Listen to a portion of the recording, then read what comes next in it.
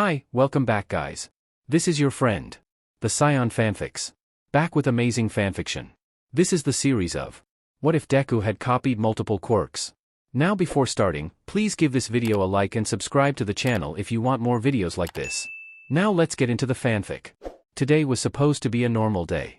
Just another day where Izuku heads to school, keeps his head down, and tries not to set off Kacchan, or have someone else set him off, and then head to the gym and hopefully not get his butt handed to him by Kacchan, then visit the retirement home, then head home and have a late dinner with his mom. But no, today they're talking about what they want to do with their futures. The teachers write about everyone wanting to be a hero, but statistically very few of them will end up as heroes. It comes down to their quirks, and or how much training someone's had.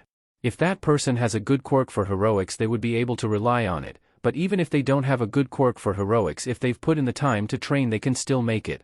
Unfortunately, Izuku's classmates aren't willing to put in the time. They expect their quirks to carry them, but their quirks aren't really the kind that can carry. Not that that means they can't be a hero. They just need to train, which they don't. So they'll probably not get into a hero school, at least not in the heroic department. Sensei, don't lump me in with these extras. As if I had anything like their crappy quirks. Kacchan antagonizes. Izuku's told him to stop calling others extras. Honestly, he's fighting a losing battle. The class erupts with boos at his goading. Shut up. Extras should act like extras. He continues, it's honestly a surprise how people still exalt about him. He's constantly looking down on the other students, and even the teacher, but everyone still kisses the ground that he walks on. Ah, Bakugo, you, of course, must be aiming for UA High School. The teacher cheers, the students cry out at that. UA is the top hero school in the country and one of the top hero schools in the world. Getting in isn't easy. Ah, the stupid chattering of extras. I aced the mock exam. I'm the only one here besides Deku with the stuff for UA. I'll even surpass All Might and become the best hero out there. Not to mention I'll be one of the richest people in the world. Kacchan declares, jumping up on his desk. Oh, you're also going for UA, aren't you, Midoriya? The teacher throws Izuku under the bus. Midoriya. No way, they don't let criminals in. Yeah, no hero school would take in someone who steals from others. Why would they want you with your shitty copies of our quirks when they can just have us? Shut up. Deku's better than all of you extras combined. He's actually put in effort, unlike you wannabes. And why the hell would he need your shitty quirks? Izuku knows how to choose his battles, and right now interrupting Kacchan will only get him yelled at for being wimpy. And he's wrong about their shitty quirks. While yes, a lot of their quirks aren't particularly useful to him. If they offered it, Izuku would treasure it, just like every other quirk he's copied. The quirks he's received are gifts that each deserve time and dedication. They like to go on about how he stole their quirks, but the only quirk he's stolen is his mother's, and it was an accident when he first got his quirk. Every other quirk he's had permission to copy, even Kacchan's. Though his permission was only given because he thought Izuku was lying about his quirk and thought that Izuku just had a quirk like his mom's, so he wanted him to prove it. He's got my quirk, so he doesn't need any other quirks. He still won't beat me though, even with my quirk. I'm going to be number one. Kacchan boasts from atop his desk. Izuku keeps his head down, but offers him a small smile. He's fine with Kacchan doing better than him, less stress for Izuku. Less people saying he's riding the coattails of others. Less Kacchan shaking him round when Izuku does better than him. He's long since learned to do just enough to be below Kacchan. It's just not worth the hassle of him blowing up about how he's the best, and how Izuku will always be number two compared to him. Which is better than it was in retrospect, before Izuku was dictated to being a sidekick of his. The teacher redirects us to the lesson and Kacchan takes a seat. Izuku leans forward and brings his hand forward as he traces out "thanks" on Kacchan's back with his finger. Even if he doesn't really like the way Kacchan went about it, he still defended Izuku, which he never would have done 3 years ago, so he tries to praise Kacchan's good behavior. His shoulders raise before he exhales and he slumps down into a nonchalant posture, which is betrayed by the small burst of happy pheromones that he quickly gets under control. He'll never admit it, but as indifferent as he tries to portray himself, he still shows that he's happy when Izuku thanks or praises him, whether that be by pheromones or by his red-tipped ears. Kacchan truly has gotten better. He used to be awful to Izuku, but after Izuku presented as an Omega, Kacchan's behavior changed. He's not sure why, maybe because his instincts make him want to protect Izuku? It's not because he thinks Omegas are weak, he's just not like that, but maybe he sees Izuku as weak? I mean, he did get Izuku on a workout routine after he presented and started to spar with him. But then why did his behavior change toward others? He stopped bullying others around the same time he stopped bullying Izuku. Maybe he doesn't want to upset him? If he sees Izuku as a pack mate, that may be the case. Honestly, Izuku should stop trying to rationalize Kacchan and just accept that he'll never get how his brain works. As the school day ends, they pack up together and head over to the gym. Their school only has 2 gyms, so they don't always get to use one after school since some of the clubs need to use them, but today they can. The school would probably allow them to practice with their quirks, but Izuku put his foot down on using their quirks. They'd end up maiming each other, and then what would happen? They don't know anyone with a healing quirk, so they'd be out of commission for a while and they'd fall behind on training. Kacchan reluctantly agreed with his reasoning. So they do quirkless fighting. But they still have to pull their punches since they could still break each other's bones if they're not careful. As they stand facing each other, the match starts with Kacchan rushing toward him, like usual. Unlike usual, he leads with a kick to Izuku's side. He's talked to Kacchan before about how he always starts with a right hook. Izuku rolls under the kick and aims a kick at his leg, which he jumps over. Izuku takes the time to put a bit of distance between them, but he doesn't let up on his assault. He comes in and grabs Izuku's right forearm and attempts to pull him in to knee him in the gut. Izuku swivels out of the way and uses his leg to swing Kacchan's feet out from under him. Since he still has Izuku's forearm, they both go down. On the ground, they've landed with their legs splayed in opposite directions, so Izuku's legs are by his head. Izuku swings one of his legs till it's over Kacchan's throat. He uses it to curl it over Kacchan's neck, getting the side of his neck pressed against the back of Izuku's knee with his thigh and calf clamping down on the front and nape of his neck. He tries to leverage his way out using his legs but can't with how tight Izuku's clamped. He lets go of Izuku's forearm to try and use his arms to get out, but Izuku grabs each of them with his hands, holding tight to them as Kacchan tries to pull them away. He tries to turn out of it, but Izuku holds tighter. Eventually, after struggling for a little while, he taps out. Damn it. That's FING unfair. He huffs out, red in the face. Maybe Izuku squeezed too tight. But Kacchan, I followed all the rules. I didn't use any quirk and I didn't make any face shots. Whatever, let's go again. He says gruffly. They go back and forth for about an hour. They finish up and take a shower before putting their uniforms back on. Usually they walk home together, but today Izuku's going to the retirement home to keep some of them company. When he was young, his mom didn't work in intensive care. Instead, she worked as a med-surg nurse, and it was there she came in contact with an older woman who had come from the local retirement home to receive surgery. As his mom cared for the woman, she learned that the older woman was miserable, and that this surgery was actually a blessing since her family was finally visiting her. His mother had come home in tears about it, which of course made Izuku cry. She eventually got out why she was crying, and wanting to make his mother feel better, he said he would visit her. And he did, and he has, even after she left the hospital. When he first visited her at the home, all the other old folks had come over to spend time with him. Apparently families not visiting was a common problem, so he resolved to fix it. He began spending more of his time there, keeping them company. After Kacchan and Izuku made up, he invited him to come with Izuku, but he said that it sounded like a snooze fest. So they part ways, and he heads down the familiar roads toward the home. As he comes to the crossroad and begins to make his way to the other side, from the corner of his eye he sees a skeletal-looking man dressed in oversized clothes with a shopping bag. He looked emaciated. Maybe it was something to do with his quirk? As Izuku's gaze returns to the front of him, his mind runs wild with quirks the man could have. Some sort of bone quirk? A digestion-based quirk? Something like fat gums? Does he puff up instead of puffing down? A sloshing and yelling causes him to turn his head back toward the man. A giant pile of slime or sludge looms over the man. Before he can think, his body is moving toward the man. He hears the man proclaim, "Sheet," in English, which he kinda gets right now because what the F is he doing? He doesn't have a plan. What does he do? Well, he could use any of his quirks, but that's illegal, so what does he do? Right, just look and think, what would work against this? Its eyes? Right, well, what does he do with its eyes? He'll, just throw his backpack? He guesses that could work. He lobs his backpack at its eyes and grabs the man's arm and drags him away. The only thing they can do is run and hope they can find a hero. Arf! Damn it! What the hell? Don't get in my way. The sludge rolls after them, sloshing towards them at fast speeds. As Izuku drags him through the streets, it quickly becomes clear that the man's skinniness isn't from his quirk, but rather an injury. He starts coughing as they pick up pace, bits of blood coming up with each cough. Eventually they're forced to stop with how hard he's coughing.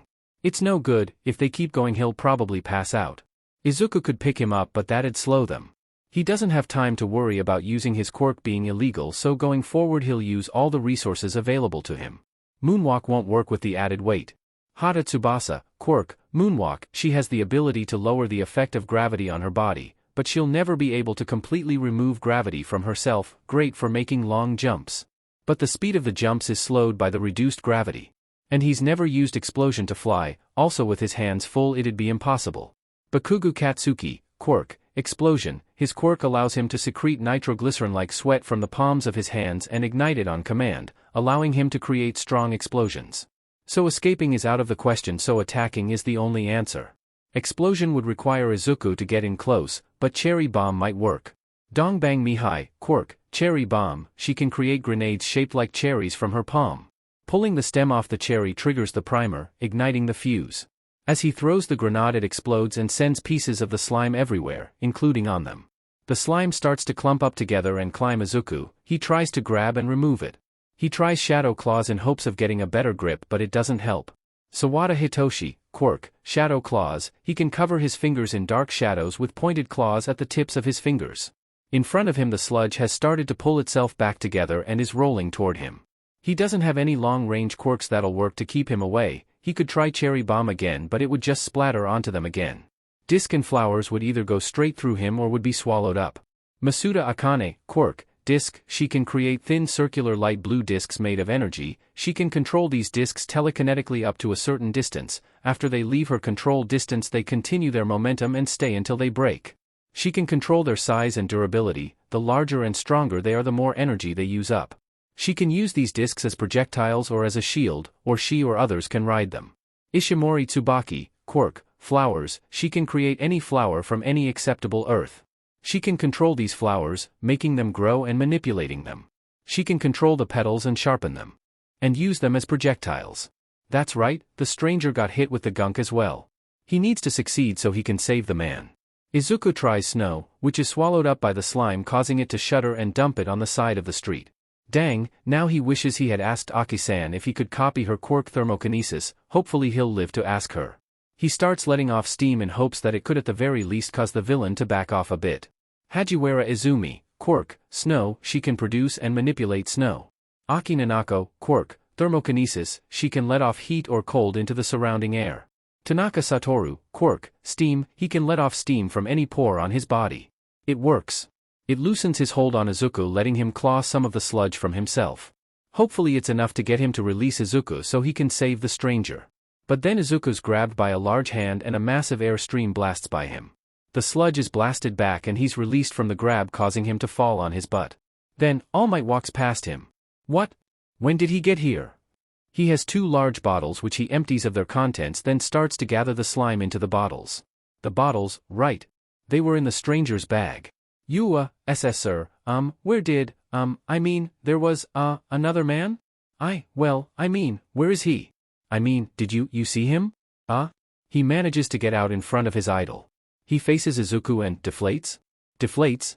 It's the skeletal man. Blood spews out of his mouth. Are you a fake? Some sort of shape-shifting quirk? An illusion? I am All Might. He says it while more blood pours out his mouth.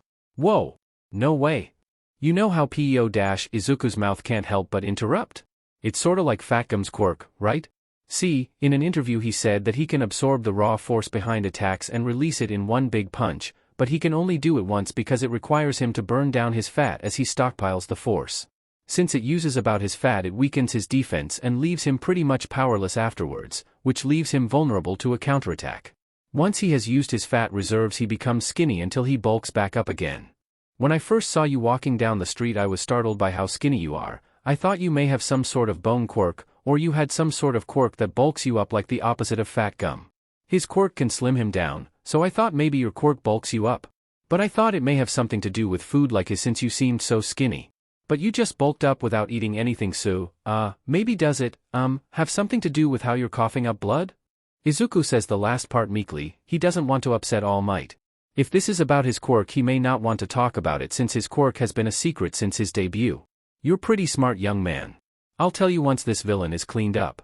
He continues to gather the villain into the bottles. Right. Izuku moves to help, using pull to gather pieces of the unconscious villain. Well, Izuku assumes he's unconscious since he's not moving around. Midoriya Inko, Quirk, pull, she can telekinetically pull small objects toward herself. Hey, you being all skinny is probably a secret, right? So, is it bad that the villain saw you? Izuku asks hesitantly. Oh shit. He says in English with widened eyes, at least Izuku thinks so. He can't really see anything besides All Might's iris and pupil, but his brow raised. Well, people probably won't believe him. He says awkwardly, stuffing the bottles in the pockets of his oversized pants, those make a lot more sense now. Well, I have to take this guy into the station. I'll be able to give them a report so you shouldn't be needed. You won't get in trouble for using your quirk. Oh thank goodness, my mom would probably have a heart attack if she heard about this. Izuku sighs in relief as he smooths out his uniform. It smells bad, he'll have to rush to change when he gets home. His mom is probably still asleep, so if he rushes he should be able to make it home before she wakes up.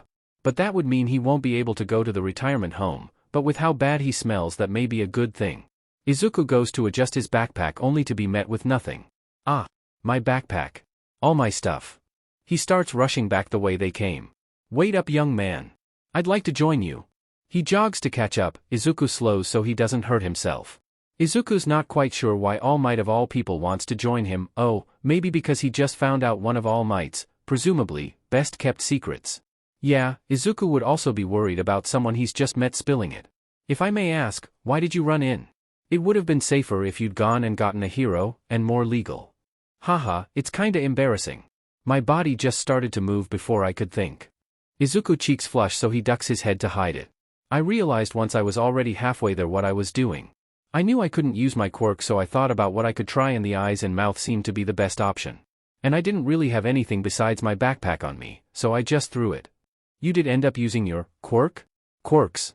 He says awkwardly, his body is tense as he broaches the subject. Well, once I knew running wasn't an option I figured saving you was more important than the law. Sorry, you're meant to uphold the law, and now you're having to cover for me. I just ended up getting in the way. Nonsense. You spurred me into action. You see, 5 years ago I received this injury.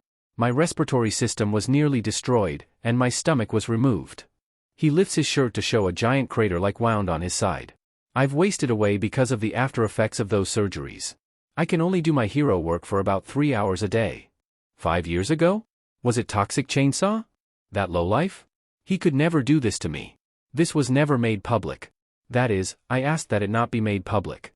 A symbol of peace who saves people with a smile must never be daunted by evil. The reason I smile is to stave off the overwhelming pressure and fear I feel. He stops and turns to face Izuku. He stops in return and faces All Might. Izuku's always admired how he could still smile when things were awful. He thinks that's what a hero should be, someone who can bring hope with their mere presence, with only their name. Now that Izuku knows he does it to hide his fear, he only admires him more. Fighting through your fear, even as it weighs you down, is admirable. Today I had used up all my time. I felt like a fool. As the symbol of peace I couldn't even catch this one villain. So when he appeared in front of me, I was prepared to die, because I'm a farce and he was my recompense. But then you came in, a small middle schooler with only a backpack. His words cause a twisting in Izuku's gut. A hero should be willing to risk their life, but to just give up? That doesn't feel like the All Might Izuku grew up with, but he supposed nobody really knows the true All Might. How lonely must that be? He must have someone, right? He has his agency, but he has only ever had one sidekick, and they stopped working together. Not since, well, around 5 years ago. That can't be a coincidence. You reminded me what it means to be a hero. If I'm not willing to go beyond my limits, how could I call myself a hero? A pro should always be ready to risk their life. Izuku can't help but tear up, but he won't cry. Not in front of his idol. His idol whom he inspired. Oh boy, a few tears have slipped free, but he must stay strong. You know, most top heroes show signs of greatness even as children. Many of them claim that their bodies simply moved before they could think. That's what happened to you back there. You're a true hero? So much for not crying, geez. He seemed surprised by Izuku's outburst of tears. That's fair, he can cry an abnormal amount. It's a family trait. It's just. No one except my mom, my friend, and my friend's family has ever thought I could be a hero. Izuku sobs out. He tries to wipe his face and ease up on the tears. He's not sure if he succeeds. Not even the Quirk counselor. Everyone just says I'm a criminal because I steal, but I don't. I ask. They say I'll only get far because of someone else's power, so I'll never achieve anything. I'll be using others to make me a hero. Izuku hunches in on himself, ducking his head down as he tries to calm himself. A spindly yet large hand comes to rest on Izuku's head. More tears rush out and he's shaking, but the hand stays resting on his head. It sinks into his curls as he rubs Izuku's head soothingly. It's what you do with your quirk that defines it as good or bad. And today you used yours to help me. That's more defining than anything else. He says quietly. Izuku's managed to calm some, but a few tears still escape and his breath hiccups. Izuku looks up and All Might's hand falls away. Izuku meets his gaze and All Might smiles at him, not an All Might smile but a genuine smile. Let's go get your stuff. He pats Izuku's shoulder and starts walking. They make their way toward his backpack and Izuku starts gathering his stuff up. All Might helps pick up a few things. Izuku turns to him to see he has grabbed his hero analysis notebook and it's open to a page on the division hero, Denominator, a rescue hero who uses his quirk to divide debris. This is some pretty good stuff, young man. He offers with a soft smile. Izuku swallows thickly and offers a shaky smile. Thank you. I love analyzing quirks. Spending his time analyzing quirks is what gets him through the day sometimes. Of course, if any of the other students see it, they'll talk about how he's thinking about stealing the hero's quirk. He's actually gotten in trouble a few times because a student said they felt like he was gonna steal their quirk, so the teacher punished him. Does that perhaps have something to do with your quirk? Probably. Knowing about people's quirks does help me if I ever copy that quirk or one similar to that quirk. But it also helps to know how to take down an enemy. He originally only did it with heroes, but Kacchan said he should analyze everyone's quirks because he may face an opponent with a similar quirk someday, or copy a similar quirk someday. He's written about All Might's quirk before, but this new information is game-changing, and he can't even write about it. Copy? Yeah. Oh. I didn't actually explain my quirk, did I? I can copy any quirk within a certain radius of myself. What did you think I meant? Well, you said people accused you of stealing, so I assumed, well, that you could take quirks. He says awkwardly. Take someone's quirk?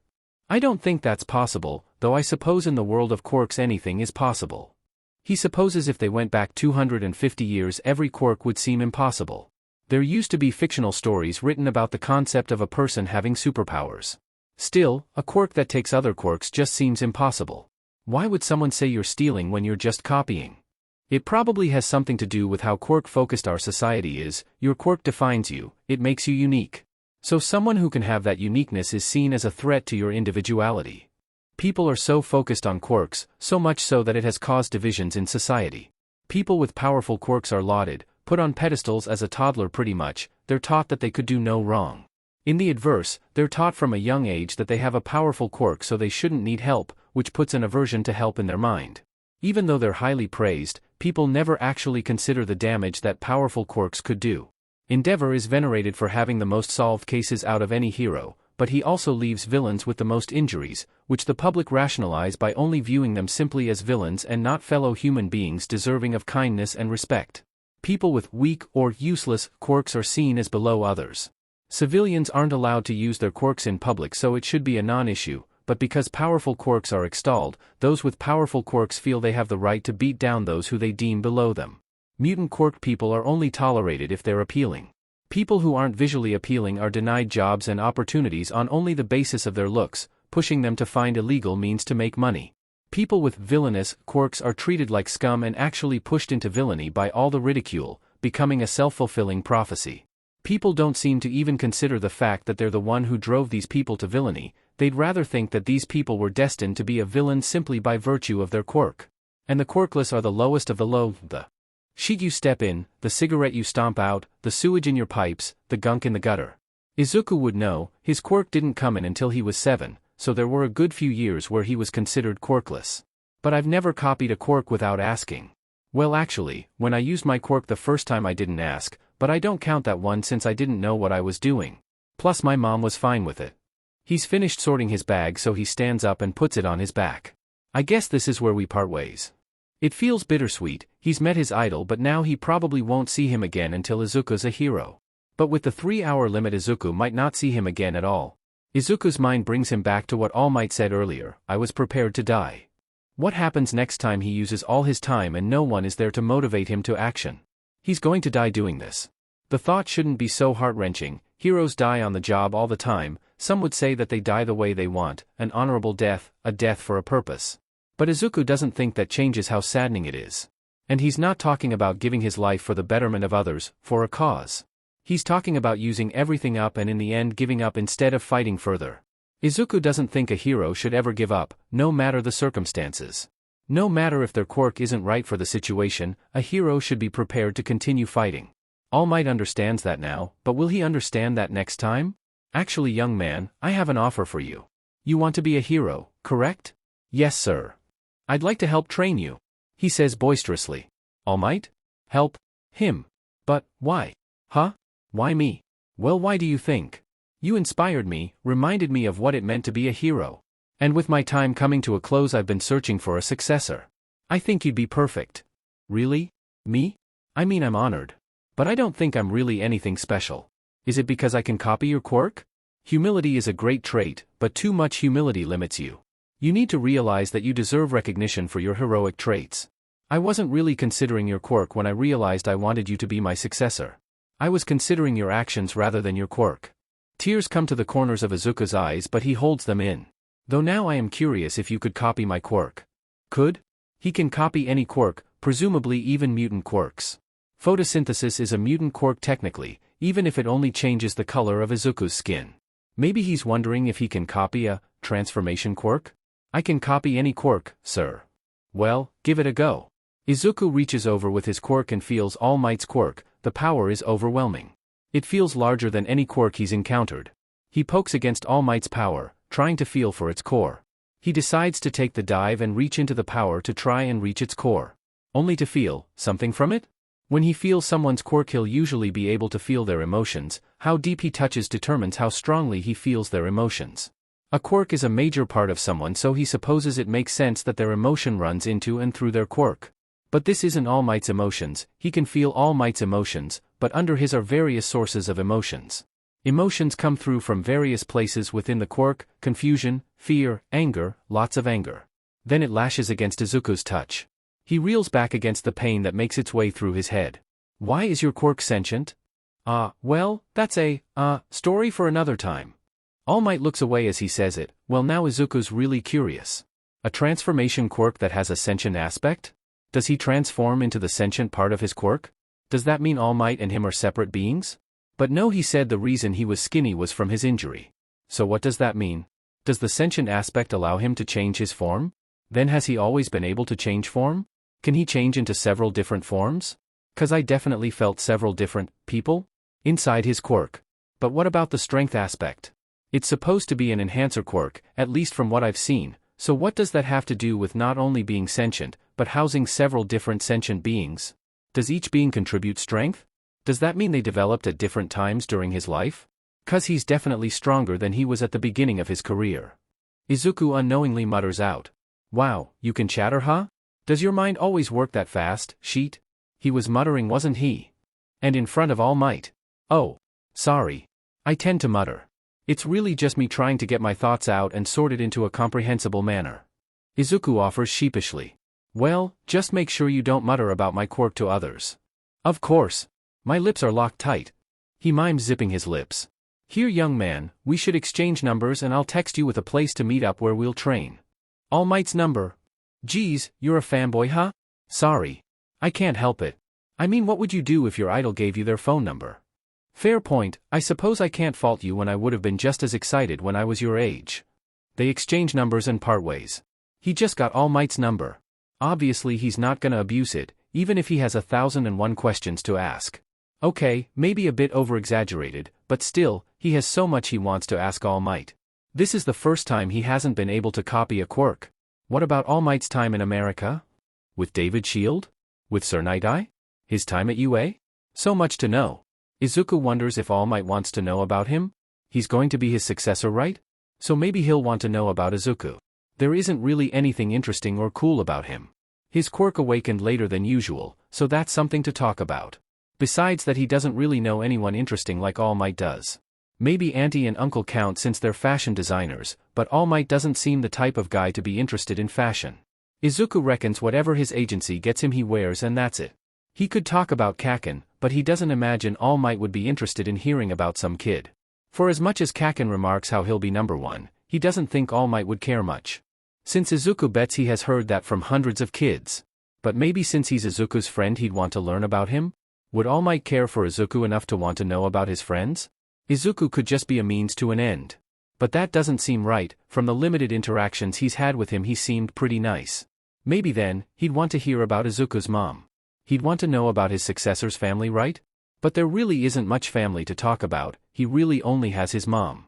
Dad's left and he doesn't have any extended family. Apparently he had an uncle, but he was pretty sickly, which Izuku assumes is why he died. Dad never actually said how he died, just that he died a long while before Izuku was born. And so did Izuku's grandparents from his dad's side. Apparently his dad had to pretty much raise his brother on his own.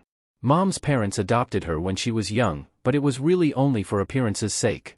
They were supposedly pretty mean to her, so she cut contact after she was old enough. She said she isn't really interested in finding out about her birth family, so it's really just them two. And Izuku can't exactly tell him he's a male Omega. That makes his stomach drop. What would All Might do if he found out? Would he be accepting? Or would he take back his offer to be his successor? But maybe he could protect me from the Hero Commission. But Izuku imagines they'd do anything to get their hands on a male Omega with such a powerful quirk. There's no way Izuku would allow them to use him as a broodmare. But from what he's heard when he asked around, they seem like the type of people to forcibly inseminate people though. He's halfway home when he realizes he was supposed to have headed to the retirement home. He takes out his phone and calls the home to let them know he won't be there today.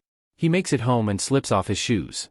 He picks them up and smells them. Yep, they need to be washed. Or maybe the smell's coming from the rest of him. He quickly gets undressed and grabs his shoes and puts them all in the washer. It'll SCK for a while since it'll take a few dryer sessions to get his shoes dry, but he doesn't have the time to hand wash them.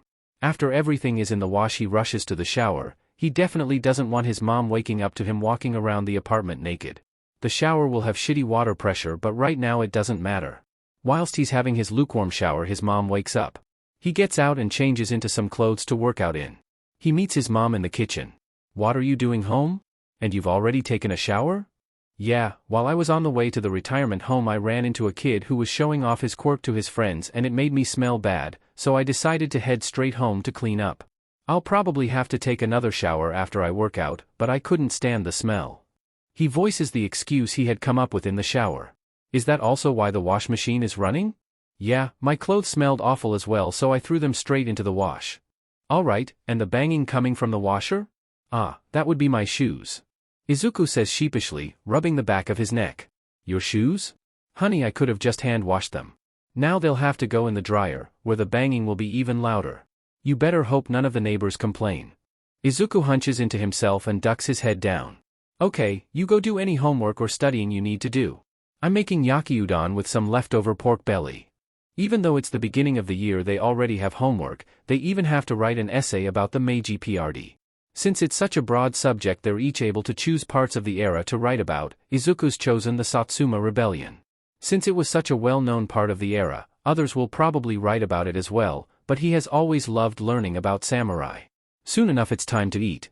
"So, how did your day go?" Mom asks between bites. "Nothing special really, besides the accident with the kid," he says, like a liar. He's long since gotten used to lying to his mother. He hates it, but it saves his mom from heartbreak. If she knew how he was treated, she'd run herself ragged with worry. Izuku knows because it happened.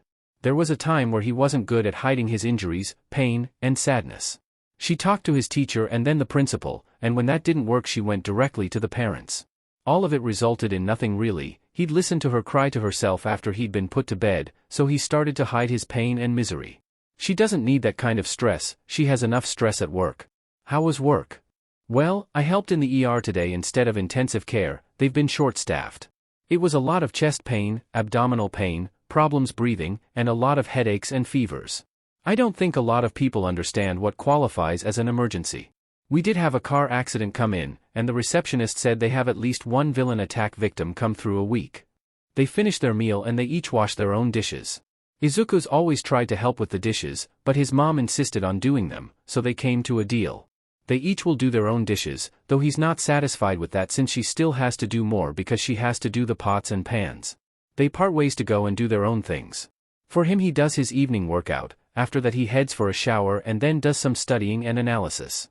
Soon enough he's lying in bed staring up at his ceiling. Today he met his idol. And he's actually a good person. They always say that you shouldn't meet your idol because they'll disappoint you. So far he hasn't, though they only talked for a little while. He imagines there will come a time in which he'll disappoint Izuku, but they'll deal with that when the time comes. He wants to train Izuku. He wonders what they'll do. He already does a lot of exercise. Some in the morning and some in the evening, and he spars with Kacchan as well. His mind races with all the possibilities, still he needs to settle down to sleep. As he tries to calm his mind enough to sleep, it betrays him by thinking, why couldn't he copy All Might's quirk? Was it because it's sentient? He can only assume so.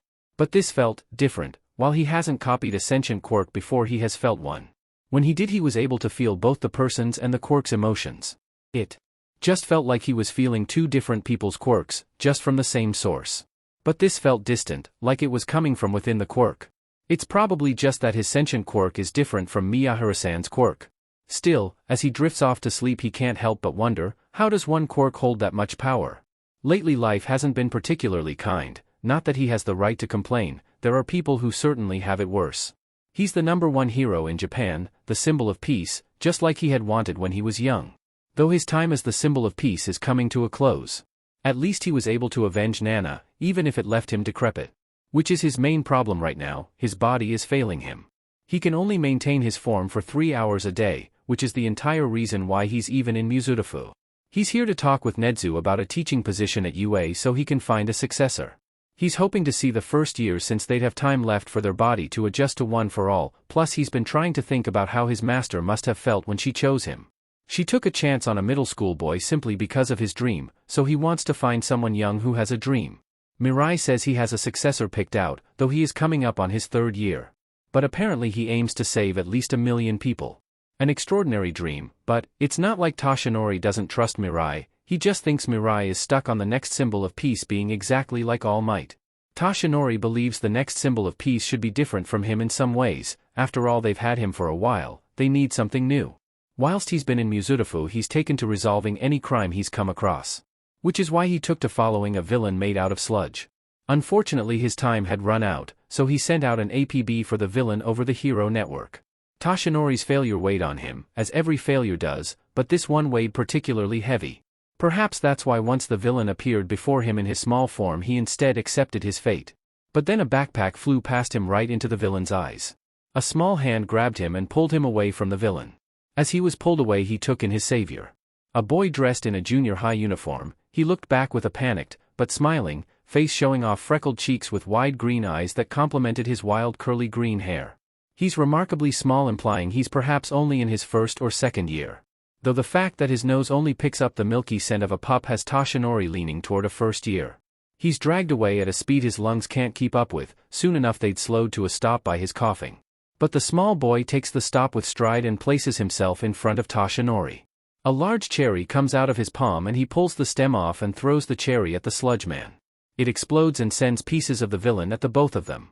For a second Toshinori thinks it's over and that the villain has been knocked out, but the slime shudders as it begins moving, albeit at a slower pace. He tries to remove the gunk and sees the boy try the same, except his fingers are covered in shadows? What kind of dual quirk does he have? Their grasping at the sludge amounts to nothing and the villain has gathered himself enough to begin rolling toward the boy, confining him. The sludge shudders and then spits out snow onto the side of the road. Steam starts to rise from the boy, loosening the slime's hold, allowing the boy some room to move. He has tried everything to get out of this, All Might can't let his efforts go to waste. Unfortunately his bout of power peters off, revealing his form. The boy goes off on a tangent that, from what he can follow, is pretty intelligent. The boy helps gather the sludge using an entirely new power than before. He takes the time to take in his curly hair and angular jaw. All Might couldn't really see the resemblance before since the boy obviously takes after his mother, or perhaps he's a more distant relative. All for One was alive for quite a while, so the boy could be a descendant. That might also explain the freckles, as All for One certainly didn't have those. As he interacts with the boy he finds it hard to believe he's any bit related to him. But he has to keep his guard up. Still, as the boy cries about people accusing him of stealing, Toshinori can't help but feel bad for him. After all, he never asked for a quirk like All for One. Except he doesn't have All for One, he has something even better, he can copy from any person in his radius. Such a powerful quirk, and yet he has been put down by almost every person he has met. With such a powerful quirk he'll be an amazing hero. But his quirk isn't why Toshinori offers to train him. Instead it's as he tells him, he wants to train him for his actions. It would also be a good excuse to monitor him if he is a spy of All for One's. He decides against telling him about One for All just yet. If it turns out he's just an innocent boy with an unfortunate relative, he may still be a good candidate for One for All. Once he tries to copy One for All, he confirms one of Toshinori's suspicions: One for All is somewhat sentient.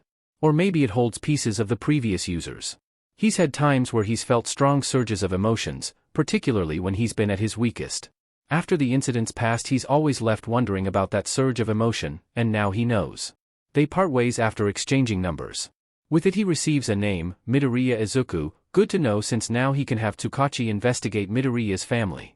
Still, he leaves with a pep in his step. He may have just found a successor. Sure, there's the issue of who he may be related to, and if he's actually innocent or not. Could Tashinori even choose him as a successor if he's related to All for One? What would his master do? He thinks she'd like Midoriya. He seems pretty meek, yet he's brave enough to put himself between a villain and someone he thought was a civilian. And he actually seemed pretty terrified, but he still ran in to help, with no plan either. Afraid, yet he didn't let it stop him from acting. Tashinori's mind flashes back to the shaky smile he held on his panicked face when he looked back. If he is related to All for One, Tashinori doesn't know how he'd broach the subject since he clearly doesn't know. Perhaps if he tells him the origin of 1-4. All, the first user, and him would be related if he's related to All for One. Right, the first 1-for-all user was the brother of All for One, so it should be okay if it's given to someone who's related to All for One, right? A new resolve enters him, but he still needs to be cautious. Mirai always said that once he got something into his head it was impossible to change his mind. But he can't afford to do that here. He has to make sure 1-for-all goes to the right person. He'll meet the boy for training and judge his character, and Tashinori should ask Tsukachi to investigate his family. He needs to turn this villain in anyways. He pulls out his phone and gives the man a call. He decides to have the boy meet him at Takoba Beach at 6 a.m. He worries that it's a bit early for a preteen, but since he has school they have to make the most out of what time they have. The boy runs toward Tashinori with a big smile, waving his hand. He's wearing a t-shirt and track pants, and he's a lot more muscular than Tashinori originally thought. His uniform really hit his body. This may not take as long as he thought. All might, he says joyously. Young Midoriya. Hopefully this wasn't too early for you. Oh, no, I wake up at like 4. Wow, so early, any reason why? I like to work out early so I can have time for studying and analysis. Speaking of working out, we're here to train. Ah, at a beach full of trash?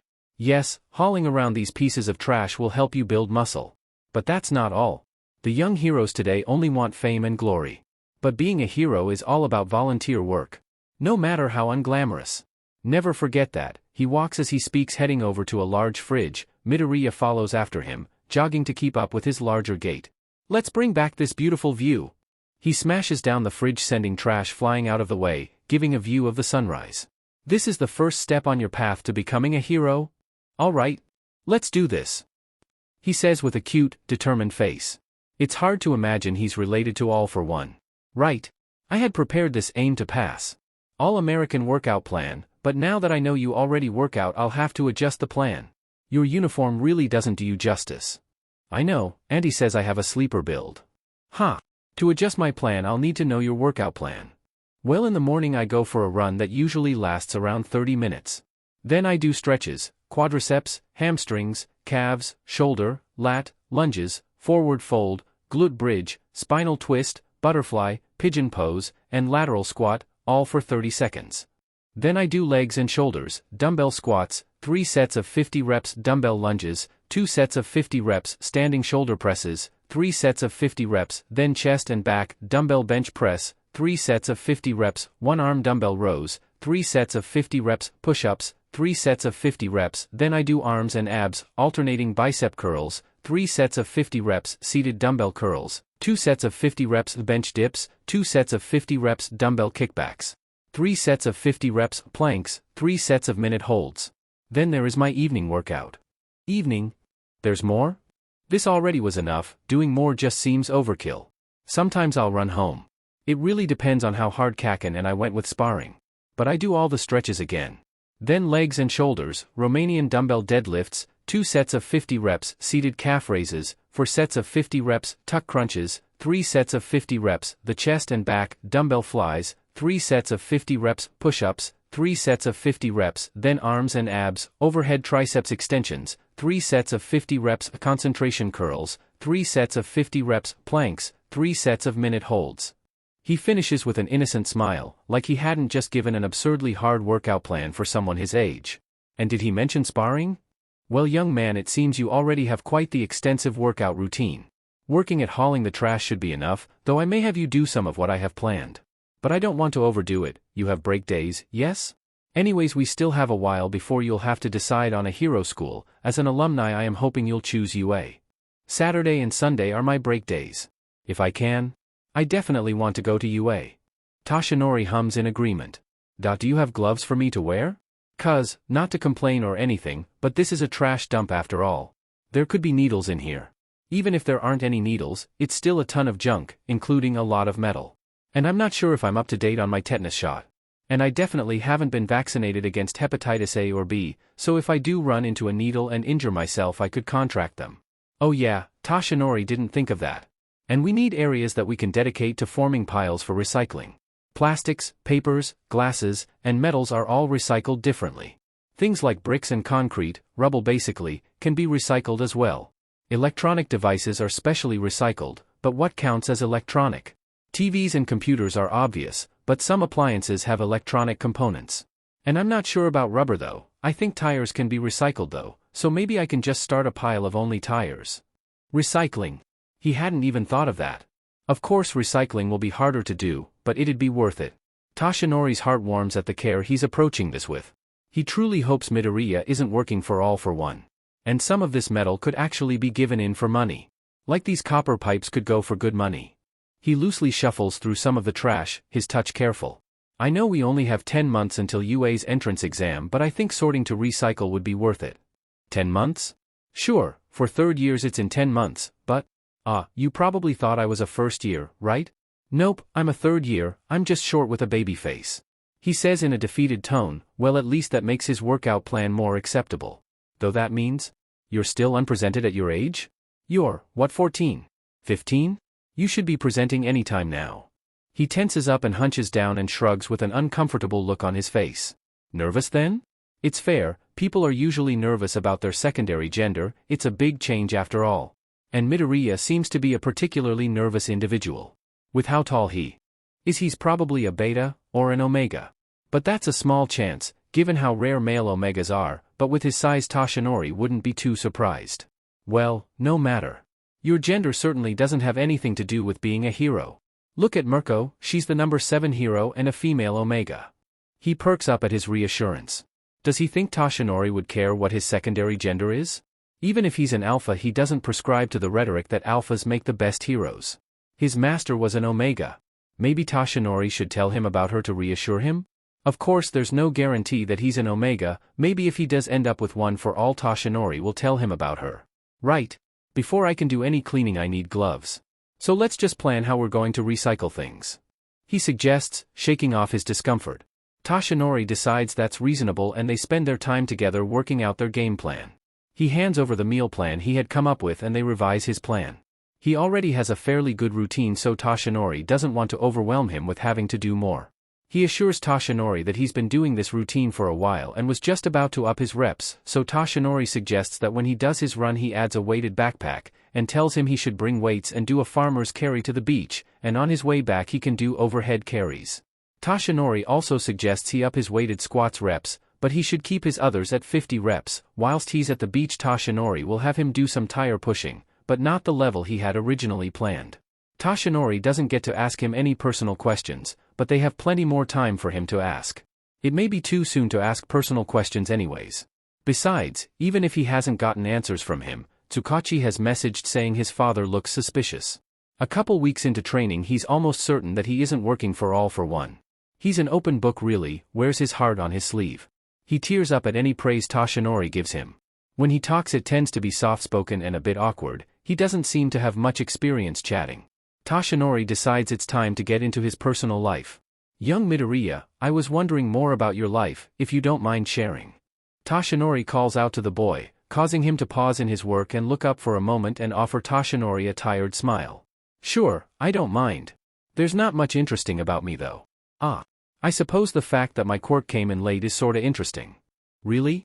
When did it come in? When I was 7, I had a good few years where I was considered quirkless. Maybe that's why once my quirk came in people kept hating me, it was just easier to keep hating me.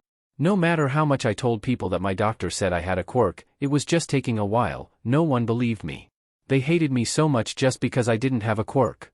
he says somberly with a sad smile on his face. Tashinori supposed the issues for quirkless people must have gotten even worse then when he was young.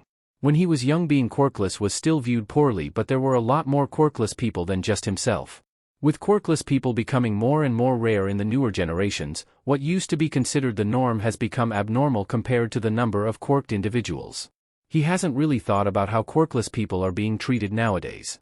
Back when he was young, it was all about how mutant quirked people were lesser, or something to be feared, so he's tried to campaign for better treatment of them. He does think he's succeeded somewhat, though he's not so disillusioned to think that he's gotten rid of their discrimination entirely. Discrimination against quirkless people is a new age issue, one that due to one for all he's been blessed to avoid. But there are people who weren't as lucky as he is, especially kids he imagines. From what he remembers from his youth, kids can be pretty cruel, and he doesn't imagine that's changed considering it has been a constant throughout history. Maybe if my quirk had come in at a normal time, people wouldn't have been so mean to me after it came in. By the time it came in, people had already decided to hate and ridicule me. Maybe I would have stayed friends with Kacchan, I don't know though. He probably still would have gotten mean, and hopefully I would have had enough sense to leave him.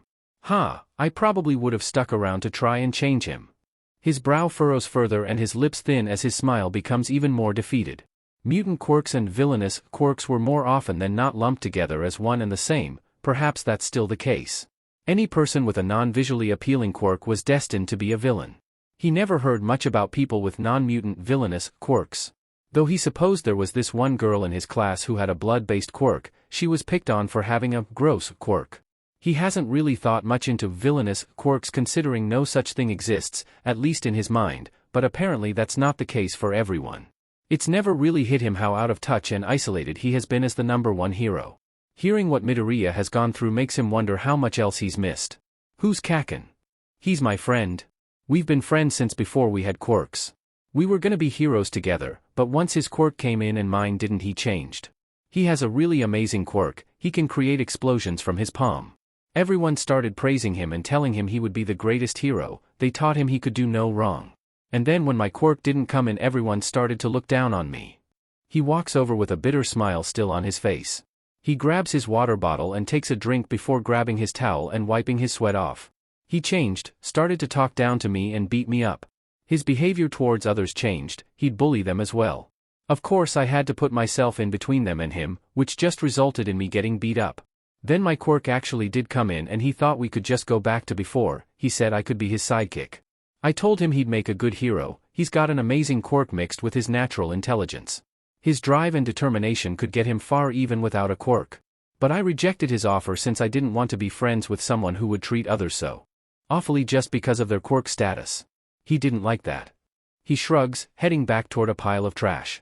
So he continued bullying me, but once we were around 12 his behavior changed. He's still pretty rude and mean to everyone, but he has stopped beating people up. So I'm friends with him again, mainly because I hope he'll change more. He's matured before, so hopefully he'll only get better. It really doesn't sound like the boy is any good type of friend, at least not after everything he has done to Midoriya. Any person is capable of changing, children especially are, but that doesn't change what they've done to others and how it affected them.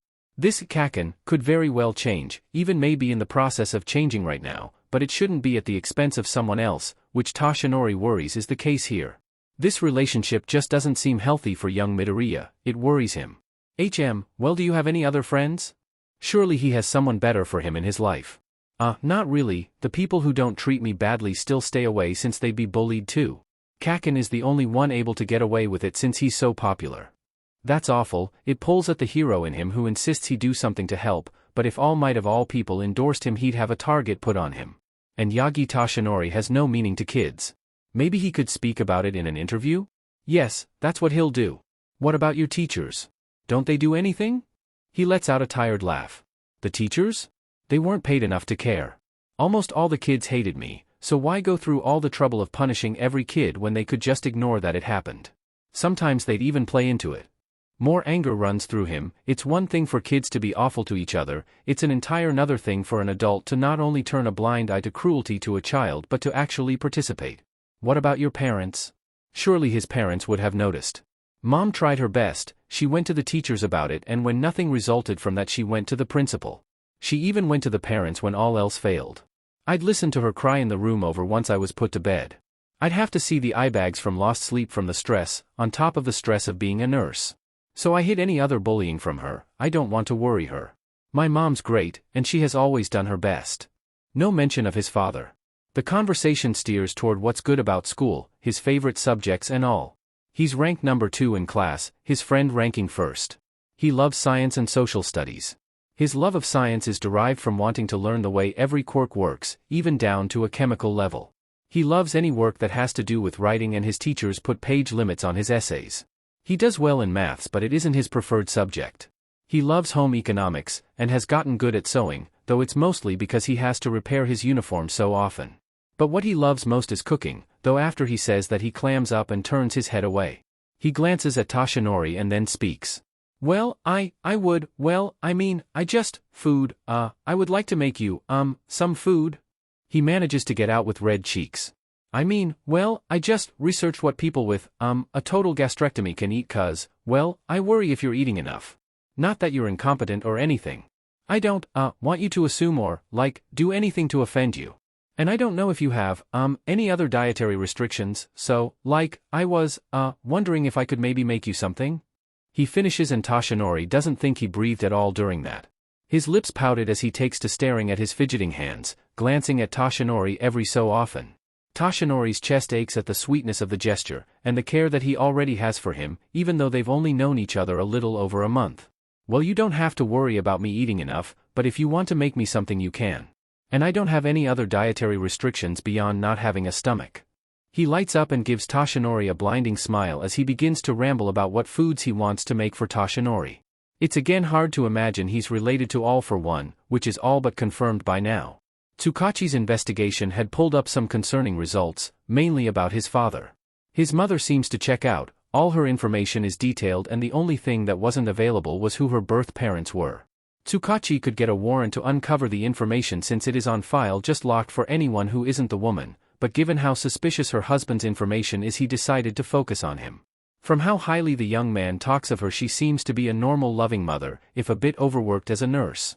His father has a birth certificate from Municipal Kosei Hospital in Kosei, Shizuoka. But there's no birth weight or time of birth beyond the date. He has all his vaccines on file but no date of when they were administered. He has a kindergarten, elementary, middle, and high school on file, but digging further shows that he has no exam scores on file, just a report card. There are no disciplinary records on file, nor any extracurricular reports on file. No teachers have left notes on his file either. He has a university on file for a degree in business, but calling the university for records proves that they have no records of a Midoriya Hisashi ever attending there. He has a job registered in America for a construction business, but calling them reveals that no Midoriya Hisashi has ever worked there. He had a bank account on file, but 5 years ago it was emptied and then closed. He has never had a vehicle under his name or even a driver's license, but that's not too unusual. Asking about his father keeps getting pushed back because Toshinori told the boy he could ask any questions, though he may not answer some, as long as they don't go online. It's then that the magnitude of his fanboyism is revealed. He asks about David and all the work they did together in the States. He asks about Toshinori's costumes. He does ask about his golden and silver age costume, but he's mostly interested in his young age and bronze costume, probably since they're the least known. He even asks about his costume from when he was in UA. He asks about Mirai and some of their takedowns together. He asks about other heroes, what Toshinori knows about them, and his experiences with them. Midoriya seems particularly excited about what heroes were around when Toshinori was young. He doesn't often work with other heroes, so he doesn't have much to say. Midoriya's pout does make him feel bad for not having more. He can offer Midoriya the experiences he's had with other heroes when at charity events, but they're not as exciting as seeing them in action. Still, he eats it up, listening with rapt attention and with wide curious eyes that are complemented by the excited smile on his face. Toshinori does get in his own questions. They often result in the boy recounting his own stories, commonly about his mother or his friend. He talks about the quirks he's copied often. He goes into detail about how they work, and who he got them from.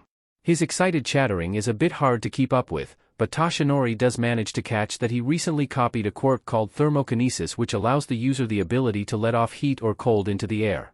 He demonstrates any quirk he can, like Disc and Hydroburst. With the non-physical quirks he is quick to talk about their many uses. Like tears, it can obscure a criminal's vision, though obscures the user's as well, but if the villain isn't expecting it, it could work in his favor. He raves about how useful Magic Box is since it can enlarge his pockets, allowing him to carry more medical supplies. And how photosynthesis could help during a fight that lasts longer than usual. He talks about how he can use X-ray to help identify any injuries on any victim. Sabotage could disable any mechanical weapon a villain has. Wheels helps him move faster, and Pull is good for moving small pieces of debris. And he's certain Truth Tell will come in handy if he ever has to question a villain in the field. And Marshmallow can make a landing pad, or it can trap villains before it solidifies. He also talks about how he goes to the retirement home to spend time with the old folks. This makes Toshinori curious, and he tells him the story of how his mother met a lonely woman whose family wasn't visiting her, so to make his mom feel better he spent time with her. The other people at the home turned out to be pretty lonely as well, so he began spending time there every week. He was actually on his way to the home when they met. He has also apparently volunteered at several different places, commonly hospitals, since his mom works in the industry. Since he's volunteering, he only gets involved with the hospice side, which he doesn't mind. He often just spends his time with patients, talking about his life or theirs. He tried to volunteer at homeless shelters, but it was a very emotionally draining thing for him apparently. As someone who has visited homeless shelters, Toshinori can understand why it would be trying for him, especially since he's such an emotional person. Hearing all he has done, the kindness he has displayed, the hours he has put in, it all but confirms his choice. Time and time again he has proven to be a worthy successor.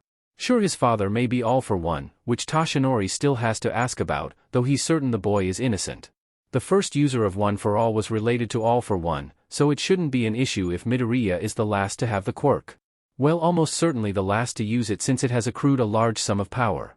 And Toshinori's already worried about how Midoriya's body will handle the power.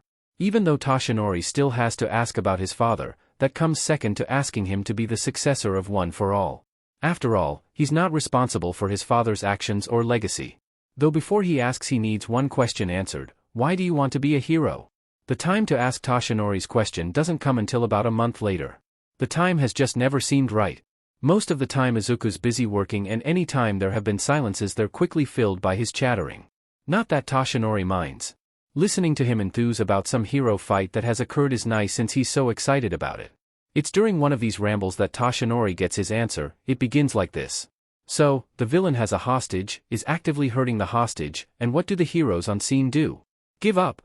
They can't think of a way to solve this, so they give up. This is one of the issues with having a symbol of peace. It pauses Toshinori as he looks at the boy, whose eyes have widened with shock as he scrambles to follow that up. Well, I mean, this isn't a slight to you. It's just, when faced with something their quirk can't solve, heroes give up and wait for someone else to show up and fix the problem. Because they're so used to relying on you. And that mentality that someone will be there to clean up for them gets people killed. No matter what, you were always going to retire at some point, injury or not. So people becoming so reliant on you was always going to end in disaster.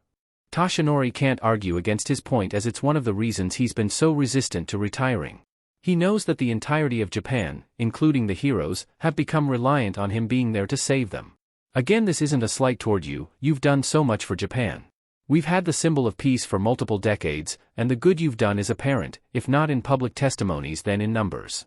Japan's casualty count before and after your debut don't lie, nor do the property damage reports of before and after. Of course, the boy has researched the results of his debut. But when something goes wrong, people will begin to call for all might, but you can only be in one place at a time. You're one man who bends and breaks like any other. Putting the entirety of Japan on one man's shoulders was always a bad idea. He barely breathes as he makes his points. It's a flaw Toshinori learned within the early years of his career. His intention was to be a pillar for people, and while he has achieved that, he didn't think of the downsides to him being a pillar for society. They quickly became dependent on him, which he willingly reinforced, and now Japan will pay the price upon his retirement. His hope was to have a successor who could carry on the torch he lit, which he supposed is only continuing the issue. But he can't think of another way to fix this. Which is why I want to create a next generation of heroes that everyone can look to for hope. Peace, it's a fantastic goal, but it's not been all-encompassing. Don't get me wrong, I'm sure things are better than before you were around, but that doesn't mean everything's copacetic. Toshinori supposed he never thought about multiple pillars. Back when he was young, something like that wasn't possible. And nowadays? Would something so large-scale be possible? Everyday people just prefer to look away from the bad bits because acknowledging it would disturb their peace, and they'd much rather their own peace than to actually put effort into fixing the system. This pillar he's talking about wouldn't be for peace then. Toshinori had hoped he would be continuing his mission, but he does see his point on how peace hasn't reached every corner of Japan. But could hope reach either? My dream is to bring hope, for other heroes to bring hope. Because more than anything the people who peace has abandoned need, is hope. They need to know that they're not forgotten and that as long as me and other heroes are out there, there is hope. Hope to be saved, hope to be heard, to have their misery acknowledged and taken seriously. A shiver runs down Toshinori's spine at his words. It brings him back to a middle schooler who held another lofty dream. An unrealistic, almost unattainable dream. Here he is questioning Midoriya's dream just because it seems unattainable, but wasn't his as well? He had hoped that Midoriya's dream would be to continue his mission of peace, but this may just be better. So then, if you could make changes, what would they be? He dares to ask, he doesn't know what more he could want. Midoriya's dream so far is plenty enough, but he's compelled to ask by his desire to know more about this dream of his. Well, there's the Quirk's laws, they need to change, they're from a bygone era. Obviously we can't have just anyone on the street using their quirk. But we've already come up with a solution, quirk licenses. Hospitals can acquire special licenses that allow staff with healing quirks to use them. Of course they have to take classes to be allowed to use them. But that's what we need. Quirk licenses weren't around when he was young, it's one of the reasons Recovery Girl became a hero. The only license around at the time that allowed quirk use were hero licenses. But she saw the unfairness of that, so she campaigned to allow hospitals that have people with healing quirks to use them. She tries to say she didn't do much since she didn't take it to the national diet herself, others did that, but her status as a hero allowed her voice to be better heard. I mean there would be hiring issues since companies will prefer to hire someone with a quirk that helps them. Which is probably part of the reason there are laws against quirk use in a work environment. But having them require classes would help. And the licenses and classes having a cost and carrying a tax could help. He's really thought this through. Toshinori hadn't even thought about the effect it would have on hiring. He's not only thought about it but thought of a solution for it. A viable solution at that. Someone with a clay-making quirk should be able to have a pottery shop. And someone with a quirk that makes metal should be able to help make metal to be used in commercial products. Even if that's a gold-making quirk. Oh, he can see how this could become an issue. Someone with such a powerful quirk like making gold could make astronomical gains. Which would be unfair to those that don't have a quirk that helps them. Of course, it could be said that those with helpful quirks should be able to use their quirk to their advantage. Like how someone tall uses their height in a sport like basketball and volleyball. Or how someone who's naturally good-looking uses their beauty to be a model or an actor. The real reason they don't want people using their quirks is because it'll put industries out of business. But quirks could solve resource issues. In fact, in other countries that allow quirk use it has. He supposed that's a bright way of looking at the potential collapse of the economy. Quirk use in the workplace on the surface sounds good, but there's a lot that can go wrong. Of course, Japan hates making or changing laws. I mean we still don't have protection against discrimination. Gender, secondary gender, sexuality, race, religion, or quirk discrimination. Sure, we have a law that states the government can't discriminate against us, but any business could refuse service based on race, sexuality, or quirk if they'd like. No one should be made to feel less than due to traits outside their control. It's always been an issue creating change in Japan. Hell, they only changed their previous inhumane jail system because quirks came around. The imprisonment of quirked individuals caused a reworking of prison policies, which activists took advantage of and strong-armed the national diet into passing laws that called for more humane treatment of prisoners. Moreover, any employer can refuse you a job based solely on your quirk, so people with less appealing quirks, especially mutant quirks, are refused jobs. Which drives these people toward crime, because either they need money to survive and or that community is more accepting of them. There needs to be rules against any discrimination, but especially quirk-based discrimination. Other countries have it, so why don't we? It's long since been known that discriminatory treatment causes villains, but people seem to just not care. Or maybe they're just blind to the reality of their actions. Quirk-based discrimination is actually why we have such a high homeless population nowadays. Japan used to be one of the countries with the smallest homeless population. But after quirks came in, a lot of homeless shelters refused to service quirked people. And the ones that did were attacked by anti-quirk protesters. And the ones that didn't were attacked by quirk protesters, so a lot of them shut down and were never opened again. We need to do something to address that. When he was young there was a much larger and varied homeless population, due to all the property destruction. Nowadays the population mostly consists of mutant quirked people. Since they're unable to get a job due to their features, they often end up homeless, which further drives them toward crime. The inhumane treatment of villains needs to be changed as well. We completely dehumanize villains because if we actually acknowledge how awfully they're treated, then we have to admit that something is wrong with the system. There's a story behind every criminal and we don't want to hear it because we'd sympathize and empathize with them. While he has always known something drove people to villainy, shamefully he hasn't really thought about what happens after. Villains are punished for their crimes, but he hasn't really thought much about rehabilitation. He assumed that those that did petty crimes were offered some form of rehabilitation. These people have been ostracized their entire life, they believe the world hates them, and that they'll never have a place in society. Then we go ahead and ostracize them further, reaffirming their belief that society has abandoned them. We need to do more than lock these people away and tell them they're irredeemable. He wouldn't say he hates criminals, it's more that he doesn't put much thought into them beyond defeating them as quickly and safely as possible. His words do make Toshinori want to care. But no matter how he goes forward, Midoriya is going to care, he's going to do better than Toshinori. Heroes also need to understand reasonable force. Villains end up extremely hurt, which is sometimes unavoidable. Sometimes villains give heroes no choice besides using excess force. But there are times that some petty thief is treated as harshly as someone causing excess damage to their surroundings and/or people. Heroes need to know that they should use as little force as necessary. Reasonable force is something that is taught early on at UA, though it seems that some of their students have forgotten. Or the other hero schools don't teach a lesson on reasonable force. And there should probably be something done about how attention-seeking heroes are. Heroes focusing on their publicity often results in heroes turning down fights or patrols in less media-covered areas. And when they do have fights, they tend to prolong them and put in more showy moves to gain public appeal. And don't get me started on the Hero Commission. Before Toshinori can ask about the Hero Commission, he continues his surprisingly coherent ramble. Something like rankings definitely need to go, there's no reason that we should be having a measuring contest about who's the best hero. Heroes shouldn't care about things like getting a good ranking. He chokes on his blood at Midoriya's vulgar metaphor. He'd always thought that a hero should be more inclined to serve the public for virtuous reasons rather than for popularity's sake. But at the end of the day, they're still saving people no matter the reason. I understand that some level of media presence is required since people need to know if their daily commute is blocked by a fight, and seeing a hero defeat a villain can make the public feel safer.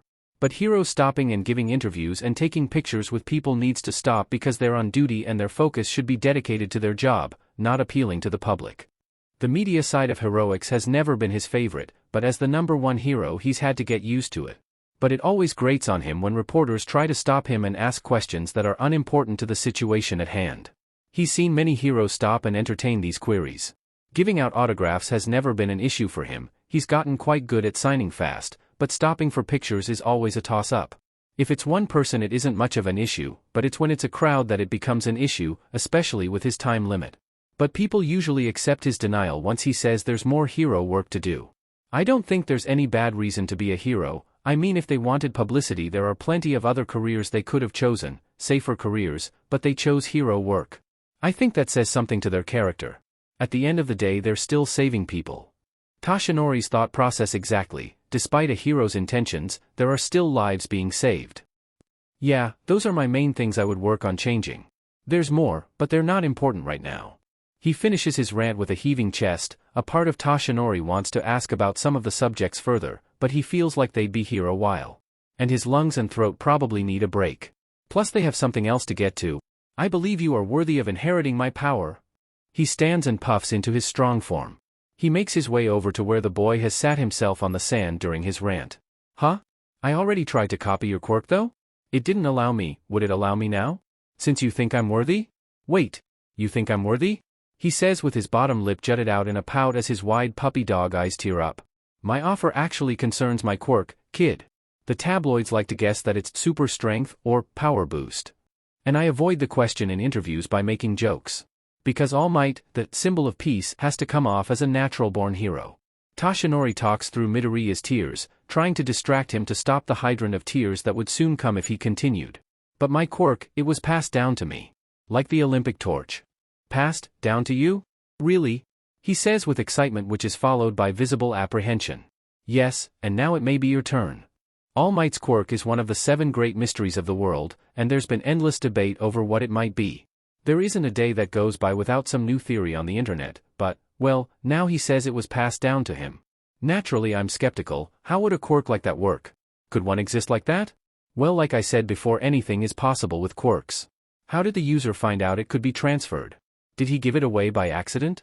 Like how I copied mom's quirk by accident? Wait, he says it was passed down to him, so does that mean the original user passed it to him? Or was the quirk passed through a few different people? What about the power then? We still know so little about quirks, so maybe this is possible?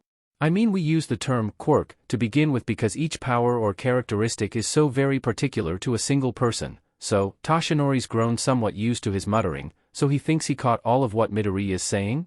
But he decides it's better to interrupt him before Midoriya runs his mind in circles trying to understand. Nonsense! I have many secrets, but I never lie. I have the ability to transfer my power. That's the quirk I inherited. It is called One for All. One for all, Midoriya says breathlessly in wonder. The first person cultivates the power and then passes it to another. The next refines it and passes it on again. It is this cultivated power that allows me to save those who are in need of a hero. The truth behind my strength. But, why me? He says with downturned eyes and clasped hands held tight to his chest. Really, this boy, he truly needs to learn some self-esteem. I've been searching for a successor for a while now, and I believe that you are worthy. That day, you ran in to save me with no plan, but you still risked your life. It inspired me to move. That alone seemed to be enough, but I wanted to be sure. So I've spent time getting to know you, but there was one thing I wanted to know more than anything, which was your dream. His eyes turn to me, he looks to be captivated as Toshinori speaks.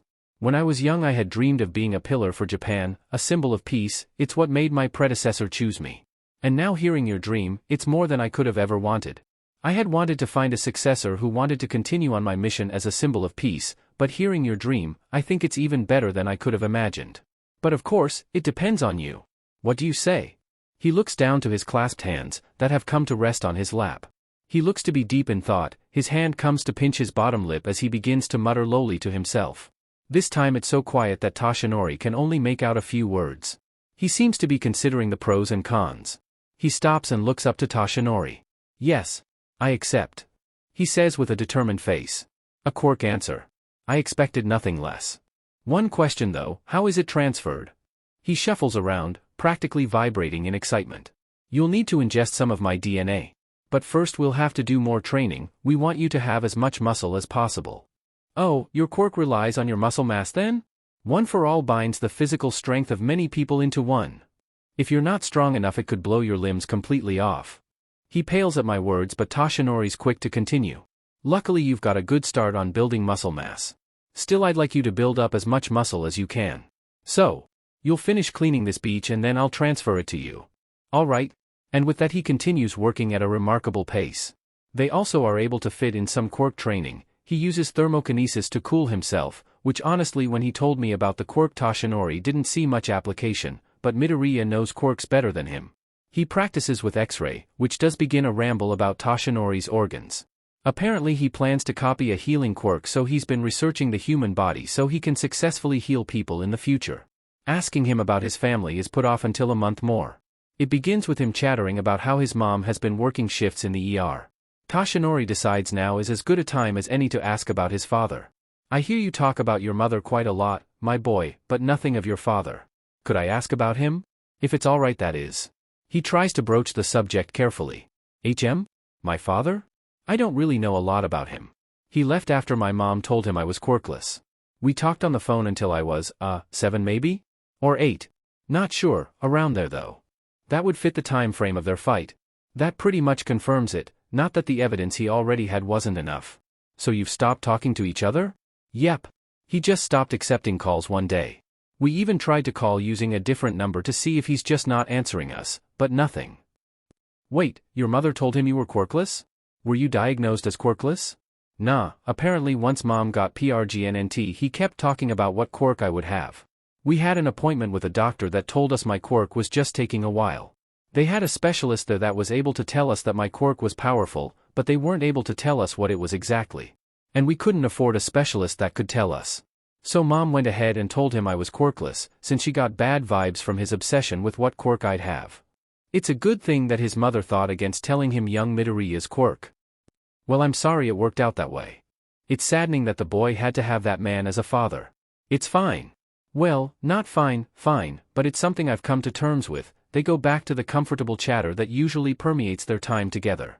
Life goes on as usual from there on out. They meet at the beach. Midoriya gives him a small breakfast he prepared and gets to work. They exchange stories and train whilst Midoriya cleans. They do end up going out to eat on his birthday. Toshinori would have perhaps gotten him something, some merch maybe, but he didn't tell him until the day. So instead they go out and he gets the boy some ice cream as a treat. Toshinori's decided to not tell him about his father, about having a villain for a father, especially since he could be classified as the worst villain in existence. Midoriya shouldn't have to carry the burden of having a father like All for One. Plus it would tell him the origin of copy, which may sour the thought of using his quirk. Maybe he'll tell him once he's an adult. Around 2 weeks after their talk, Midoriya begins to act more anxious and his eyes flit to Toshinori before looking away quickly. He wonders if he's having second thoughts about accepting One for All. It makes Toshinori anxious. He doesn't have to wonder for long because a week or so after he began acting strange he approaches Toshinori. All Might, see, could I talk to you about something? He appears very anxious and won't meet his eyes. Toshinori told him that he should at the very least call him Yagi, but he can't seem to break the habit. Of course my boy, what do you need? Well, it's actually, kinda private, so we should find somewhere to, be. Like maybe behind the garbage? He shuffles around, soothing himself by rubbing his arm. Toshinori's mind wanders as it tries to come up with what he may want to talk about. It betrays him by wandering to All for One. Does the boy know? Has he always known? They move behind a pile of debris and settle down on the sand, facing toward the shore. So, this is, it's a big secret, okay? So it needs to, be kept secret. It could put me, in danger. So he does know, right? But why's he telling Toshinori now? Did he just figure it out? Or was he feeling guilty? It's all right my boy, this old man knows how to keep a secret. He says jovially in hopes to ease his anxiety. He offers Toshinori a shaky smile. Well, it's just, I'm an Omega. An Omega? Toshinori inhales deeply but catches no Omega scent. Maybe he went to a specialist? Since he hasn't presented at his age, Toshinori wouldn't be surprised if his mother took him to a specialist to have him checked. I take heat suppressants, to hide my scent. I actually presented when I was, 12, like usual. To hide? Surely he doesn't think that Omegas can't be heroes? There are plenty of Omega heroes, sure a lot of them are rescue heroes, but the number 7 hero is a combat-focused hero who's an Omega. And sure male Omegas are more rare, and actually? He can't think of another male Omega hero, at least in Japan that is. Maybe that's why he hid it? Because there were no known male Omega heroes? Surely there's at least one male Omega hero, if not a hero, a sidekick maybe? It'd be hard since they're highly sought after, but so are female Omega heroes. They receive hundreds, sometimes thousands, of offers. Maybe that's why he hides his designation? To avoid all the offers? With such a powerful quirk on top of being a male Omega, he'd be highly sought after. Maybe he was worried about his safety? My boy, it's no issue truly. My master was an Omega. And she did both rescue and combat. And then there's young Mirko. She's made her way to the number 7 spot all while focusing on combat. If it's an issue of there being no known male Omega heroes in Japan, I can assure you that a male Omega can certainly be a hero. I even worked with some in the States. He had hoped that mentioning his time in the States would perk him up, since he loves to hear any stories Toshinori has from then, but he stays curled in a ball, glancing at him from the corner of his eye. And if it's a matter of the offers you'll receive, unfortunately you'll have to get used to fielding those once you're a hero. Any Omega with a high standing receives hundreds or thousands of offers. Even I as an alpha receive a sizable number of offers. Before he can continue by talking about how he understands if it was for Midoriya's own safety, he interrupts. So you don't know? I guess that makes sense. It seems like something you'd be opposed to. Know what? It's true that male Omegas are often sought after. In fact, people will pay good money for a male Omega to marry into their family. But if you're a male Omega with a powerful quirk, it gets even worse. It gets so much worse because then the Hero Commission will be interested in you, but not in terms of making a new hero. No, instead they want to breed you. There are laws against marrying for quirk-making purposes, but the Commission doesn't want to marry you off. Instead they'll use artificial NSMMTN, and there are no laws against that. Plus it'll allow them to give you multiple different people's SPRM, allowing a wider variety of quirks. Surely not, it can't be true. Sure, the Hero Commission isn't exactly clean, but they wouldn't do something so heinous. I can see from your face that you don't believe it, rather you don't want to believe it. But I've talked to families who've lost their loved one. They're not allowed to see or talk to them anymore, or any children that they may be having. I've talked with ex-HPSC employees who corroborated the family's claims and offered their own information about what went on. And anger rises in him, but it's almost overpowered by the sickening feeling that settles in. Finally, I talked to a couple ex-breeders. They gave their own insight into what happens there. How they're no longer allowed to see any children after their quirk awakens, if they turn out to have a useful quirk, that is. Once their child is old enough to be working, they're given a restraining order to stay away from them. Those that dare to defy this order are reamed for all their money, or possibly thrown in jail, or they're killed, no clue which. All we know is they're no longer findable. Surely the Hero Commission wouldn't kill someone. But he thought they couldn't have done something like buy someone to breed them. Murder isn't much worse. Actually, some would say that murder is the lesser evil, since they're at least not suffering anymore. And you may think that at least the family can refuse, but no. If the Hero Commission thinks the Omega is worth it, they'll back the family into a corner until they have to agree. They get the family members fired and prevent any other job from hiring them. They'll get the Omega in trouble at school until he's expelled. If they rent, they'll get the landlord to throw them out. If they've bought their house, they'll have their utilities shut down, and having no job, they'll eventually have to sell their house. The family being able to make the decision to sell their child was bad enough, since the child gets no say. There has to be some sort of law against this. He knows contract marriages made for children are legal as long as the parent signs and the marriage is scheduled for once they're over 18. So maybe it's something like that, but it's just as likely that they're threatening these people into silence and obedience. If the family turns to illegal means to make money, well, the Hero Commission will make sure they're caught, and with no one to look after the child, they'll either go to family, in which case the process will begin again, or if they don't have family, a Hero Commission employee will swoop in and save them. If the family becomes homeless, they'll have the child confiscated. Again, they'll go to family if any is available, beginning the process again. If not, a Hero Commission employee will take them in. A nauseous feeling in his non-existent stomach makes him want to vomit nothing up. His throat settles with coughing up a large amount of blood, though that's not too different from usual. My mom heard about what happens from a patient who had her son taken, so once I turned out to be an Omega, she panicked. I honestly thought she must be overreacting, but then I met people who were affected by the Hero Commission. My opinion changed. My aunt and uncle and her decided to put me on heat suppressants to hopefully mask my scent, and it worked. But it's not going to work forever. I can only be a late bloomer for so long. Maybe I could get away with it until I graduate and have my license to protect myself, but I'm worried. His shoulders raise and he begins to rub his arms. Nothing has changed. Something should have changed, right? My behavior? How I react to alphas. My friend and his mom are both alphas. In fact, he's a prime alpha, so his stronger scent should definitely change my behavior, right? But nothing. No urge to submit. No urge to have kids or be nurturing. No sharp teeth or bright eyes when I get angry. No pheromones and no heat. It's concerning to say the least. Toshinori's not a medical expert, but even he can see that being on suppressants for so long has done some damage. And it could be even worse the longer he's on them. Don't worry, my boy, I'm sure we can find a solution to this. He rubs Midoriya's back, and the boy finally cries and presses himself into Toshinori's side. He buries his face into Toshinori's side, getting tears on his shirt. But Toshinori can only sigh fondly. It was worrying when he didn't cry whilst explaining. He wraps one arm around Midoriya and grabs his phone with his other. He begins his search for the number he needs. The obvious answer is to have him go off the suppressants, but that endangers him and his mother. And whilst Toshinori has some influence, he doesn't know if his position is enough to go against the Hero Commission. They're technically his boss. He finally finds the number he's looking for. His thumb hovers over the call button. There's only one place that could ever oppose the Hero Commission, UA. How did he end up here? Here, being on the way to UA, when All Might said they'd find a solution, he didn't think the solution would be the school of his dreams. Izuku had always imagined his first time going to UA would be for the entrance exam. But now they're heading there for a meeting. After All Might's call to set up a meeting, he said they'd head to UA right away since it's summer vacation. And now they're walking up to the gate.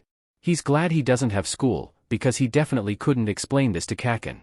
As it is, he's already having to make excuses for why they can't spar every day.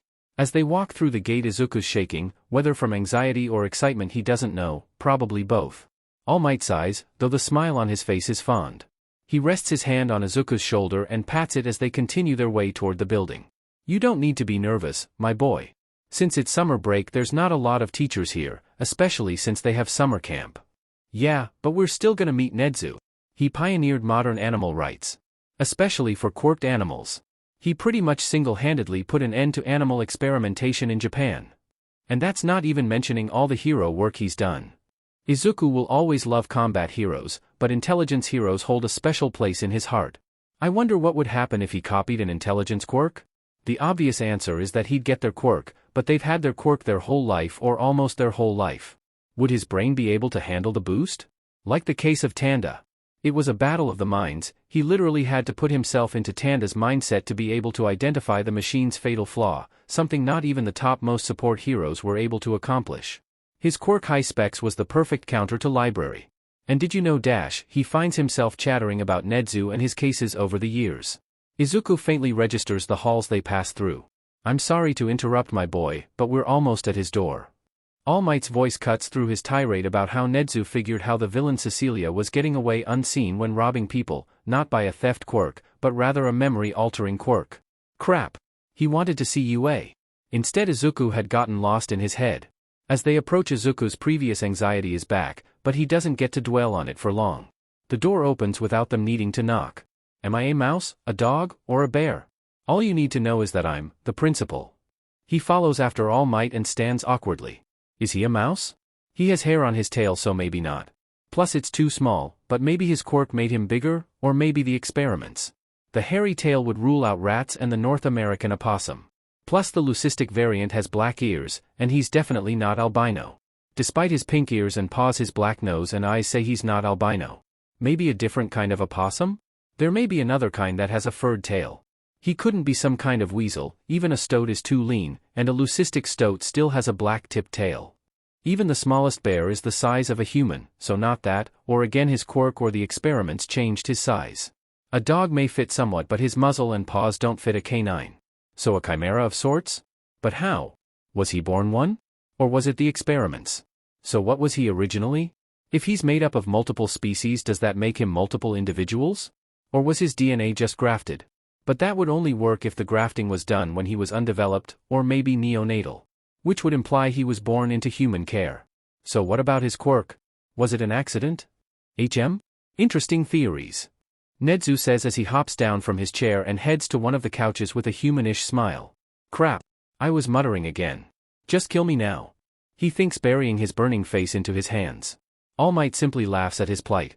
He feels All Might's spindly hands rest on his shoulders as he starts to push Izuku in a direction. He pushes Izuku gently till he's sitting on one of the couches. So gentlemen, what brings you here today? You were rather vague in your call. I don't suppose you're here to talk about your teaching position. That causes him to unbury his face and turn to All Might in shock. Teaching? All Might? He's great in everything, but he's not exactly great at actually explaining, teaching, what he wants Izuku to do. Oh. I had actually hoped to keep that as a surprise. He says sheepishly, rubbing the back of his head with a bashful smile. Are you gonna take classes then? The look on his face says no. Please tell me you're at least going to pick up a book on teaching, right? Again his averted eyes says no. No, so then you're planning to study under another teacher then? Izuku asks desperately. Well, I suppose I can ask for some help from the other teachers. He offers with an embarrassed smile. All Might, Yagi-san, I mean this in the nicest way possible, but you suck at teaching. You can teach someone how to put on muscle. Pretty well. But for everything else, like helping with my quirks, it's impossible to gather what you want me to do. I mean, you just kinda speak gibberish and gesture to try and get your point across. Izuku says softly. He doesn't want to hurt his feelings, but Izuku doesn't think he gets how bad he is at teaching. And how hard teaching actually is. You have a wealth of knowledge that would be invaluable to learn from. You just don't know how to get it across. That's not to say you can't be a teacher, you just need to learn how to teach first. But to do that you'd have to take classes, read a book, or learn from another teacher. Or you could learn on the job, but then you'd be using a kid's actual education as a guinea pig. Oh. No offense, sir. I didn't mean it like that. He looks from All Might to the principal as he tries to apologize for his crass analogy. I know you meant no offense, so none taken. Though you do make some good points. I had hoped that he would have some level of competence when it comes to teaching. Which from what he said it seemed to be the case. But from your words it seems it isn't. The vaguely human smile stays on his face the entire time. Izuku wonders if he smiles for a similar reason as All Might. It seems more like he's trying to appear more human, but the continuous nature of it makes it unsettling. But maybe that's on purpose? I know you wanted a full teaching position, but you would benefit from learning from a fellow teacher. So an assistant teacher position would be best, and I would encourage you to take classes, though I know you haven't the time. So I would settle for you reading a book on teaching as he suggests. He poses it like an offer, but it has a finality to it. Yes. I suppose young Midoriya has a point. Although I truly did believe I was at least somewhat competent. But if the only student I've had says I could use some work, I guess I need work. I don't mind being an assistant teacher, and I will try to pick up a book on teaching. Izuku will have to try and find some books for him. At least he'll be able to try out these new teaching methods with Izuku before he actually becomes an assistant teacher. Splendid. On to what brings you here. Well, would you like to start? All Might asks. Izuku shakes his head in the negative. He already had to do this once, he'd rather not do it again. Right, you see young Midoriya is an Omega, but has been taking heat suppressants to hide his scent. And it may be surprising, but the reason is dash. The Hero Commission, I presume? Huh? He doesn't seem surprised. Yes, how did you know? I have been aware of that unfortunate aspect of the commission.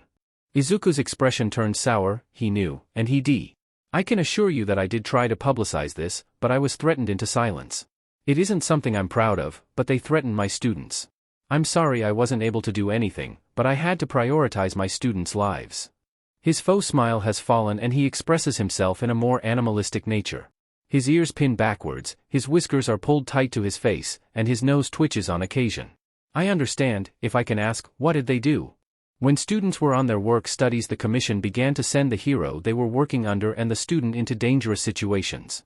It was clear that they had no regard for the hero or the student's safety. They were willing to lose these lives for the sake of their reputation. It unfortunately cost a good number of students their life before I realized what was happening. How awful can the commission get? Izuku always thinks he's reached the bottom barrel of depravity, then they outdo themselves.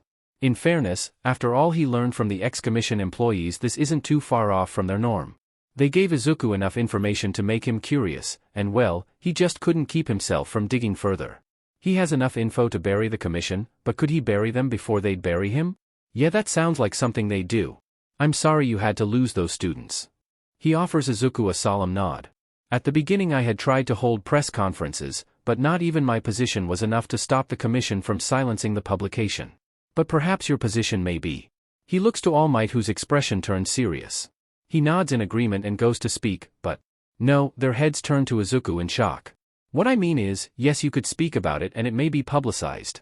But the commission can just rebuke it, and truthfully once it's under public scrutiny it may not hold. People won't want to accept that such an influential organization is so corrupt. And your word may have weight, but you're just one man. Some people may speak out about their experiences, but they'll quickly be silenced. We need to be strategic. One person's word isn't enough, even if that person is the #1 hero. They need to be indisputable. The more they can stack on them, the easier it'll be for the public to accept all the other shit they've done. If you speak out about it, we need to follow it up. Once it's out in the air, the media will be less likely to take hush money, so we can have others who have influence speak out. Namely you, sir. I know you don't want to risk your students, but if your statement follows up All Might's, then there's no way they can silence it all. And once you two, people of influence, speak out, other people of influence will be more likely to speak about it. It needs to be a complete victory. Once the first domino falls, it'll be easier to swoop in to deliver the finishing blow. That organization needs to be completely dismantled so a new one can be built. Finally, we need a real-life example. But no one is influential enough to not be silenced. But maybe with all the media coverage, the media will want every morsel they can get. But then we also have to worry about people's safety, your students, the media, the people who speak out. He knows people who would like to speak out, but can't due to the risk to their life. It's no use speaking out about it once, only to be killed. What about you? Nedu asks. Me? Yes, you. What if you speak out?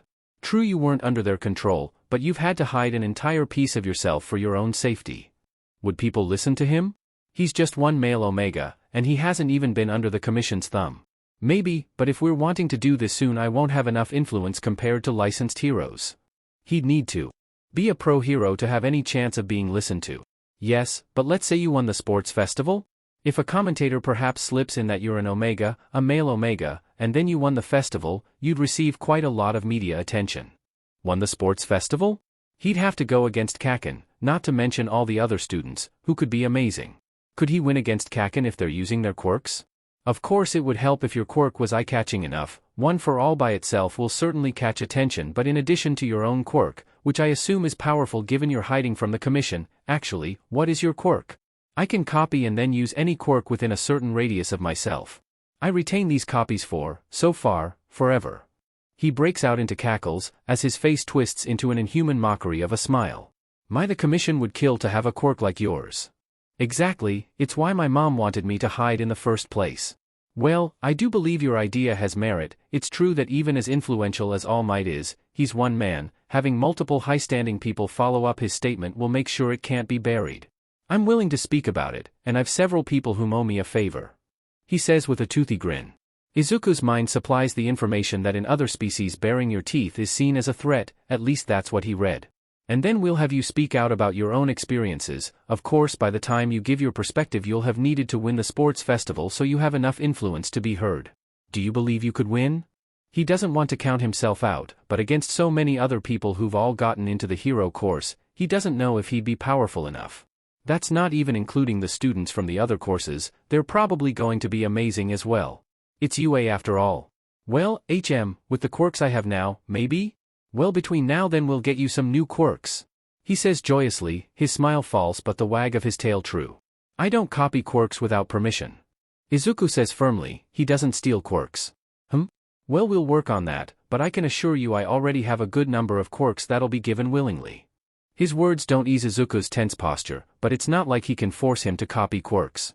Izuku just needs to abide by his morals and keep his wits about him. Anyways, once you speak we can have other affected people speak out. But you're right about them not holding enough influence, so we'll have to do something to up their standing. Perhaps endorse them? Hold a press conference where they speak? We'll need to be involved with them anyways as they'll need protection. Do you know any people who could speak out? Yes, I know some families who lost their loved one, but I'm not sure if they'd be willing to speak because their loved one is still under the commission's thumb. So they probably won't want to risk their safety. But I do know some male Omegas who were involved but were let go for some reason or another. Though he doesn't know if they'd be willing, some of their children are still under the commission. Brilliant. We'll be able to offer them protection and can give them a platform to tell their story.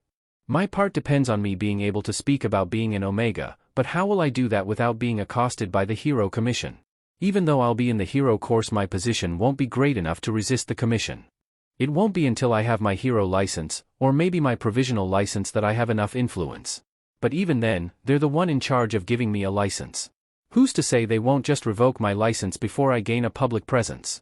If he doesn't gain notoriety they could just swoop in to take him. They could even do it before he's graduated. That is if he makes it known that he's an Omega. His best bet would be to keep his head down and stay on suppressants until he graduates and he's in the rankings. The oldest known presentation is 17, 18 isn't far off. He'd set a new world record, but it'd be enough. Of course this is all betting on them not taking an interest in Izuku even without knowing his secondary gender. With his quirk he wouldn't be surprised if they sought him out just for it. And then they could back my mom and I into a corner. With how powerful my quirk is, they may do anything to get it. They may kill my mom. That's the worst case scenario. No matter what happens to Izuku, he needs his mom to be safe. Don't worry, young man, once you're a UA student you'll have the full force of our legal team behind you. We'll be able to protect you and your family. Nedu placates him. Izuku wants to relax at his words, but his mind can only think, what about after? Great. Once you're a student you can go off the suppressants. All Might finally chimes in. Yes, but there is the matter of what happens to you after you go off them for so long. Nedu ponders. Oh. That was a worry of his. He's never had a heat. Nor any behavioral changes. All Might states, saving Izuku from having to explain. That's certainly concerning. In fact, a moment please. He gets up from the couch and makes his way over to the wall by the door where he presses a button before speaking. Could Recovery Girl please come to my office? And bring your equipment. Recovery Girl? Ah, that's a good idea. All Might says jovially and looks at Izuku as he shakes with excitement. Do you have any info on her? He asks with a trace of amusement. He knows Izuku definitely does. Do I? How about her help with Castilla? Without her the heroes on scene would have been in an awful shape. And what about Dash? Time passes quickly as he rambles about Recovery Girl. Soon enough she's here. Well, I had wondered why you'd need my equipment and me, but seeing we've got guests I imagine that's why I'm here. I assume I'm here to check on our great symbol of peace, since the man's apparently too busy to get a checkup. A robot follows behind her carrying a big bag. Though I don't know you, young man. She looks to Izuku. Midoriya-san here is your patient. He's an Omega, but has been on heat suppressants since he presented. Due to that he's never had a heat or any behavior changes. Nedu explains. Her expression becomes troubled. Well, let's see you young man. She comes over and directs the robot where to set her bag. Recovery girl is gonna examine me. The words run through his head as his expression becomes excited. That type, HM. She says amusedly. When's the last time you've had a checkup, Sonny? She asks. I haven't really felt comfortable going after I presented, so 11 maybe? But my mom's a nurse so she does my checkup. Izuku says as he fidgets in his seat. Alright, we'll do the basics. She grabs a blood pressure cuff and a pulse checker. First your blood pressure and pulse. She slips the cuff on and fastens it. She positions the circular part of her stethoscope on his inner elbow. She puts the pulse checker on his finger and then begins squeezing the cuff. Blood pressure is a little low for your age, but nothing disastrous. She then checks his eyes, mouth, and ears, hopping up on the couch to reach. She checks his lungs and then hops down. Nothing out of the ordinary with your eyes, ears, mouth, and lungs. Since you haven't been to a proper clinic, you may need your tetanus and your meningococcal vaccine. What about your flu shot? And what about blood tests? Or a urine test? I get a flu shot every year, and I haven't had any blood work or a urine test. The school gives out flu shots every winter. Since you haven't had any blood tests done recently, I'm going to draw some blood for a CBC, thyroid, and liver test, and then blood for a TSTRN and estrin test. You haven't fasted, so other tests will have to wait. I can do them since you're against going to another doctor. You'll just need to fast for 8 hours and have All Might bring you in. I will need a urine sample, but that can wait for now. I need a chair, please. All Might gets up and grabs the rolling chair from behind the desk and brings it over. I'll be taking 2 vials. She hops up on the chair and stands on it. Soon enough his inner elbow is wrapped in a bandage and she's putting the vials in baggies and putting them in her bag. I'd like to do a testicular and rectal examination if you'd be willing. I would at the very least suggest you do a rectal exam so I can check the state of your pseudoureters. These tests would of course be performed in my office and with privacy. I guess it's okay. He offers with an awkward smile and fiddles with his hands as his face warms somewhat. She gives him a warm smile. Very good young man, now on to the questions. How soon did you go on heat suppressants after you presented? 4 or 5 days. They had been at the Bakugo's to celebrate New Year's when Izuku presented. And before they came up with the idea of putting him on heat suppressants, his mom hadn't wanted him to go out on the street because she feared someone would smell him, so he stayed at the Bakugo's for those 4 or 5 days. And after you first presented, did you experience any discomfort or pain in your lower abdomen? His days were spent playing with Kacchan, who was surprisingly compliant. At the time Izuku thought he just felt bad for him, but after Izuku was put on the suppressants he was still nice to me. Well, as nice as a 12-year-old Kacchan could be. No, not that I recall. He was actually feeling pretty good since he was excited about having what was essentially a giant sleepover. Male Omegas are born with a half-developed pseudoureters, and a little while after you presented your pseudoureters should have started to finish developing. You should have had discomfort up until your first heat, but since you've never had a heat I suspect you never really began to finish the development of your ureters. Your CRVX probably never finished developing either, meaning you never developed an opening into your ureters in your rectum. He nods along even though he already knows this information. His mom and him did a lot of research after he presented. He was actually worried he would have a PRD after he learned he was gonna develop a uterus, but no. What happens is your pseudoureters develops alongside a CRVX, but the hole to the CRVX stays closed and only opens when a male Omega is in heat. Once it's opened and SPRM gets into the opening, your ovary, singular, will send an egg to be fertilized. Instead of sending an egg and preparing the body for a baby before SPRM even enters the uterus. Honestly, he feels bad for female Omegas since they have to deal with a PRD and a heat. For them, once they're in heat it'll function like a male's, sending an egg after SPRM enters the uterus. And I suppose you've never slicked? No, he feels himself flush. Talking about this in a room full of heroes is embarrassing, especially since All Might's here as well. Would you prefer to do this in private? She asks. Kinda weird that she's asking now instead of right at the beginning. He supposes she may have thought he'd stop her if he wanted it to be private. Oh, no, it's fine. Just a bit embarrassing. Izuku says sheepishly. There's nothing to be embarrassed about, my boy. All Might offers warmly. The heat suppressants likely stop the development of hormones, preventing the production of slick. I suspect your TSTRN and estrin levels will be off as well, but the test results will tell us. PBRTY changes you, but presenting also has a big part in your HERM levels. The heat suppressants usually work by reducing the large amount of hormones and pheromones a heat produces. But it never works completely due to the increased production your heat induces. During the first week after presenting, the only real change you would have had was your body beginning to produce pheromones, so since the other changes hadn't started, it completely suppressed the changes that presenting was supposed to produce. But the hormones produced by PBRTY may have not been as suppressed because they're produced from different sources, though it likely dulled the effects of PBRTY. He knows he's small for his age, in more ways than one. He's underdeveloped in a lot of areas, like down below. He hasn't started to grow facial hair either. And his face is still soft and childlike. Male omegas are typically softer appearing than a beta, but this is to an extreme. Speaking of pheromones, I'd like to swab your throat glands and wrist glands. We can't smell anything, so I don't think it'll show any results, but it's best to check. I'll need to feel them as well. She swabs one of his neck glands and one of his wrist glands and stores them in her bag. Her cold gloved hands cause Izuku to shiver as she gently feels around the glands on his neck and wrists. The feeling causes him to fidget as she touches his sensitive neck glands. Everything feels good and they don't appear to be clogged. Now your fangs. Izuku opens his mouth so she can press her fingers on his upper gums. Again, it's a bit uncomfortable, but it's not as sensitive as his neck glands. Well, they appear to be developed, dearie. They just haven't descended. And you've never been told or noticed your eyes brightening when you're angry? No, ma'am. He doesn't often get angry though, but when he has, it's nowhere near feral levels. Of course, since he's an omega, it's harder for him to go feral than it is for beta, and especially for an alpha. Kacchan spent a good year or so after he presented going feral at least once a week before he got control of himself. Now on to behavior-based questions. Every person will have varying answers. Not every omega will have all these behavior changes, but you should at least have some. Izuku nods in agreement. Have you ever had the compulsive need to gather clothes from close friends or family? No, I like wearing my mom's sweaters, but I like to do that before I presented.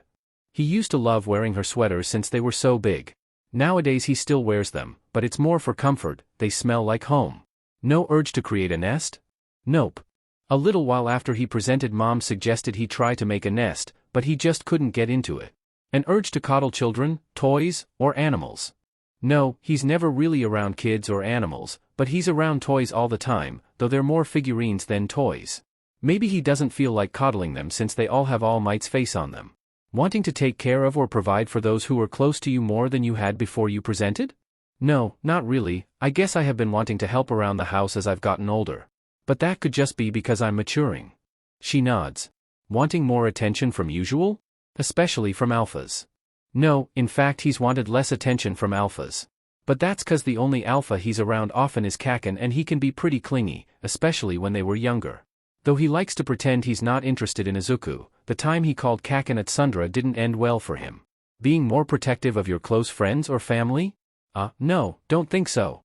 He doesn't really have to be protective though. Mom doesn't have anyone that would be mean to her, except the occasional patient, but they usually leave pretty quick. Auntie and Kacchan can definitely defend themselves, and Uncle is protected by them.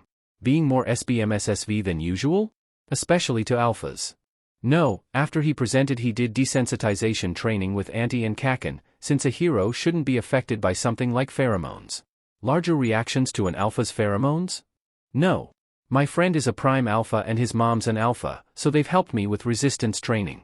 But my reaction never changed after I presented.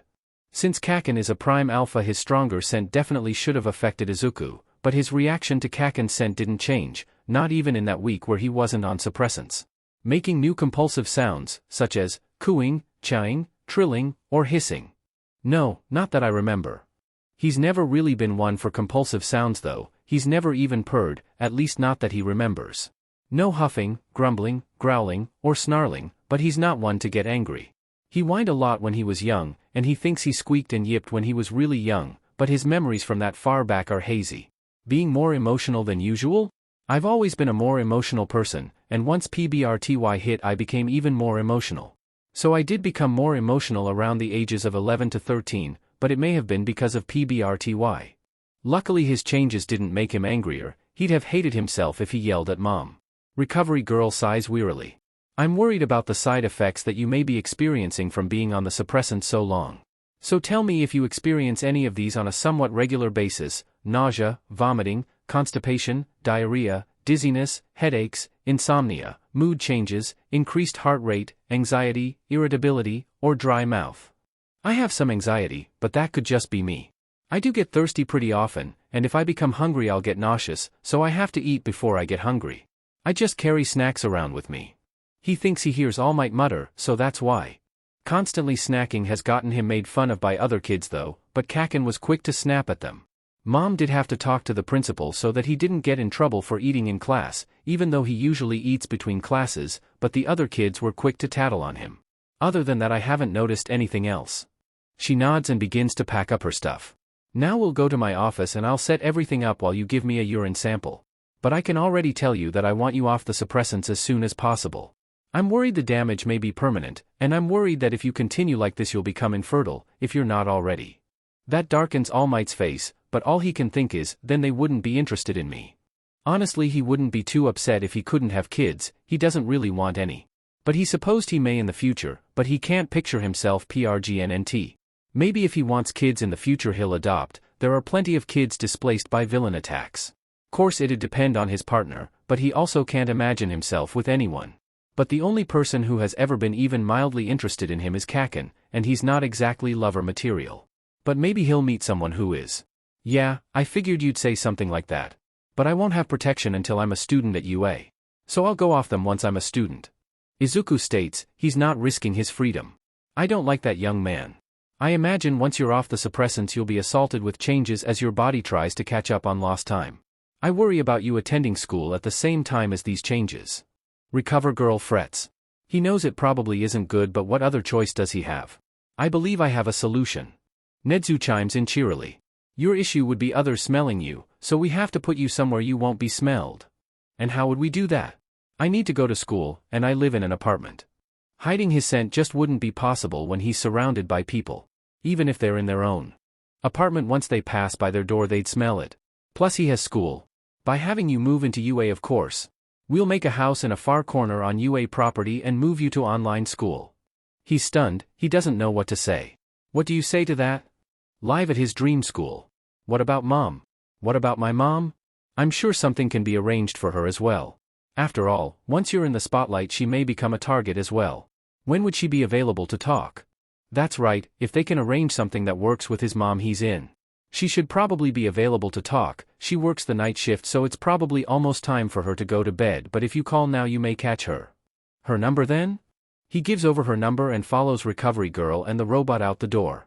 Once they're there she hands him a sealable cup and directs him to the adjoining bathroom. He's jittery about what's to come. What's she gonna have to do? He hasn't researched this kinda stuff. He's always had an interest in medicine since his mom's in the medical field, so he's learned all he can, but these kinds of examinations were just too embarrassing. Once he's done he seals the cup and washes it and his hands before he heads out and hands over the cup. She begins by taking him behind a curtain and has him sit on the bed as she asks more questions. Mostly about his SXL proclivities, like MSTRBTN, and how often he gets hard, awkward questions that he's glad she didn't ask in front of All Might and Nedu. Apparently he doesn't get enough erkens for someone his age, and he doesn't mstrd as often as others his age either. After all the questions are finished she has his remove his pants and she examines his PP and ball. She's quick to state that they're underdeveloped, which Izuku knew, but it's embarrassing for someone else to say it. He can't look down when she begins a more thorough investigation. I think I'd die if we met eyes right now. On the plus side my mortification means I definitely won't get an erkten. He thinks grimly. They move on to the rectal exam. She has him bend over the bed, which he's thankful for since it means he definitely won't have to look at her this way. She checks his PRSTT, which seems normal. She then uses a device to check the back of his rectum, where the opening to his CRVX should be, but finds no hole. It's all just uncomfortable, which is good. He was worried that this would feel good, 'cause that's what's supposed to happen, right? He thinks he'd have actually died if he had felt good during a doctor's examination. She sends him back to the principal's office with a cup to take home and collect some SPRM for her to examine. Embarrassing, but at least she didn't try and have him do it here. Walking the way back he finally takes the time to look around and take in the school. Everything's so shiny. Do they have some sort of cleaning hero? And everything is so big. How many classes are there? I know they have heroics, general, support, and business courses for all 3 years, but how many classes for each department? And how many teachers are there then? He doesn't hear anything as he approaches the door, some sort of noise muffler? Or were they just being silent? The door opens once he's in front of it.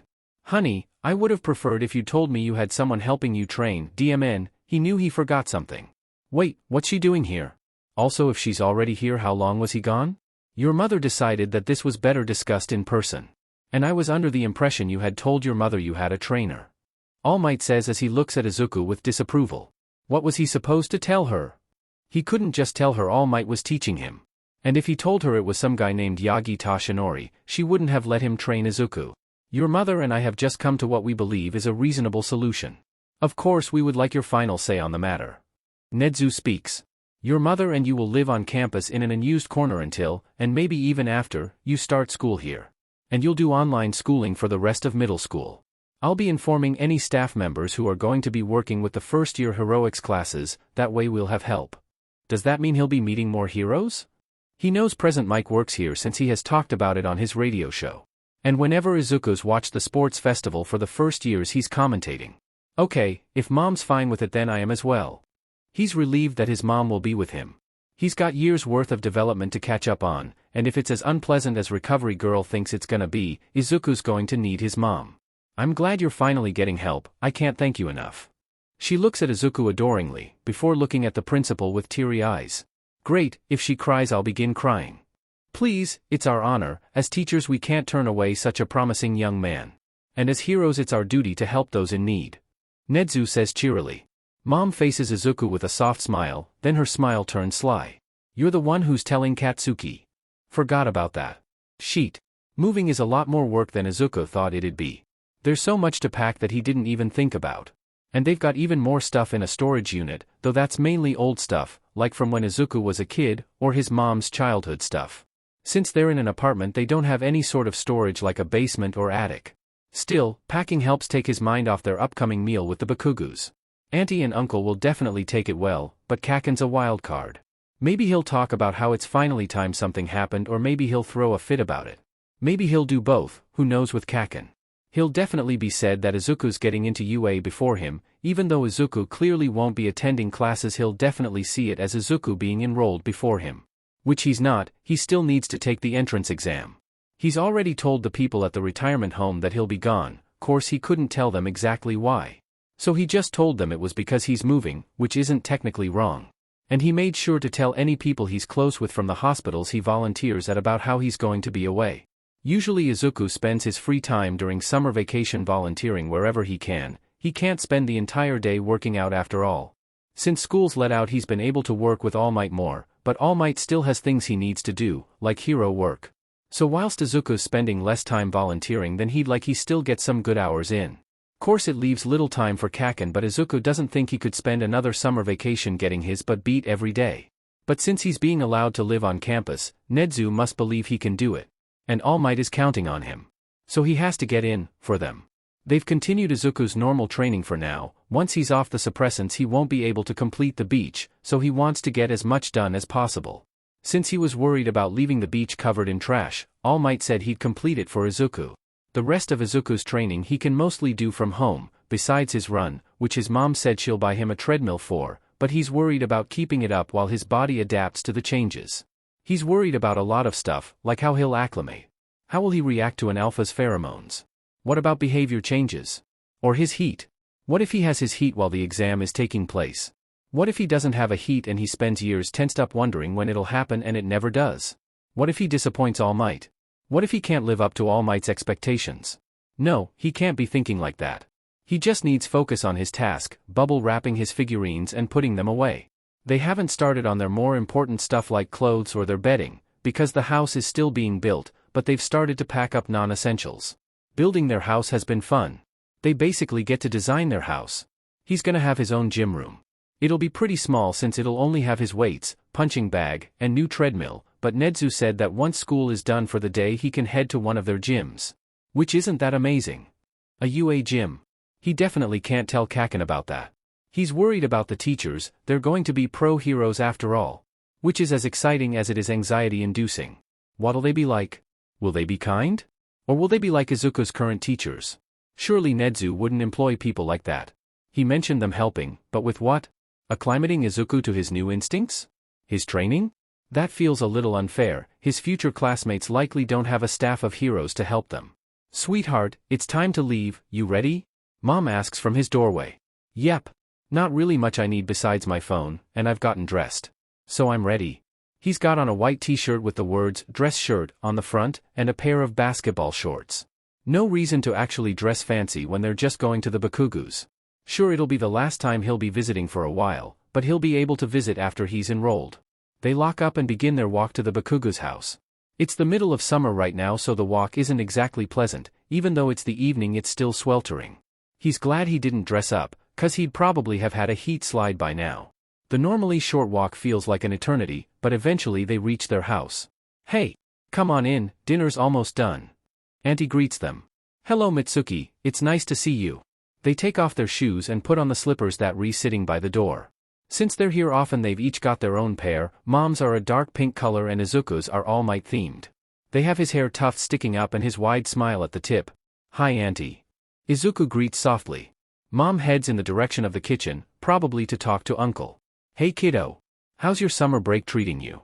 I'm surprised I haven't seen you more. Auntie says jovially. Usually Kacchan insists Izuku come over more to train, but he thinks Kacchan just wants to spend time with him. It's been good. But I've been pretty busy. That's an understatement. Once summer break kicked in he spent most of his time at the beach cleaning.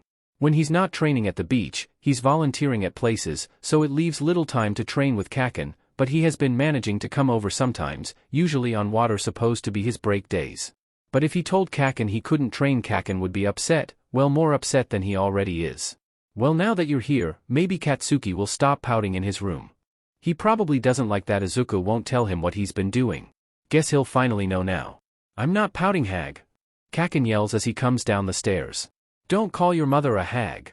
Auntie yells in return, right, he's just gonna back out of this since they're distracted. He heads toward the kitchen, leaving their yelling behind him. Hey Izuku. Taking refuge HM? Uncle jokes. Yeah, I probably can't escape for long, but as long as they're distracted I can avoid Kacchan's anger. Izuku says sheepishly. I don't know why you don't just tell him you're training. Mom comments. Because then he'd want in. And would that be so bad? Izuku fixes Mom with an, are you serious, face. She now knows who he's training with, so he doesn't know why she thinks he could just casually invite Kacchan to train with All Might. Maybe I just want something for myself. Something I could do alone, without Kacchan over my shoulder trying to make everything a competition. Not entirely inaccurate, he would like something that Kacchan hasn't inserted himself into. Well, alright. Mom sighs, Uncle just chuckles. We chat as Uncle watches the food, stirring occasionally. How's work been? I hear you're working in the ER. Uncle asks. Yes, it's been pretty calm actually. Most of the time the emergencies that come in aren't urgent. Plus I'm working third shift so not a lot of people come in. When he was young Mom didn't work third shift since she wanted to be on the same schedule as Izuku. But once he got older she took third shift since they make more money. But she tries to stay awake for breakfast and dinner. Occasionally we have actual emergencies come in, like last night we had a stab victim come in. But we were alerted by the ambulance that they'd be arriving soon so we were able to prepare. He'd heard all about this morning before she went to bed. Some might say it's a morbid thing to talk about at breakfast, but he likes hearing about her day. Sounds scary. Uncle remarks. More stressful than scary. Sometimes yeah, it's different from intensive care since the risk of them dying is higher compared to those who've received treatment. She used to be a medical surgical nurse. When she worked as one he'd often end up spending his day at the hospital with her. What about you kiddo? What VE you been up to? He asks me. Nothing much, just training. I can tell, you've put on some muscle. Deku, get your butt over here. Kacchan comes storming into the kitchen. Izuku prepares himself to be grabbed and throttled. Surprisingly he's only grabbed not throttled. But once he's grabbed he's dragged away and out of the kitchen. Hi Kacchan. You were a bit busy with Auntie so I figured I'd go and talk to Uncle. His voice shakes at Kacchan's anger. It's been a long time since Kacchan has hurt Izuku outside of sparring, but memories of all the times he's hurt Izuku unprovoked keeps him tense. He's changed since then, but he's still so angry, so quick to fly off the handle. Forget that. We're sparring. He says angrily as he drags Izuku to the backyard. Great, that's code for Izuku's about to get his butt beat. An angry Kacchan is a Kacchan who wins. Sure enough their first bout ends in Izuku face down in the grass. And it's a continuing occurrence. Sure he wins occasionally, but mostly he's getting beat. How is he supposed to win the sports festival? Sure they'll be able to use their quirks, but he doesn't have that many quirks that he can attack with. Explosion and Cherry Bomb are his main attacking quirks, and Kacchan's made for explosions. Disc and Flowers can be projectiles but could easily be batted away. Shadow Claws requires getting in close, which with his quirk is inadvisable. Marshmallow could easily be exploded away. The only one he can think of that might actually work is Hydroburst, which would water down Kacchan's sweat, making it harder to let off explosions, which would leave him with quirkless combat while Izuku would still have use of his quirks. But that all just feels mean. Using the water on him in the first place is mean enough, but to then leave him at a disadvantage whilst Izuku's at his best, it's just cruel. Nakatani Ryu, Quirk, Hydroburst, he can produce a geyser of water from his palm which allows him to send others flying back if he puts enough force behind it. Tsukamoto Riko, Quirk, Marshmallow, she can produce liquid marshmallow from her palm which allows her to trap others in it, or it can be used as a landing pad. But Nedu said he had quirks that Izuku could copy, so maybe he'll get something else that'll help. He wonders who they are? Like who he's copying from, students? But they want to keep Izuku far away from the students. But maybe Nedu has some he trusts? Or maybe they'll hide Izuku somewhere and bring the person close enough that he can copy their quirk but not close enough that they'll smell him. Oh, and he'll have one for all, so that'll help, but it requires getting in close, at least from what Izuku's seen. You're not even paying attention. Izuku slammed down on the ground with Kacchan's forearm over his throat. His other hand holds one of Izuku's arms down and his foot holds down his other. Kacchan said. Ah. Sorry Kacchan. I've got a lot on my mind. Yeah, that new alpha of yours? He growls out. Don't think I don't smell him on you. It's faint but it's there. His eyes brighten and his fangs descend. Oh shit, Izuku doesn't need a feral Kacchan on his hands. How can he even smell All Might? He hasn't been scenting Izuku, but he does give Izuku pats of encouragement, so maybe his scent transferred then? But it'd have to be near non-existent. A Prime Alpha's sense of smell is supposed to be enhanced, but this is just ridiculous. Ah. Kacchan, it's definitely not what you think. Gross. All Might would probably cough out what remains of his lung if he heard this. Yeah right. Why else would you not be coming over for training? You're too busy with another alpha. But I can smell he's not a Prime Alpha, so why the hell are you spending time with him instead of me? Kacchan asks viciously. Kacchan has to know Izuku doesn't care about something like that. Just because you're a Prime Alpha doesn't mean you can train me better than he can. He has more experience than you. This is apparently the wrong thing to say because he snarls into Izuku's face. He flinches back and tries to squirm away, but Kacchan's hold has tightened. Izuku's arms ache where he's holding and stepping on him. Izuku coughs from the pressure on his throat. Before he can try and move his legs to try and get out, something hits Kacchan's head. What the hell do you think you're doing, brat? Auntie yells as she comes closer. Her presence is enough for him to loosen his hold. She hits him with her other slipper once she's close enough. Shut the F up, hag. It's none of your business. Kacchan shouts as removes his arms from Izuku to try and block the soft wax. The hell it isn't. You're hurting Izu-chan. Auntie glances at Izuku in concern before she shifts back to scolding Kacchan. We're training. He stands up straight and puffs out his chest as he flexes his muscles. Yeah right. That's why you're going feral, huh? Auntie stops her assault but holds the slipper out in warning. You're old enough to control yourself. Izuku hasn't seen him like this since Kacchan was 13. Head to your room and cool down. Auntie orders, pointing to the house. F you. I'm not doing shit. This causes Auntie's eyes to flash as her jaw tenses. That wasn't smart. She grabs him by his ear and drags him away from Izuku and toward the door. When I say you do something, you do it. She shoves him into the house, shutting the door behind her. She turns to Izuku as her furious expression morphs into concern. She makes her way over to him as he gets up. Man, his body aches. Are you alright, sweetie? She puts her arm around the back of his shoulders. Yeah, Auntie, I'm alright, thanks. He's definitely gonna bruise though. I don't know what got into that boy. Since he sees Izuku as pack, he's pretty overprotective. So he's probably mad about someone getting close to Izuku without his approval, but just because they're pack doesn't mean he has any right to his social life. He can befriend whoever he pleases. There was a time where a boy from the grade above had tried to ask Izuku out and Kacchan ended up getting a detention for blasting him in his face. Plus he's probably said that Izuku's spending his time training with All Might instead of with Kacchan. It was just a misunderstanding. He can't believe Kacchan thought he'd be dating someone. He thought he made it clear that he's not interested in relationships. Well, whatever it wasn't acceptable. He'll be getting a long talking to. Let's head in. Auntie grabs her other slipper and they both head inside. Why don't you go clean up? I'll grab you some of your clothes to change into. He looks down at himself. He's got dirt and grass stains all over him. Yeah, that's probably a good idea. This is the exact reason he keeps clothes here anyways. What about dinner? They stop in front of the bathroom. There's still some time until it's finished, plus we still need to set the table, so if you hurry you should be good. She waves him off, pushing him into the bathroom. Right. He turns the shower on and undresses. He steps in and since he's in a hurry he skips conditioner and immediately grabs Auntie's strawberry-scented shampoo. After that's done he washes his body quickly. Auntie knocks on the door while he's washing his body and opens it to set the change of clothes inside. He dries himself quickly and wraps a towel around his hair to help dry it. He slips on his underwear and shorts. He takes off the towel on his head and puts on his shirt. He heads to the dining room where he finds the table set and they're setting the food on it. Right on time. Take a seat, kiddo. Uncle directs Izuku to his seat where Mom is sitting next to him. Kacchan sits himself on Izuku's other side with a sour look on his face. Izuku tries to catch his gaze, but he stubbornly doesn't return it. Though once Izuku's not looking at him he glances at him. Izuku's upset with him and he'd like to talk it out, but Kacchan seems to be allergic to talking about their problems. Here we go, serve yourself. Auntie chimes in, setting the last of the food down. They each grab for the food and serve themselves before saying thanks. You say you've been training, but what type of training have you been doing? Just your usual? Or something new? Uncle asks before his next bite. You know that beach that's always covered in trash? Izuku said after swallowing his bite. Yeah, Takoba, right? Though I hear it's being cleaned. Auntie comments. Yep, I've been cleaning it. Kacchan sneaks a glance at Izuku with a furrowed brow. Honestly that's kinda his baseline though. His resting face just looks angry, but that kinda fits his personality. Really, why? Being a hero is about helping your community, and moving all that trash is helping me put on muscle.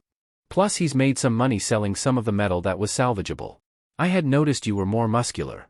You were already pretty muscular before, why do you need more? Uncle questions. There's a quirk I want to copy and it depends on muscle mass. All Might says Izuku will be stronger than him since it's a stockpiling quirk, but it's just safer to say he's copying it. And if someone notices Izuku's stronger than him? They'll deal with it then. I see, well are you being safe? I don't want you to be stuck by a needle. Auntie remarks. Yep, I'm wearing gloves and I'm definitely careful of what I grab. He can't just stick his hand into a pile of trash, he has to be careful even if that takes longer. How are you disposing of the trash? Uncle asks. Oh, I have a mentor who helps. All Might's ordered bins to be brought to the beach. Each day they have different kinds of bins ordered to the beach since different kinds of trash are recycled or disposed of differently. Really? Inko hasn't mentioned any kind of mentor. Auntie ponders. That's because someone didn't tell me. She says pointedly. I said sorry. I just didn't know how to explain it. He explains sheepishly.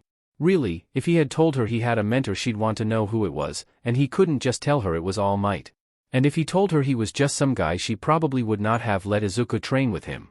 What's so complicated about this mentor of yours? Well, he's a UA alumni. That's honestly the best explanation Izuku can give without outright saying he's All Might. What? Kacchan shouts. What the hell's his name then? Huh? What's his hero name? Izuku didn't even say he was a hero, he could have been from one of the other departments. But he guessed it wouldn't make sense if he was training Izuku but doesn't have experience. He's underground. He doesn't really want his, name out there, Izuku offers lamely. Kacchan doesn't buy it, he can just tell. Well, congrats. You definitely deserve that kind of recognition. Auntie enthuses. Yes, he's actually kinda why we're here today. Mom starts. Uncle hums. Well, I kinda told him I, am an Omega. And you know, all that entails. And he, had a solution, UA. It's still unreal to him, he's going to be living at UA. And he's training with All Might.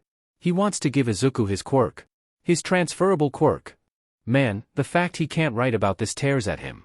He set up a meeting with the principal and the principal told me they could protect me once I'm a student. So I'd be able to go off suppressants once I was a student. Honestly he would have been happy with just that, though he would have to worry about after UA, but hopefully he can make his presence known enough that he can't be taken. Hopefully with the sports festival, his internship, and work studies he can build up a fan base. But Recovery Girl examined me and said she wanted to get me off the suppressants as soon as possible. She was worried about how I'd change once I'm off the suppressants, and she didn't want me to have to go through those changes while also having to do school and training. He sees where Recovery Girl is coming from, he doesn't want to act embarrassing in front of his new classmates. Plus an Omega hero needs to be able to resist an Alpha's pheromones, so they aren't stopped by an Alpha villain, and he doesn't know if he can or not. He's trained to resist alphas, but he's never trained as an omega. Right now on suppressants he can resist pretty easily, but he doesn't know if that'll transfer over to omega Izuku. But the issue is people would smell me and I'd still have middle school. Online schooling would fix the danger of people smelling me when I went out, but people at our complex would probably still smell me. They'd have to move out to the country if he wanted any chance at not being found. Maybe they could make it work in a house in the city if they blocked up the doors and windows so his scent doesn't escape, but the risk is too great. Either way they can't afford a house, and they have to worry about mom's commute. So Nedu, the principal, offered to build a place in an unused corner of campus that we could live in whilst I do online schooling. Izuku wonders what it was that convinced him to let a kid who isn't even a student yet live on campus. Was it the fact he's All Might's successor? Was it his quirk? The fact that he's a male omega? A combination? But the problem is I wouldn't be able to see you guys, which is why we're here. To tell you and to see you for the last time for a while. Though the house is still being built so we may still be able to meet again, but we have to work at packing so probably not. He dares to glance at Kacchan, who's intensely staring at the table with a complicated expression on his face. Well, we'll see you once school starts, right? Auntie asks. Yeah, I just need to avoid the Hero Commission finding out until I'm enrolled in UA. They have a legal department who can help me once I'm a student there. It'll SCK not seeing you, but if it gets you off those DMN suppressants and gets your secondary gender sorted then it'll be worth it. Auntie responds. Kacchan suddenly stands roughly and stalks off. Izuku moves to stand but Auntie interrupts him. Give him a moment, kiddo. He needs to get his thoughts sorted. He knows this is for the best, but he's gonna miss you. Auntie says softly. Izuku figured he'd be upset, but he thought he'd be more shouty about it. And he's probably said that you're going to UA. That's what he's most surprised about. He figured he'd throttle Izuku once he knew he was staying at UA. Yeah, I'm surprised he didn't blow up. Figuratively and literally. Honestly he's happy they already sparred. If they'd sparred after Kacchan knew he probably would have beat Izuku even harder, if that's even possible. He's working to be better. Uncle states.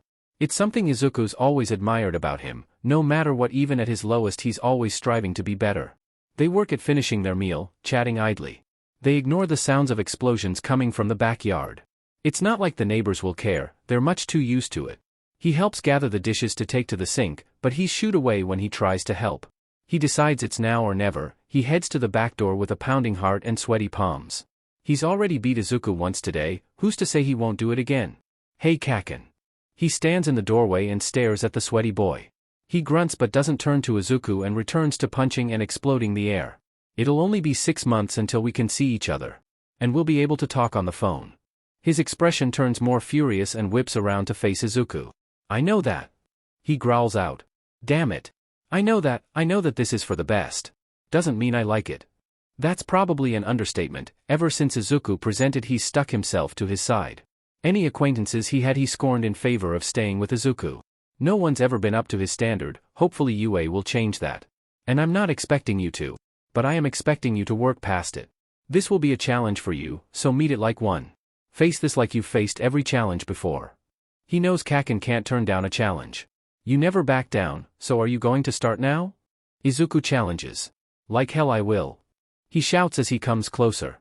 I'll meet you at the entrance exam, and I'll beat you. Even if you're at UA already, I'll still beat you. He smirks as he challenges Izuku back. Kacchan, I'm not actually attending UA, you know?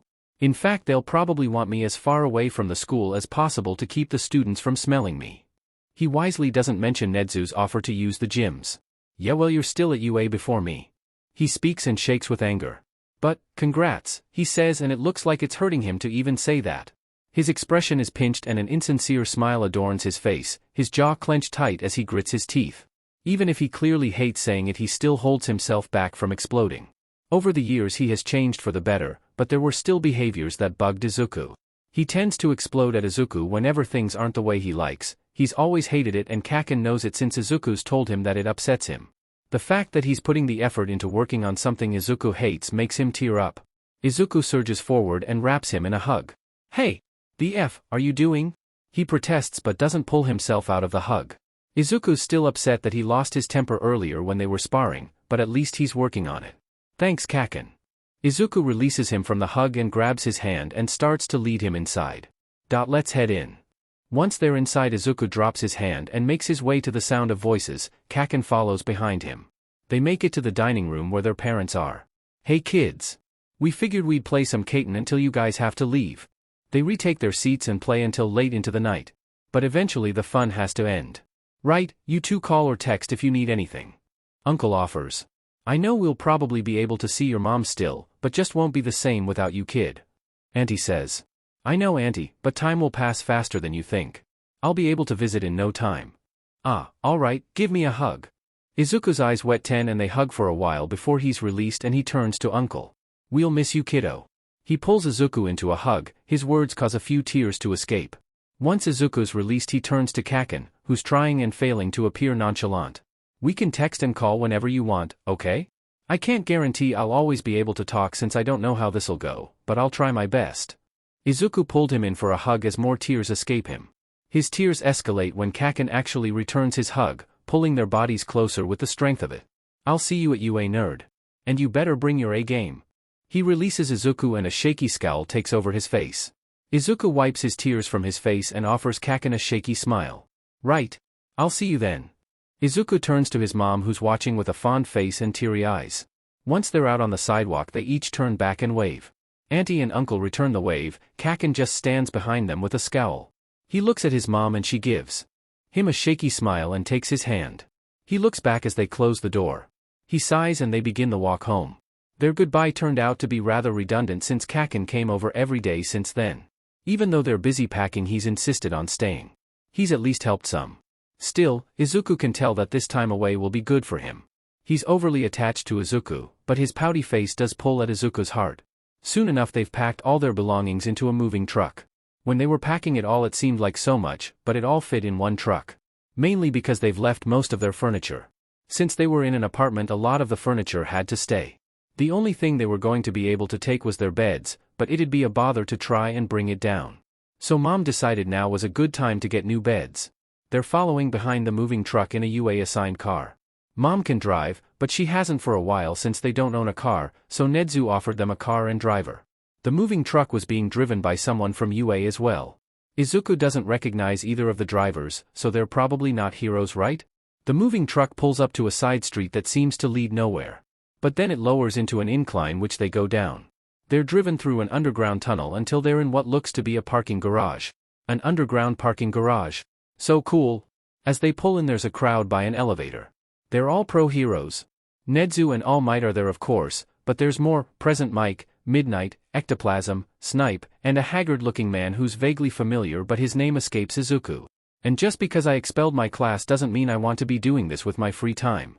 Izuku catches the tail end of the haggard-looking man's sentence as he gets out of the car. Come on show, we know you're just as curious about the little listener as we are. Present Mike says teasingly. No, Present Mike simply laughs at the cold reply. Hey listener. He says jovially as he notices Izuku staring. How could Izuku not? He's listened to his radio all his life. At least when his mom let him stay up to listen. You're Present Mike. Izuku whimpered. Sure am. You a fan? Yes. Actually, can you sign this? Izuku reaches into his pocket and pulls out his notebook which is rolled up in order to fit through the opening. The only downside to Magic Box. He pulls a mechanical pencil out of his other pocket and opens his notebook to a page about a recent fight Present Mike had. Ishiwari Aki, Quirk, Magic Box, they can expand any interior of a container, but no matter how big they make the container the opening stays the same size, limiting what can and can't enter. Of course. He takes Izuku's pencil and notebook and writes his signature. This is some pretty good stuff, listener. He says while looking at the picture and analysis. Thanks, could I ask, some questions? Izuku fidgets around. He doesn't want to be annoying, but he just can't help but ask. Go for it. Izuku takes back his notebook and pencil and flips to a blank page. I want to know about your costume, it's made entirely of leather, doesn't that get hot? Unless maybe it's made of a leather-like material, but that seems unlikely, because he thinks he recalls him complaining in an interview about chafing because his pants are leather. Though Izuku's heard several heroes complain about their costume chafing. It did in the beginning but since I've gained enough money I've had Quirk-enhanced cooling patches sewn into my costume. Quirk-enhanced? He wonders from what company then. Maybe he can look it up, a place with a quirk like that is bound to advertise it. What about your hair, how long does it take? He writes down the information, he hears his mom come to his side. At least an hour. Izuku imagined it was something like that, is the hairdo really worth all that time? It is attention-grabbing and does wonders for branding, but it just seems like too much work. How do you do it? Like, what's the process behind it? He definitely doesn't need this information, but the fanboy in him insists he take advantage of the situation and learn all he can. I take strips of my hair and spray them individually, then once they are all sticking up I'll brush through it so it looks cohesive and I'll spray it again. He explains, gesturing how he does it. What products do you use? It's actually a Quirk enhanced hair spray, super strong.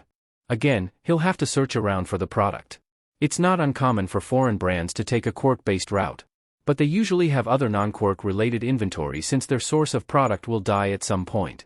Okay, how long does your hair last? 12 hours or so.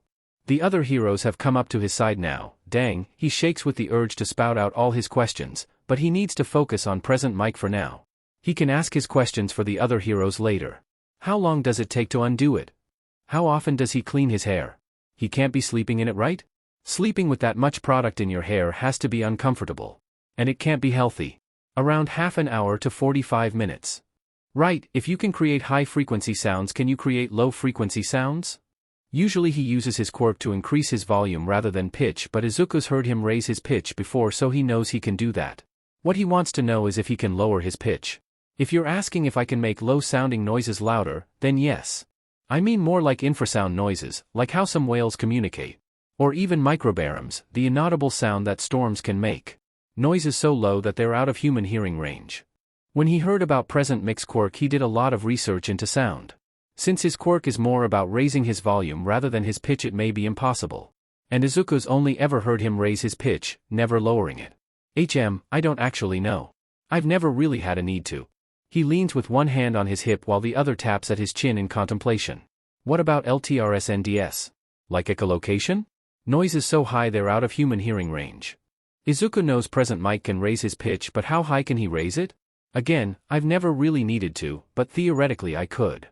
Alright, what about your mimicking ability? Like police sirens or alarms? I'm not sure, why don't I try? He coughs as his attempt is thwarted by the haggard-looking alpha. His hair raises and the scarf he wears does as well, and it's sent forward and wraps around present Mix's head, covering his mouth. His eyes glow red. Izuku knows who he is now. Eraserhead. He can't help but cry out, but it's Eraserhead. One of the most famous underground heroes. I didn't realize it was you since all the reports said your hair stuck up into the air, you had glowing red eyes, and that you had tentacles. But the tentacle must have been your scarf. And your hair must only stick up when you activate your Quirk. Same with your eyes. Izuku says excitedly as he turns to him. Eraserhead looks startled. If your hair and scarf float when you use your Quirk, does that mean your Quirk has a telekinetic aspect? But how? Why? Maybe you had a family member with a telekinetic Quirk. But why focus around the head? Something to do with your eyes? They do glow. When someone goes feral their eyes brighten, but when they do they stay the same color, unlike his which change color. How would black eyes brighten? He'd never actually thought about what that would look like. The people said online that their Quirk stopped working when they saw you. Or, when you saw them. Aha. The effect comes from your eyes then. I mean present Mix Quirk stopped working when you activated your Quirk while looking at him. Could it work on multiple people? If so, how many? What about mutant types? Or transformative? Wait, how exactly does your scarf work? Your Quirk makes it float, so does it only work for you or someone with a similar Quirk? Or can others use it but it doesn't float for them? Your hair is a big giveaway. Have you thought about cutting it? It would mean criminals won't figure you out. But I suppose you rely on ambushing, so they usually don't really get the chance to think. What about your goggles? If you rely on your vision, wouldn't they be in the way? Is this your hero costume? Is it baggy on purpose? I guess that'd offer more ease of movement, but it seems heavy. Well, it's probably made of lightweight material dash. Sweetheart, we're meant to be moving. Mom interrupts. That's right. Izuku looks over and the moving truck is gone. They went through that tunnel there to the top side. We'll meet them at our house, but to do that we need to get in the car. She points to a tunnel and gestures to the car. But don't worry, the teachers have already left in their car, so that means Eraserhead-san will be joining us. Izuku looks at the man in excitement. His face looks like he just got told he got the death sentence. Once they're in the car, Izuku shakes from refraining from asking his questions. Eraserhead didn't seem too enthused about being bombarded with questions, so it's better that he keep his mouth shut. As Izuku's leg bounces and he fiddles with his hands, Eraserhead lets out a sigh. I don't know why my Quirk causes anything around my head to levitate, but my mother's Quirk allowed her to levitate anyone she made eye contact with, so that may be why. You are right about my eyes being the source of my power. As long as my eyes are open, my quirk works. Izuku hasn't put away his book, so he quickly opens it and begins writing. My quirk can affect multiple people and I've never tested it for how many I can affect. With mutant-type quirks it cancels their ability to use any extra appendages, but something like their natural strength can't be cancelled. With transformative quirks I can cancel their ability to transform, sticking them with whatever form they were in when I activated my quirk. Crazy. Being able to cancel a mutant type's mobility implies he's cancelling their quirk factor, not just the production emitters produce.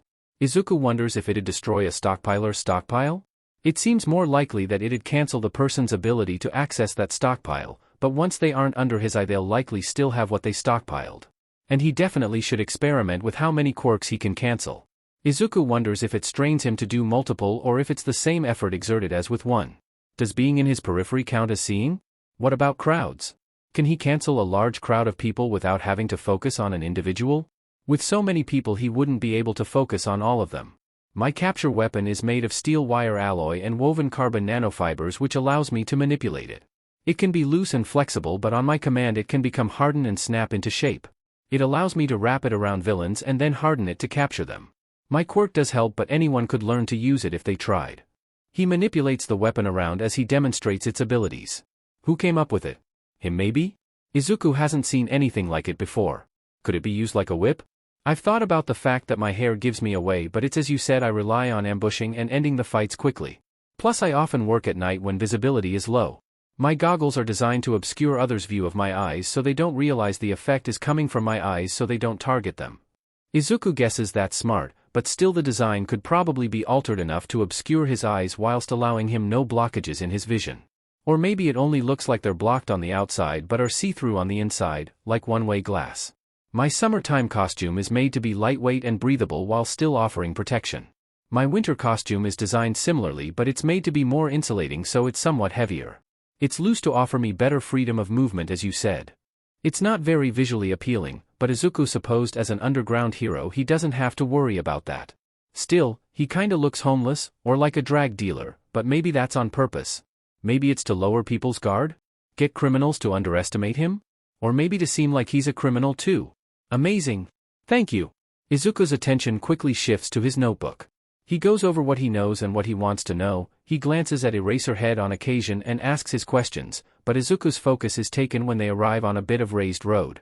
They stop on it before the ceiling above them opens and they start moving upwards. A car elevator. They're finished pretty quickly and the driver drives off the bit of raised road.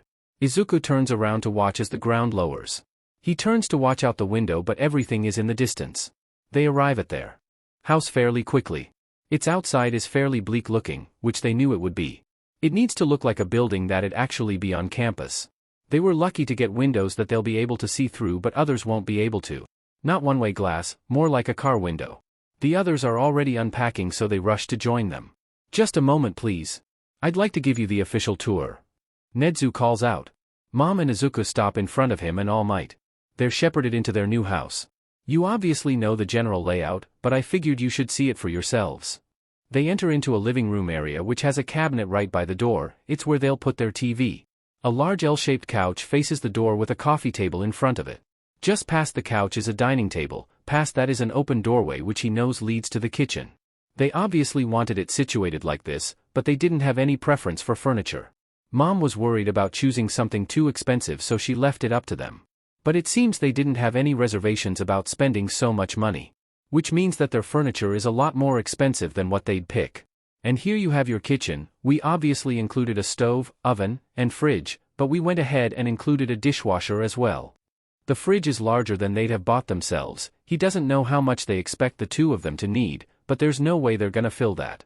The stove is electric, he's only ever had gas stoves. But the Bakugos have an electric stove and Mom has cooked on it and she says it's a lot quicker. She ended up burning the dumpling she was making. And a dishwasher?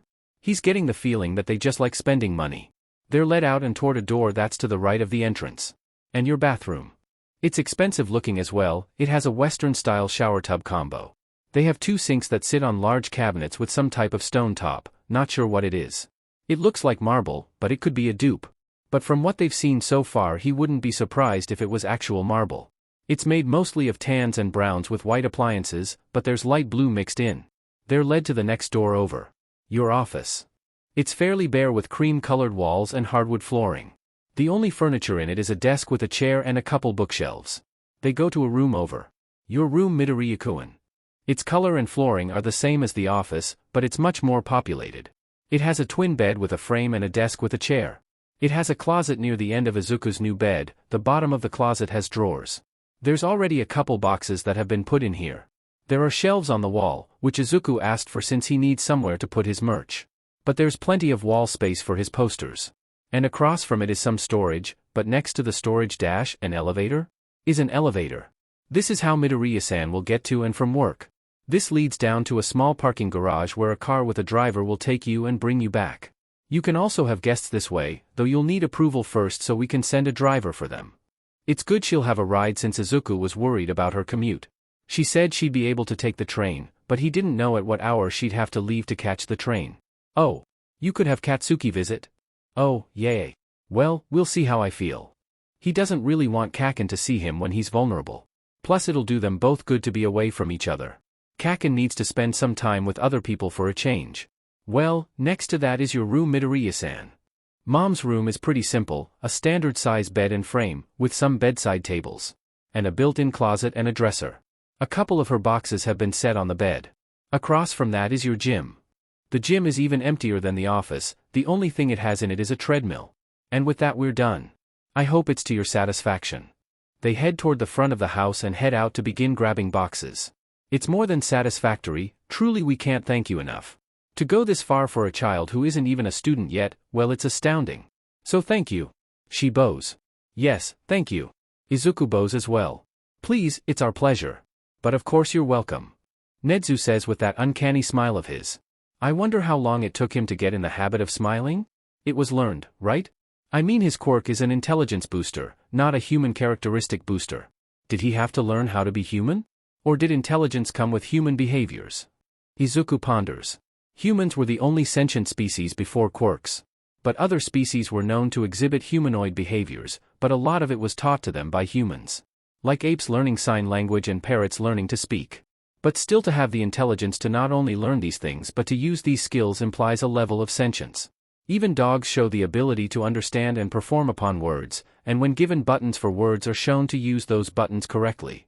And then there's emotional intelligence. Several species have been shown to feel complex emotions like grief and sympathy. Elephants are known for grieving and have even been known to bury their dead under logs. Dogs can fall into depression when they've lost companions or they're young, and have shown dedication to their owners by constantly searching or waiting for their owner after they've passed. There were studies done on rats where they were taught to press a button for a treat, which they learned easily, but then they introduced another rat who would be shocked upon pressing the button but they'd still get the treat, which is fed up.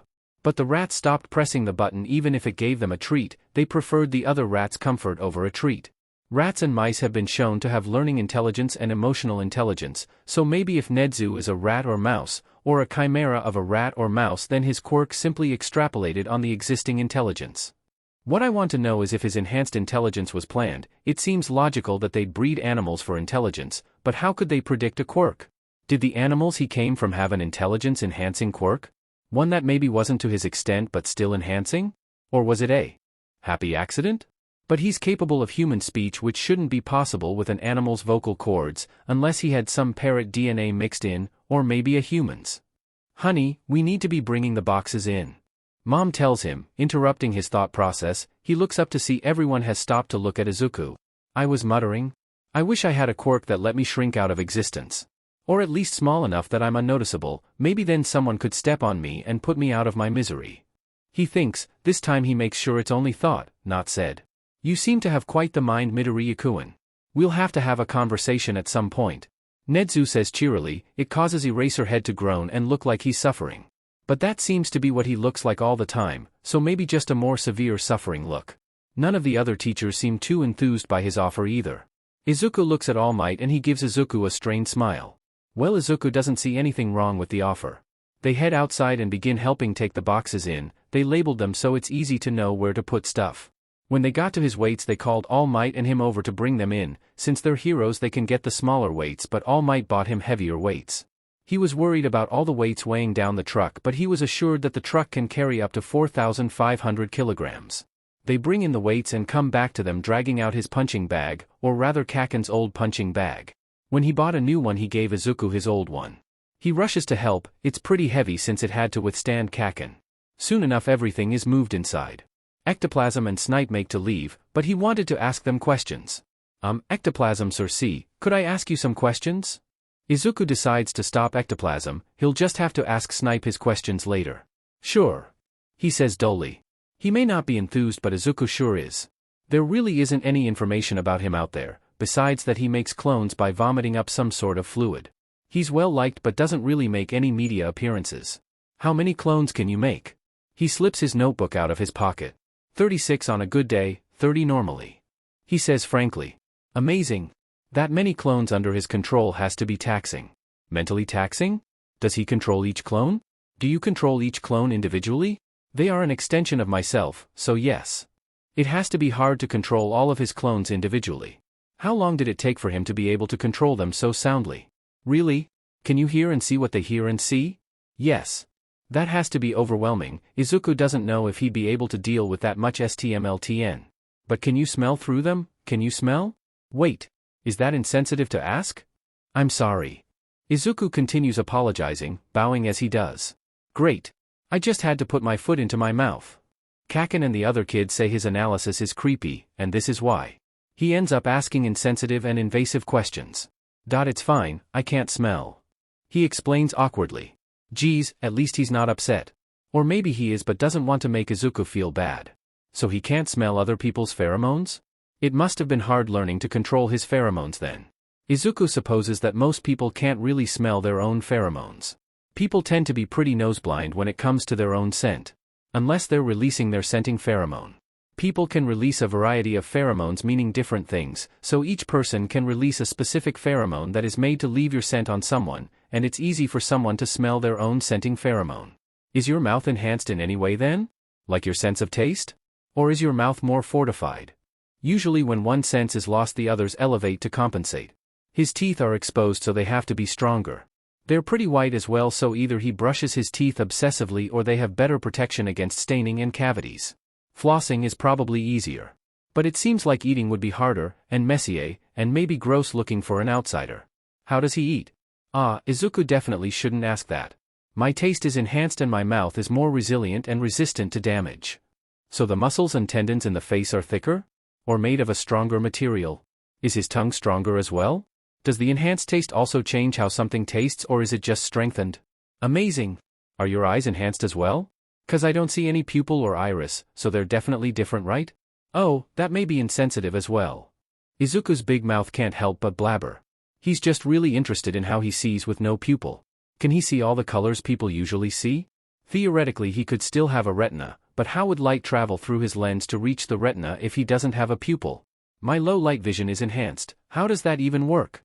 Izuku figured without a pupil he probably isn't as light sensitive as someone who has one, but this would imply he's more light sensitive. Does he have more rods than a normal human? And damn it, how would light even reach those rods without a pupil? If he has more rods, would that mean he doesn't have as many cones, therefore seeing less color? Wait, what if his entire eye is a pupil?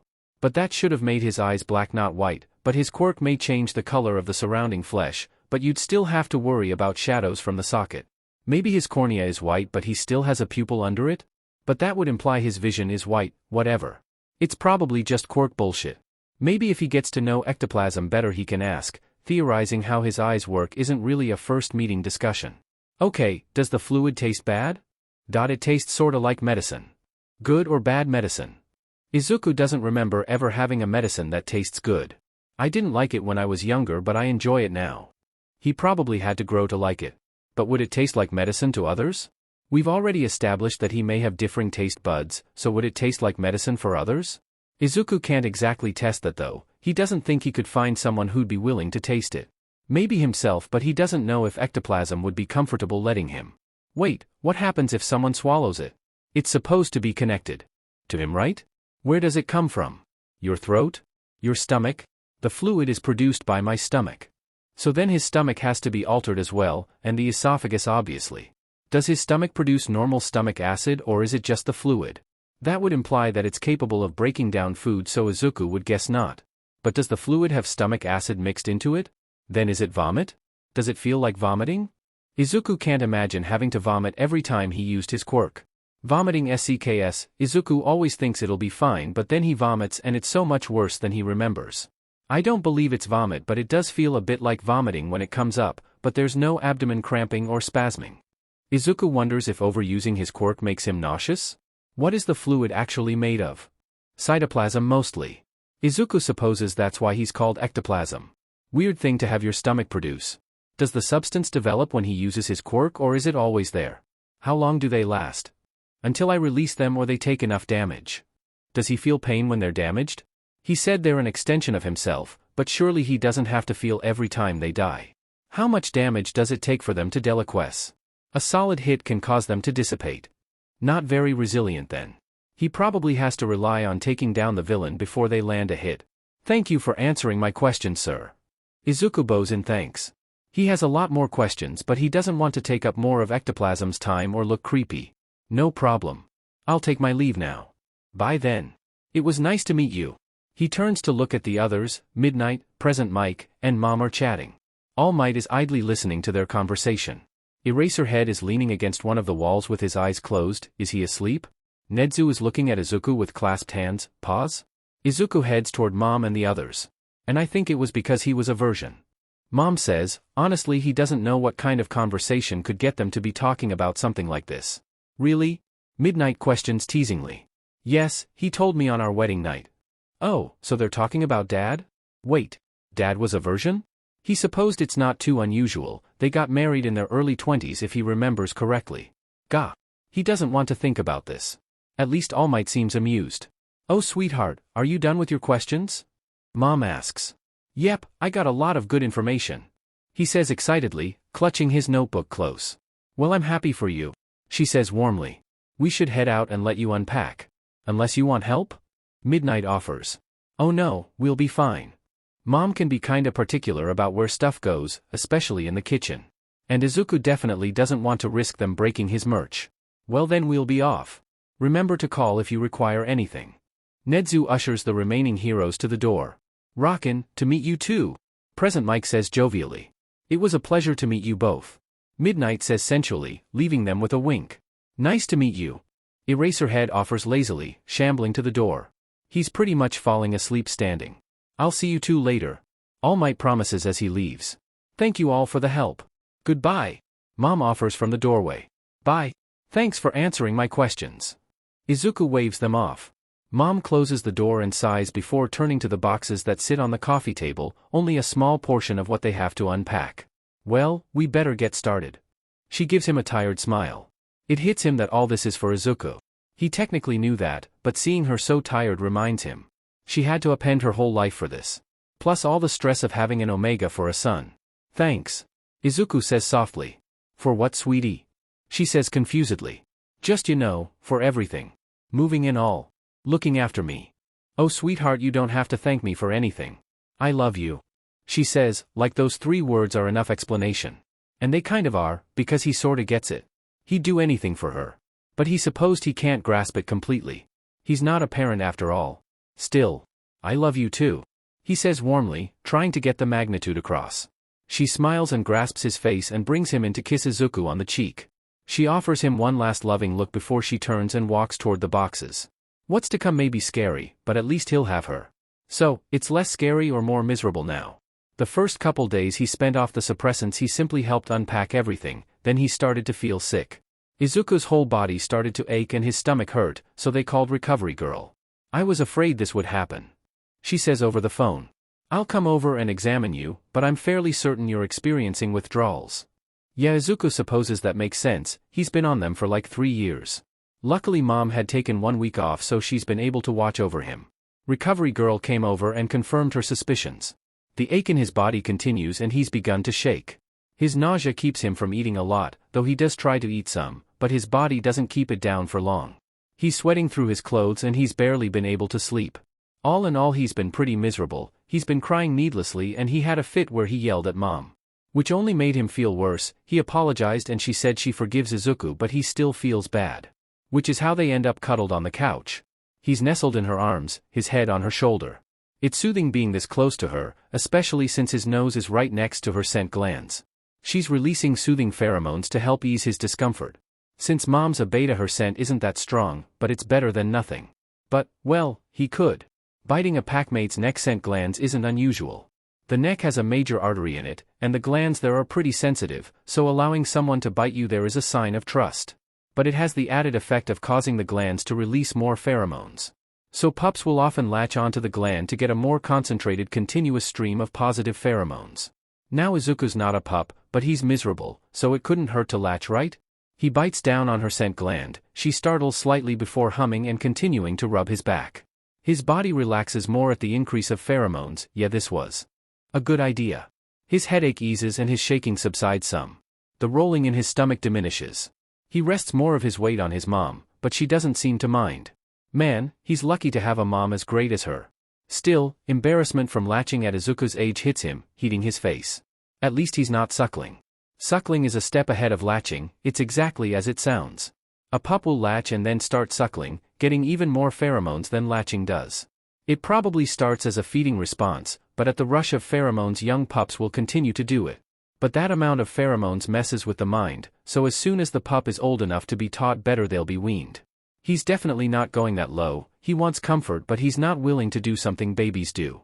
Even though since his mom's a beta, with lighter pheromones, the effect on his brain wouldn't be as bad as it would be with an omega, or an alpha Izuku supposed.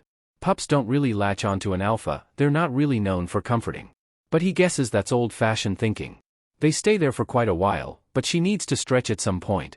Plus having him resting his weight on her probably isn't comfortable. Now he's resting on the couch.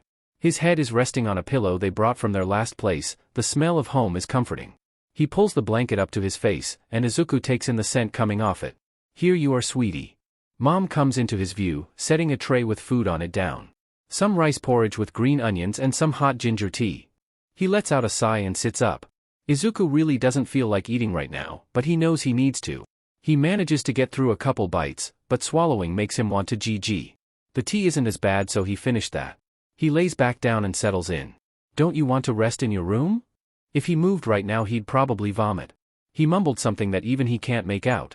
But he waves off her question so she gets the point. The meds he's taken help him fall into a deep sleep. He hasn't done it since he was 11. I didn't really stop him, but he said he was a big kid who didn't need to do it anymore. Izuku hears as he wakes up. Who's she talking to? But my scent isn't strong, so I thought maybe you could help. I know an alpha wouldn't typically dash. Oh, I don't prescribe to that old nonsense. I'd be happy to help. All Might? DMN, Izuku doesn't really want All Might to see him like this. He sits up, and he's vomiting into the bowl right by the couch. Oh baby. He hears hurried footsteps before there's a hand on his back rubbing it. MMH, sorry. He manages, but he's quick to resume vomiting. It's okay honey, you don't need to apologize for something you can't control. All Might. Izuku offers as he takes deep breaths to try and stave off his next GG. Snot and tears drip from his face, joining the vomit in the bowl. God, he must look so gross right now. Don't apologize, my boy. I'm certainly not going to hold your condition against you. Plus I've experienced quite grosser things. I've even been vomited on several times. That does ease his mind a bit. Gross, Izuku doesn't think he could handle being vomited on. When he was in kindergarten he vomited on himself and it was awful. He cried the whole time until his mom arrived.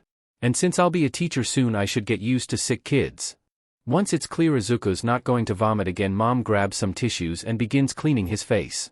Wiping his tears and then his snot and finishing by cleaning around his mouth. Izuku softly lays his head down on the pillow.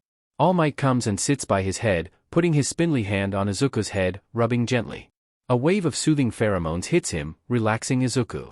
His scent certainly isn't an omega's, it lacks any sweetness or floral scent. It's fresh, not minty or anything, but it's some type of natural scent. It's not anything like pine or cedar, it's a scent Izuku hasn't been able to put a name to, but it's soothing nonetheless. But it quickly builds to too much, making his headache worse. Lower, it's headache. He seems to get what Izuku's trying to say and his scent eases back to something acceptable. Izuku sighs and his body relaxes itself. Sweetheart, you have to eat something. Suddenly mom is talking to him. It takes him only a moment to realize he fell asleep. He opens his eyes to see his mom with another tray. It's more rice porridge, this time it looks to be just plain. There's a cup that looks to have more ginger tea in it. He sits up slowly, his stomach doesn't roll as much as last time. Thanks. He goes for the ginger tea immediately, drinking half of it. DMN, he probably should have conserved more of that so he had something to wash down the porridge. He takes a bite and swallows the porridge, his stomach only mildly protests. He manages to get through half of the bowl before he begins gagging, signaling the end of his meal. He settles back down on the couch. He finally looks toward All Might. "Hello, young Midoriya," he says. "Hey, sorry you gotta see me like this." He guffaws. "What a prince of nonsense. While I'd prefer you be better physically, I'm not so superficial that I'd resent you when you're unwell. Plus my boy, I don't really have much room to speak about someone's appearance." He gestures toward himself. "Hey, you look fine." Izuku says indignantly, the volume of his own words hurts his head. "Besides, there's not really anything you can do about your appearance." "Exactly," he says with a teasing smile on his face. "Oh," Izuku flushes and brings the blanket that's on him to cover the lower half of his face.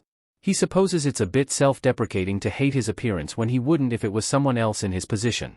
They spend the rest of the evening there until it's time for bed. They wave goodbye to Yagi-san and Mom sends Izuku straight to bed.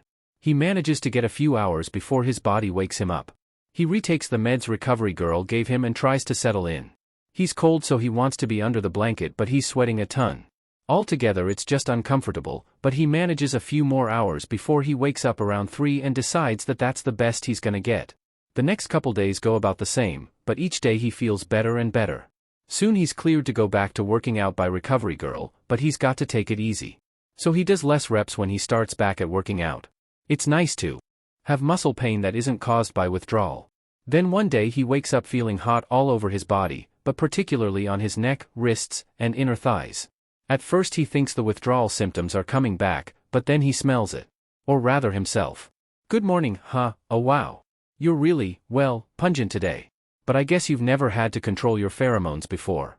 But this definitely seems excessive." Mom greets him as he exits his room. If his scent is great enough that he himself can smell it, then it's probably way worse for others. People tend to have some nose blindness when it comes to their own scent, and he assumes he'll be the same when his body isn't overproducing pheromones. "My whole body feels hot, but especially my neck, wrists, and inner thighs. We'll call recovery girl and see if she can't come over to check on you," she says with a concerned furrow of her brow. They eat breakfast and he notices it feels weird when he swallows. And on that same note, moving his wrist also feels weird. And his thighs feel like they're bigger. Your body seems to be overproducing pheromones, probably to make up for lost time. Your scent glands are becoming engorged from trying to compensate for all the pheromones trying to escape," she says as she feels his wrist glands. "Once your body starts to produce a normal amount, they should return to their usual size. The big issue right now is if your neck glands expand enough to block your airway." That's what Izuku was worried about as well. "But you say that it only feels weird, right? You can still breathe normally?" The swelling just feels funky, but moving his wrists in a certain direction does hurt a bit. And his hands are a bit tingly. And any pressure he puts on the swollen part of his thigh hurts. "Yeah, it just feels weird when I move my head in certain directions or when I swallow. It's mostly eating that is uncomfortable and he can't turn his head downwards." "Well, as of right now all we can do is wait. I don't know if a bronchodilator will help if your throat begins to close from the pressure, but I'll give you some albuterol anyways. If it becomes even a little bit hard to breathe, then I want you to call me." "Okay." She hands Izuku an inhaler that she grabbed out of her bag. Does she just carry them around with her? Or did she bring it because they told her Izuku's neck was swollen? "Yep. I did want to mention that my hands feel tingly and my thighs are starting to hurt when pressure is put on them. The tingly feeling is probably from the swelling putting pressure on the veins to your hand, but it shouldn't be an issue at this level of swelling. But if it gets worse and your fingers begin to change color, you can call me as well. And your inner thighs are a sensitive area, so I'd recommend going without pants and trying to keep pressure off them." She packs everything she used back into her bag and has the robot with her pick it up. With that she's off back to school. With school starting back up, she's pretty busy. "You go lay down." He does head to his room, but he's not planning on resting. He's already fallen behind on training, so he needs to catch up. He can at least do his stretches, or he figured he could. But as he said about his quad stretch, his thighs smart. His seated toe touches only continue his discomfort. By the time he gets to his lunges, his thighs are begging him to stop, but he's nothing if not persistent. The finishing pigeon pose is really all his thighs can handle. He finishes by laying on his back staring up at the ceiling. He lays there for a while before he decides to try and go to their gym. But mom told him to lay down so he can't let her see him trying to work out. His new door doesn't creak at all as he eases it open. He spares a thought to be thankful for Yue's thoroughness. Mom's in the kitchen, so he softly walks his way to the gym. He decides to save his leg workouts for last to allow his thighs a respite. Doing his shoulder presses clues him into what he should expect going forward. His wrists aren't going to survive this. He decides to have some self-preservation and skip some of his workouts. There's no way he'll manage push-ups or planks. I should have known that I'd find you here. Mom stands in the doorway with her hands on her hips. Hey! I was only doing some of my workout. I actually opted out of doing a lot of my workouts. I swear I'm taking it pretty easy actually. Well, I think that's enough. She says in a tone that suggests finality. Okay. Well, at least he got some working out in. He heads for a shower. He decides for a cooler shower to help soothe his swollen glands. Soon enough he's in his room working on school. He's already completed today's work and a couple more days worth, so he works even further ahead. It turns out school is easy when you don't have to worry about staying off others' radar and can go at your own pace. He's got nothing to do, so he may as well. It's around 3 when he decides he's done enough. But since he doesn't have anything to do, he's staring at the ceiling. He's irritated, and he has no clue why. Sure, he's a bit uncomfortable since his glands are swollen and his body feels all hot, but this is something different. And the awful thing is that the reason is on the tip of his tongue. He feels like it's just out of his reach, like he should know what has himself irritated, but he just can't get it. He's pacing now, trying to burn off the irritation. One of the remaining boxes that he has in his room catches his attention.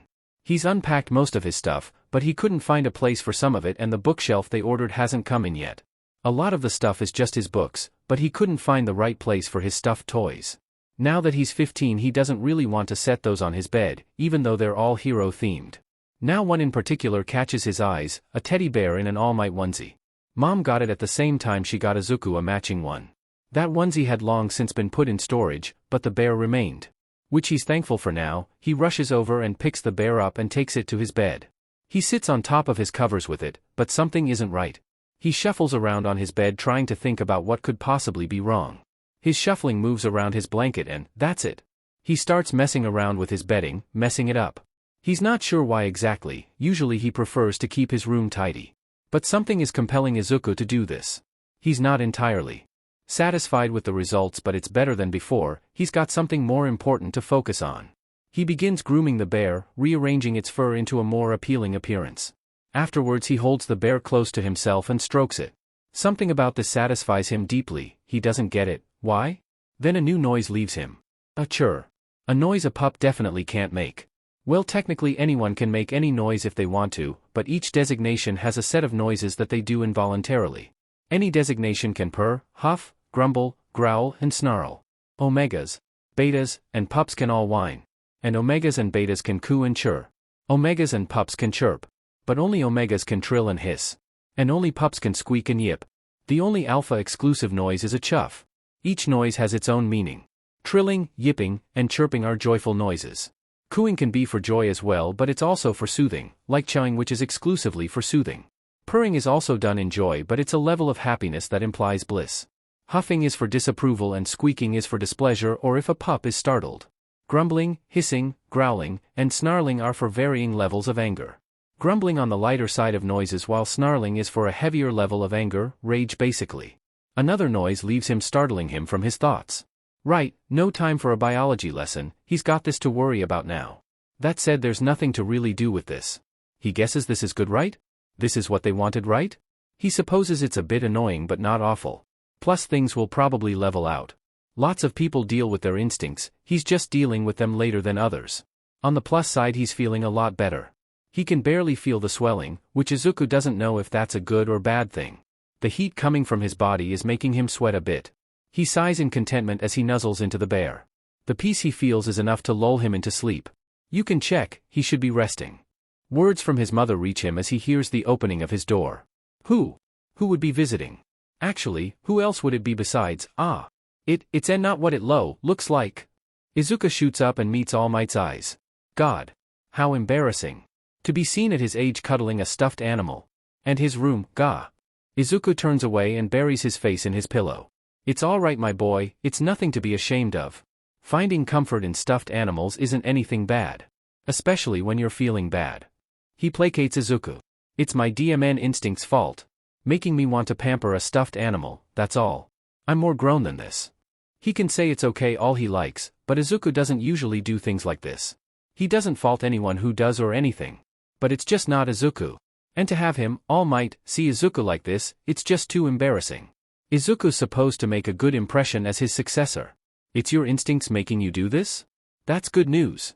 Your body is repairing itself. He enthuses. Izuku hears him walk nearer and he grumbles at All Might. Crap, I didn't mean to do that. Why'd I do that? All he was doing was getting closer. I can hear your thoughts from here, I don't fault you for vocalizing your discontent. If you don't want me near, I'd much prefer that you tell me rather than me pushing your boundaries. I'm not upset with you or anything. I just don't feel good right now. Izuku unburies his face and flops down on his side, clutching the bear close. He knows he's pouting right now, but this SCKS. He's never really been an instinct-driven person, but now they're rearing their head. He just has to learn how to control them. And I understand that, my boy, you're dealing with a whole new world. I'm not going to hold your behavior right now against you. He says kindly. Dinner's ready. Mom calls from the other room. Feeling up to eating at the table right now? I'm sure your mother wouldn't mind if you ate here.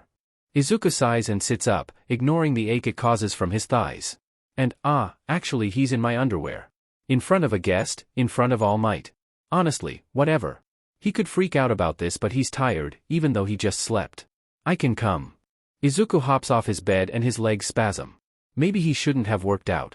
He turns to leave the bear on his bed. But as he walks away, his stomach aches and a want fills him. You can bring the bear, young man. He offers, seeing how Izuku stops and shakes with his need for the bear. Fine. He begrudgingly says, he doesn't want to have to carry around a teddy bear, but his instincts haven't gotten the memo.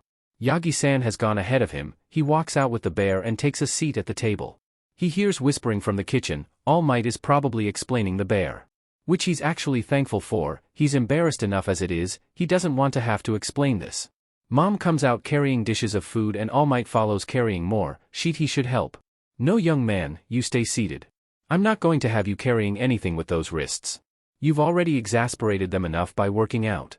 Mom chides as she sets down the dishes. He wants to argue, but she sends him a look. He doesn't want to upset her further, so he wisely stays seated. They serve themselves, Yagi-san only grabbing rice whilst Mom and Izuku pile curry onto their plates. Dinner passes with little fare. All Might does most of the talking since he had so little to eat. Which is fine by Izuku. He loves hearing how All Might's day went. Since Izuku hasn't been able to train, he's had a lot of free time, which of course was spent doing as much hero work as he can. Mom lectures him on using his time wisely and how he should know when to quit so his form isn't exposed. Izuku wonders when she found out? At Nezu's office maybe? Are you sure you don't want to stay? I know we don't have a bed for you, but the couch is plenty big. Mom offers him as he prepares to leave. I'm afraid I'll have to pass. With my injury I require a special bed so I don't wake up feeling awful. Recovery girl would have my hide if she knew I ignored my health even further. He says jovially. Man, Izuku hopes Mom doesn't tell recovery girl he worked out. Who am I kidding? Of course Mom is gonna tell her. He thinks bitterly. Alright, it was lovely to have you. Make sure to get home safe. Mom says as he opens the door. He came in at their door rather. Then the elevator. Apparently he was already on campus, so he just took one of the cars that the staff used to get around. I will, thank you for having me. By All Might. A familiar feeling develops in Izuku's chest. Why is he anxious right now? Goodbye, young man. I'll see you again soon. Text or call if you need something, okay? As he steps outside, a whine leaves Izuku's throat. He slaps a hand over his mouth in confusion. Why'd I do that? Izuku thinks in confusion. Are you alright? He asks from where he's paused outside. Yeah, I'm fine. I don't know where that came from, or why I did that. Izuku shakes his head. He looks unconvinced but continues closing the door. A new noise rises in his throat, but he holds it down. He quickly turns and heads toward his room. Once he's there and the door is shut tightly, a long whine leaves his throat. His body shakes from the anxiety flooding him. He's crying and his chest is heaving. All he did was leave. Why am I anxious about this? Sure, maybe he could get hurt somehow. He's a hero, so his life is always on the line. That thought isn't really reassuring. But he's All Might. He can take care of himself. And sure, there's his time limit to think about, but he's had a limit for over 6 years. He can obviously take care of himself. But what about the sludge villain? He had run out of time there, and if Izuku hadn't intervened he'd have died. What if he gets caught like before? His time is getting shorter and shorter, but he's still pushing himself. His thoughts have spiraled and it really hasn't done well for his anxiety. His breathing comes fast as he clutches his bear tightly, pretty much crushing it. He can barely see through the tears in his eyes, but he manages to stumble his way to his bed. Getting in it does help soothe him some, but his chest and eyes still burn. Eventually, once he's calmed down a bit, he gets up to shower and brushes his teeth. He decides to skip his evening workout and head to bed early. It takes a while for him to fall into a restless sleep. He tosses and turns trying to find a comfortable position. Anytime he manages to find a good position, he gets too hot and has to move. He gets up twice during the night to take some pain medication for his swollen glands, which have expanded as he slept. The pain from his neck glands gives him a headache, but he can still breathe fine. It's just painful to move it around and to swallow. His thighs make moving painful and his wrists have made using his hands impossible. He takes an anti-inflammatory to see if that helps, though he doubts it will. When morning comes, he wakes up sweaty and with a dry throat. He only drank to take his pills, not wanting to have to swallow more than necessary since it hurts. But now he'll have to. There's no way Mom will let him not eat. He shambles his way out of his room. "Good morning, sweet. Oh honey, you look awful," Mom says sympathetically, her expression dropping in concern. "Thanks. I feel it," Izuku offers sardonically. Her expression twists. "Sorry. I'm just not feeling good. I don't know how I'm gonna eat since swallowing hurts." "Well, we've got those fruits from the basket Kayama-san sent. Maybe I can make you a smoothie? How about that?" "Sure." She doesn't take offense at his short response, simply turning to bustle around the kitchen.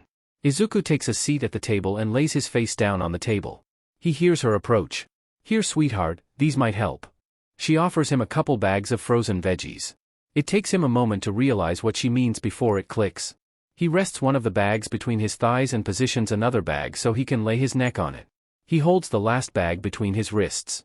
He closes his eyes as he rests his neck on the bag of veggies, vaguely aware of what's going on.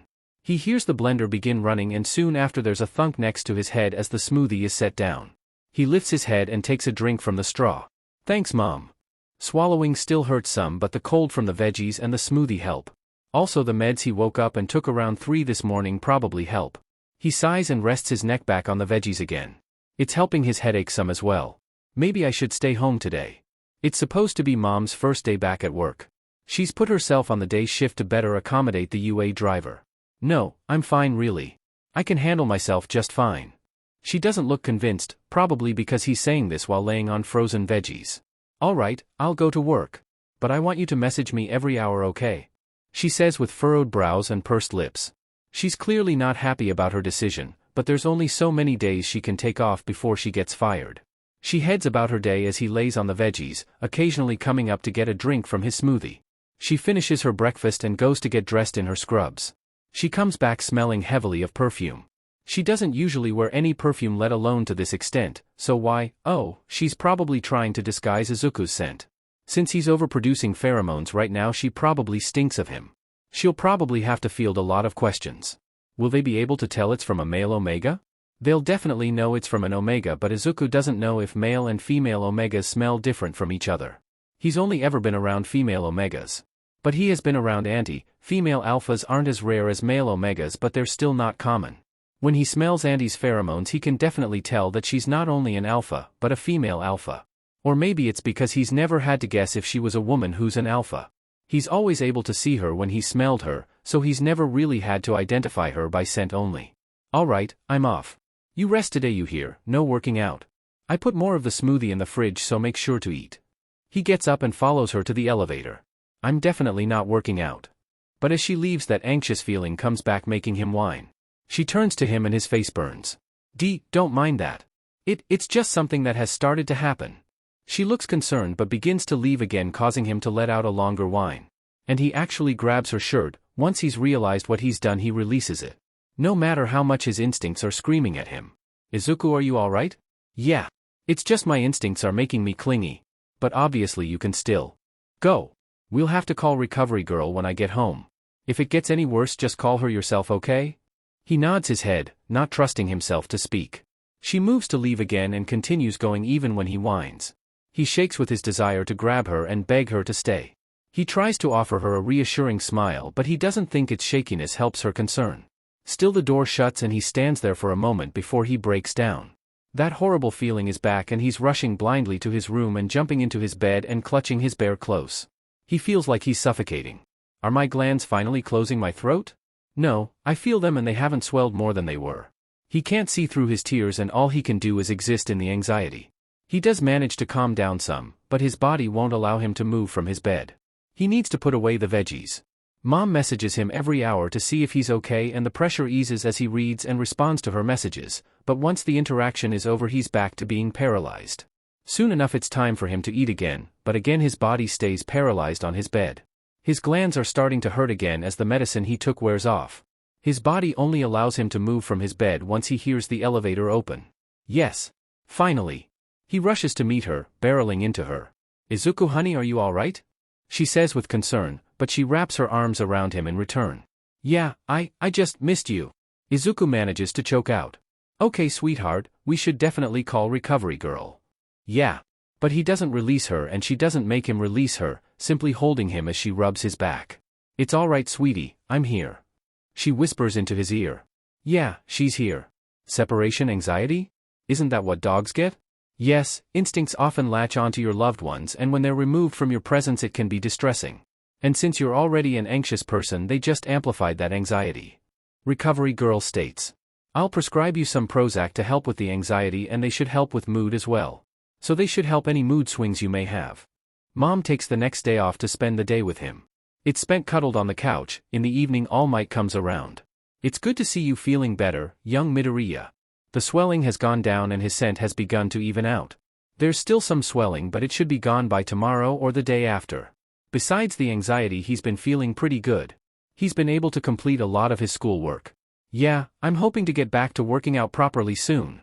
Well, make sure you don't push yourself too hard. It's good to push yourself sometimes but you don't want to injure yourself. Of course. Izuku turns back to continue stirring. He's making dinner today. He just had the sudden urge to make Mom dinner. It was a bit of a struggle to convince Mom to let him cook. She insisted he rest and not overexert himself. Dinner goes the same as what's becoming usual for them. After the meal Mom says with a firm look that she'll be the one to do the dishes. Izuku decides to abide by her wishes even though he really wants to do the dishes for some reason. Since they've moved they've fallen out of the habit of doing their own dishes. Since he's been sick Mom's insisted on doing all the dishes. But he knows Mom gets anxious if she can't help out in some way. He decides to wait until she's gone the next day to begin doing chores. Since the house is so new there isn't much dust but he still sets about cleaning the bathroom. He starts by working top to bottom just like they were taught in school. The light fixture is a dome attached to the ceiling so there's nothing to clean there. But he wipes down the top and sides of the mirror before he wipes down the mirror with a microfiber cloth and glass cleaner. While he's working it's easier to ignore the tightness in his chest. The meds have certainly helped but it isn't a cure-all. Considering he's not bed-bound he'll count it as a win. Even if watching her leave made Izuku cry. Mom prefers gentle cleaners opposed to chemical cleaners so he doesn't have to worry about opening the window above the shower. He takes the glass cleaner and cloth and wipes down the opaque glass encasing their shower. He can barely feel the swelling from his glands. And he feels fulfilled. He guessed after spending over a week of being sick doing anything productive feels fulfilling. He quickly finishes and he wants to work out. He worked out this morning, doing less reps than usual. And he's supposed to work out again this evening, but he feels invigorated. Working out now should be fine as long as he does less reps, right? He'll have to take it easy this evening as well. Even after he's worked out he still feels energized. What do I do? It's midday so maybe I can make lunch. After having to eat such bland food for over a week microwave ramen tastes deluxe. He supposed it doesn't have all the sustenance he needs, at least if they're following All Might's meal plan. But it's only lunch. For dinner he'll have something more substantial. Maybe chicken omuris? Yagi-san is able to have eggs so if he stops by Izuku will be able to make him something. Izuku can whip up some plain rice he can have with an omelet. After lunch he's even more energized so he decides to do more cleaning.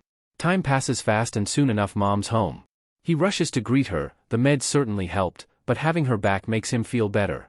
But it doesn't help his energy. Somehow he's even more energized now. To the point that he's shaking from it. Hi sweetie, how was your day? She has a tiredness to her that he only ever sees after she's worked. It twists his insides as he thinks about how he can fix this. It was great, I got a ton done. Really? You didn't overwork yourself, right? She asks pointedly. No, Mom. He decides against telling her that he did some extra working out. Did you clean? She sniffs the air trying to catch the scent of the cleaner he used. Oh, yeah, I didn't really have anything to do and I had a lot of energy so I figured I'd clean some. What about your schoolwork? Ah, he forgot about that. Mom's face shifts to disapproval. It's okay, I only have maths left. There's only so many times he can find a shape's volume and surface area before he begins to go cross-eyed. He's ahead in all other subjects, so he'll have plenty of time to complete maths. Especially since a lot of his classes aren't very extensive since they're online. Home economics, art, and music aren't very verbose because a lot of their curriculum requires in-person learning. Thankfully, he doesn't think the entrance exam will be testing those since they're usually subjective. Still, he'll be glad to return to those classes once school starts up again. Alright, but I want it done by the end of the day, okay? No working out until it's complete. Fine. Izuku says begrudgingly. Right, you go work on that and I'll get started on dinner.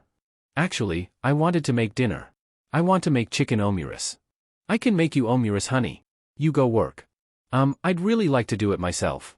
He says awkwardly, he really wants to make dinner tonight. He doesn't really know why. If he really wanted omurice, he could just allow Mom to make it. But instead he's insisting on making it. Maybe it's because he doesn't have home economics, he was really enjoying making food in class. I don't have home economics anymore, so I'm missing it. Especially the cooking. He gives her his best puppy dog eyes. Oh, alright. She throws her hands up and agrees with an exasperated fond smile. He starts by washing the brown rice and setting it in the rice cooker. They don't often use brown rice, but they have a lot in the cupboard, so he figured he'd use it. He brings out the chicken and coats it in spice before setting it in the buttered pan. He brings out a pot and prepares a sauce. He turns off the rice cooker and adds some of the rice to the pot. He keeps some off to the side for if All Might comes over. Yagi said he'll be stopping by. Mom says from the doorway, perfect timing. Alright. He flips the chicken and lets it cook for a while before he checks to see if it's cooked all the way through.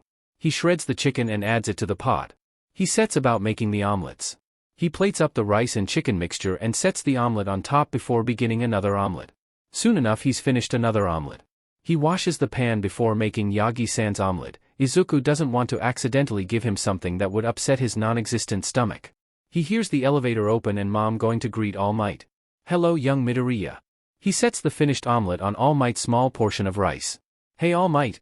He picks up Mom and his own portions and begins to bring them to the table. He turns back to see that All Might has grabbed his plate and is carrying it toward the table.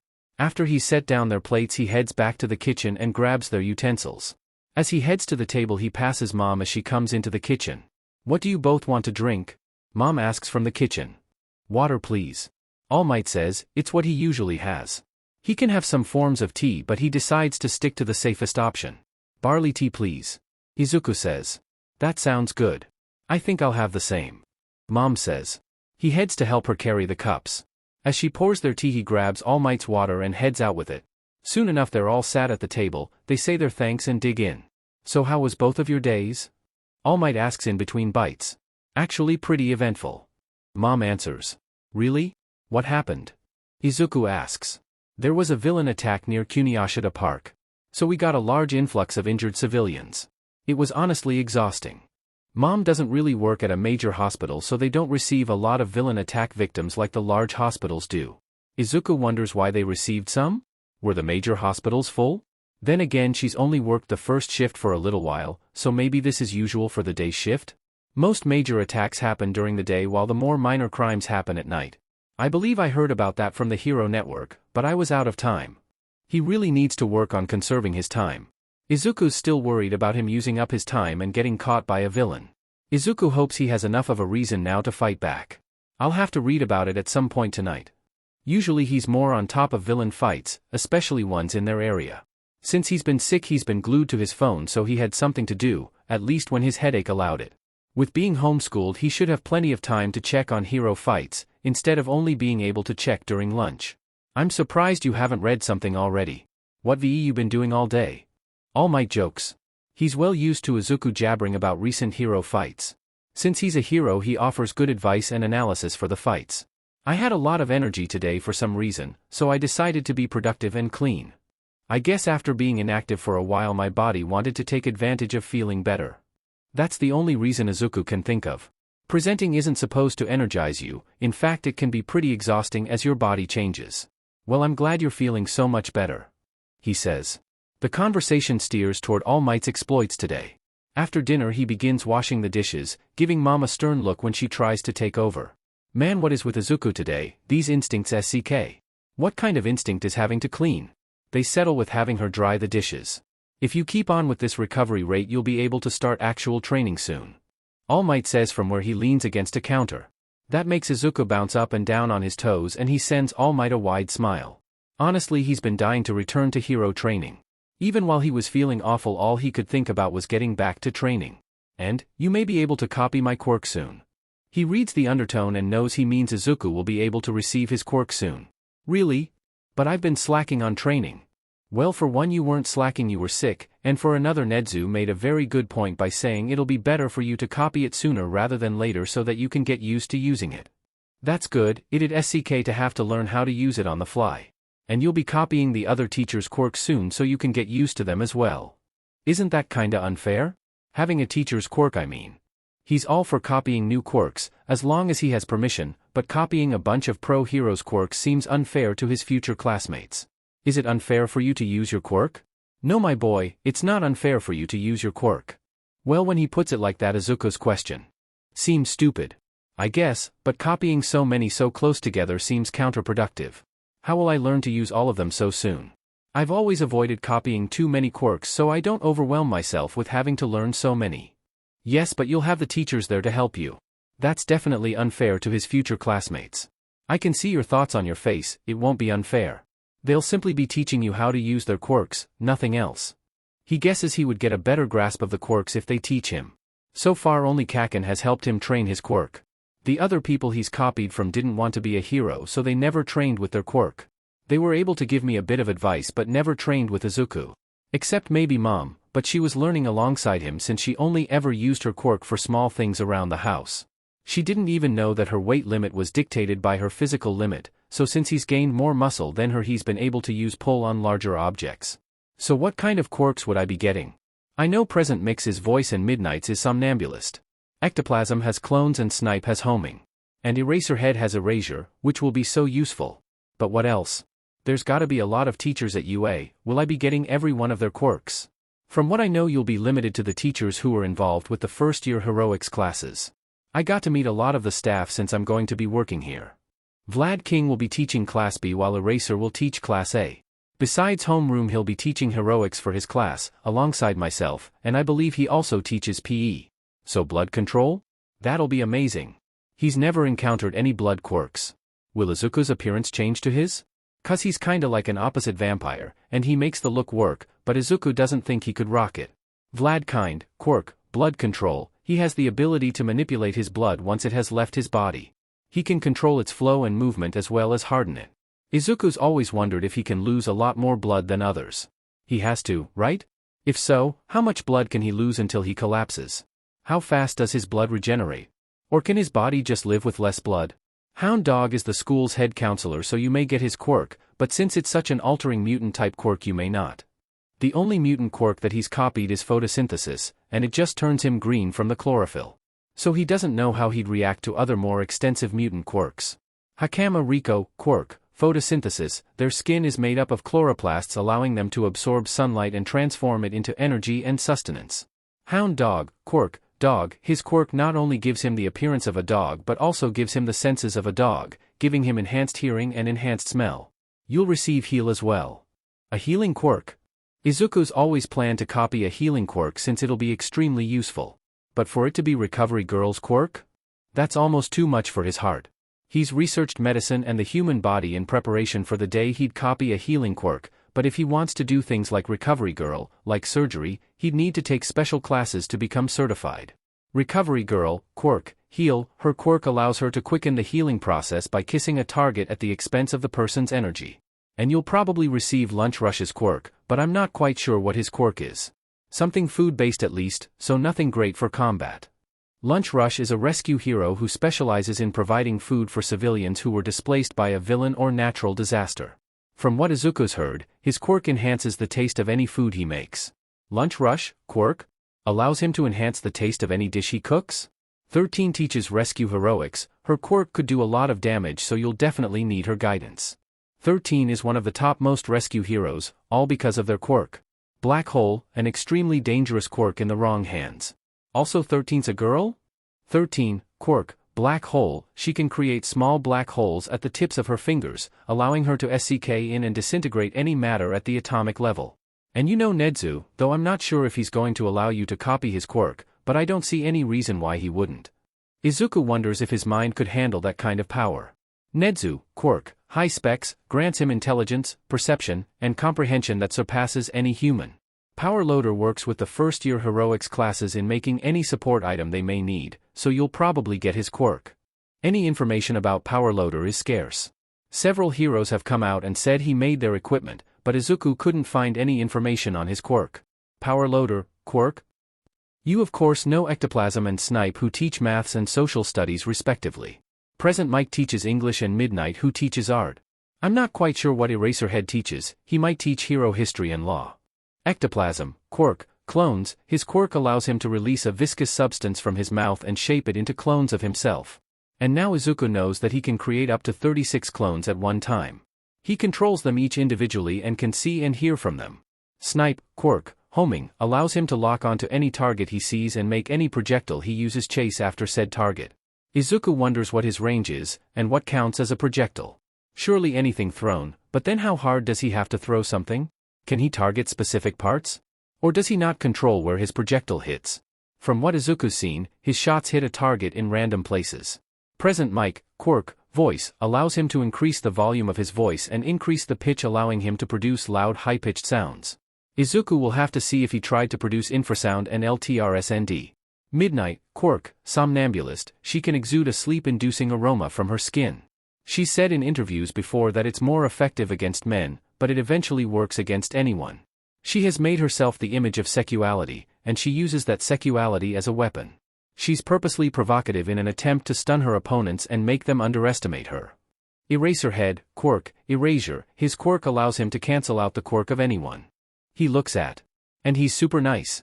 He answered all Izuku's questions even though he seemed exhausted. Cementoss teaches literature, I think. But with his appearance you may not copy his. Such a useful quirk. But such a drastic appearance change. Cementoss, quirk, cement, he has the ability to manipulate cement-based material by coming into contact with it. Izuku doesn't have a quirk like his, so it'll be hard to learn. But it'll be good to have practice with a quirk like his. And it's so cool. He can not only defeat villains but help the community. He probably allows UA to get away with a lot of destruction since he can just fix it. And 13 probably helps as well. And there may be other teachers who have quirks that help with that sort of stuff. Disease teaches science, which sorta makes sense considering their quirk. Yeah, he guesses it sorta makes sense. But Izuku would suppose it'd be more botany, since it's mold and all. Midnight's quirk would fit science better. But honestly art fits her pretty well. Disease, quirk, black mold, they can disperse black spores that cause sickness if inhaled. He wonders if it's a specific kind of mold? Izuku will have to have some sort of respiration since he's pretty sure Disease's quirk affects himself as well. And Adapter teaches computer tech, which makes even more sense.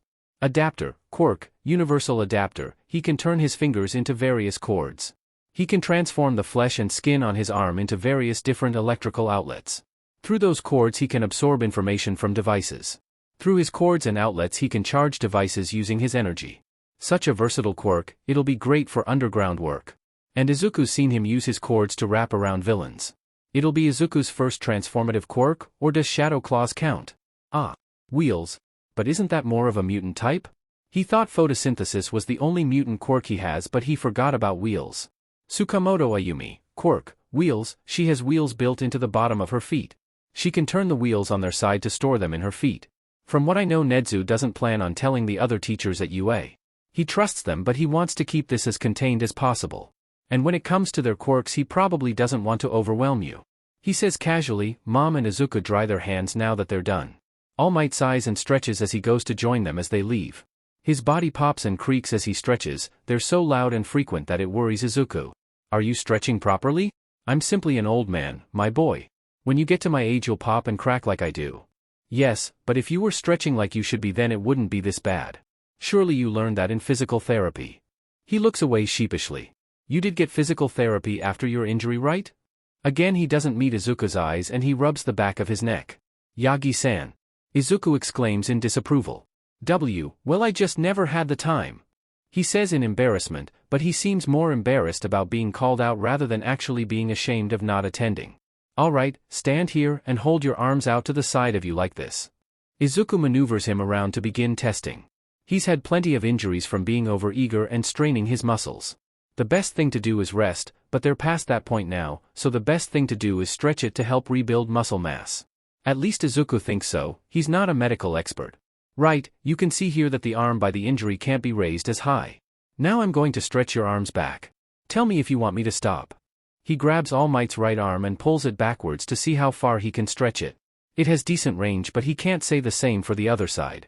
All Might's arm begins to shake as he moves it backwards. Once he hears him inhale sharply, Izuku stops pulling. Okay, now I want you to hold them straight up.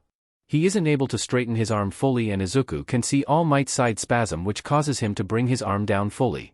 I'm going to give you some exercises to do. You start by holding your arm as straight up as you can and then you bend your body and arm to the opposite side. It might be hard, so just go at your own pace. Then you can hold your arm straight out and helicopter it like this. Izuku demonstrates by twirling his arm around. And then this next one requires you to lay on the ground.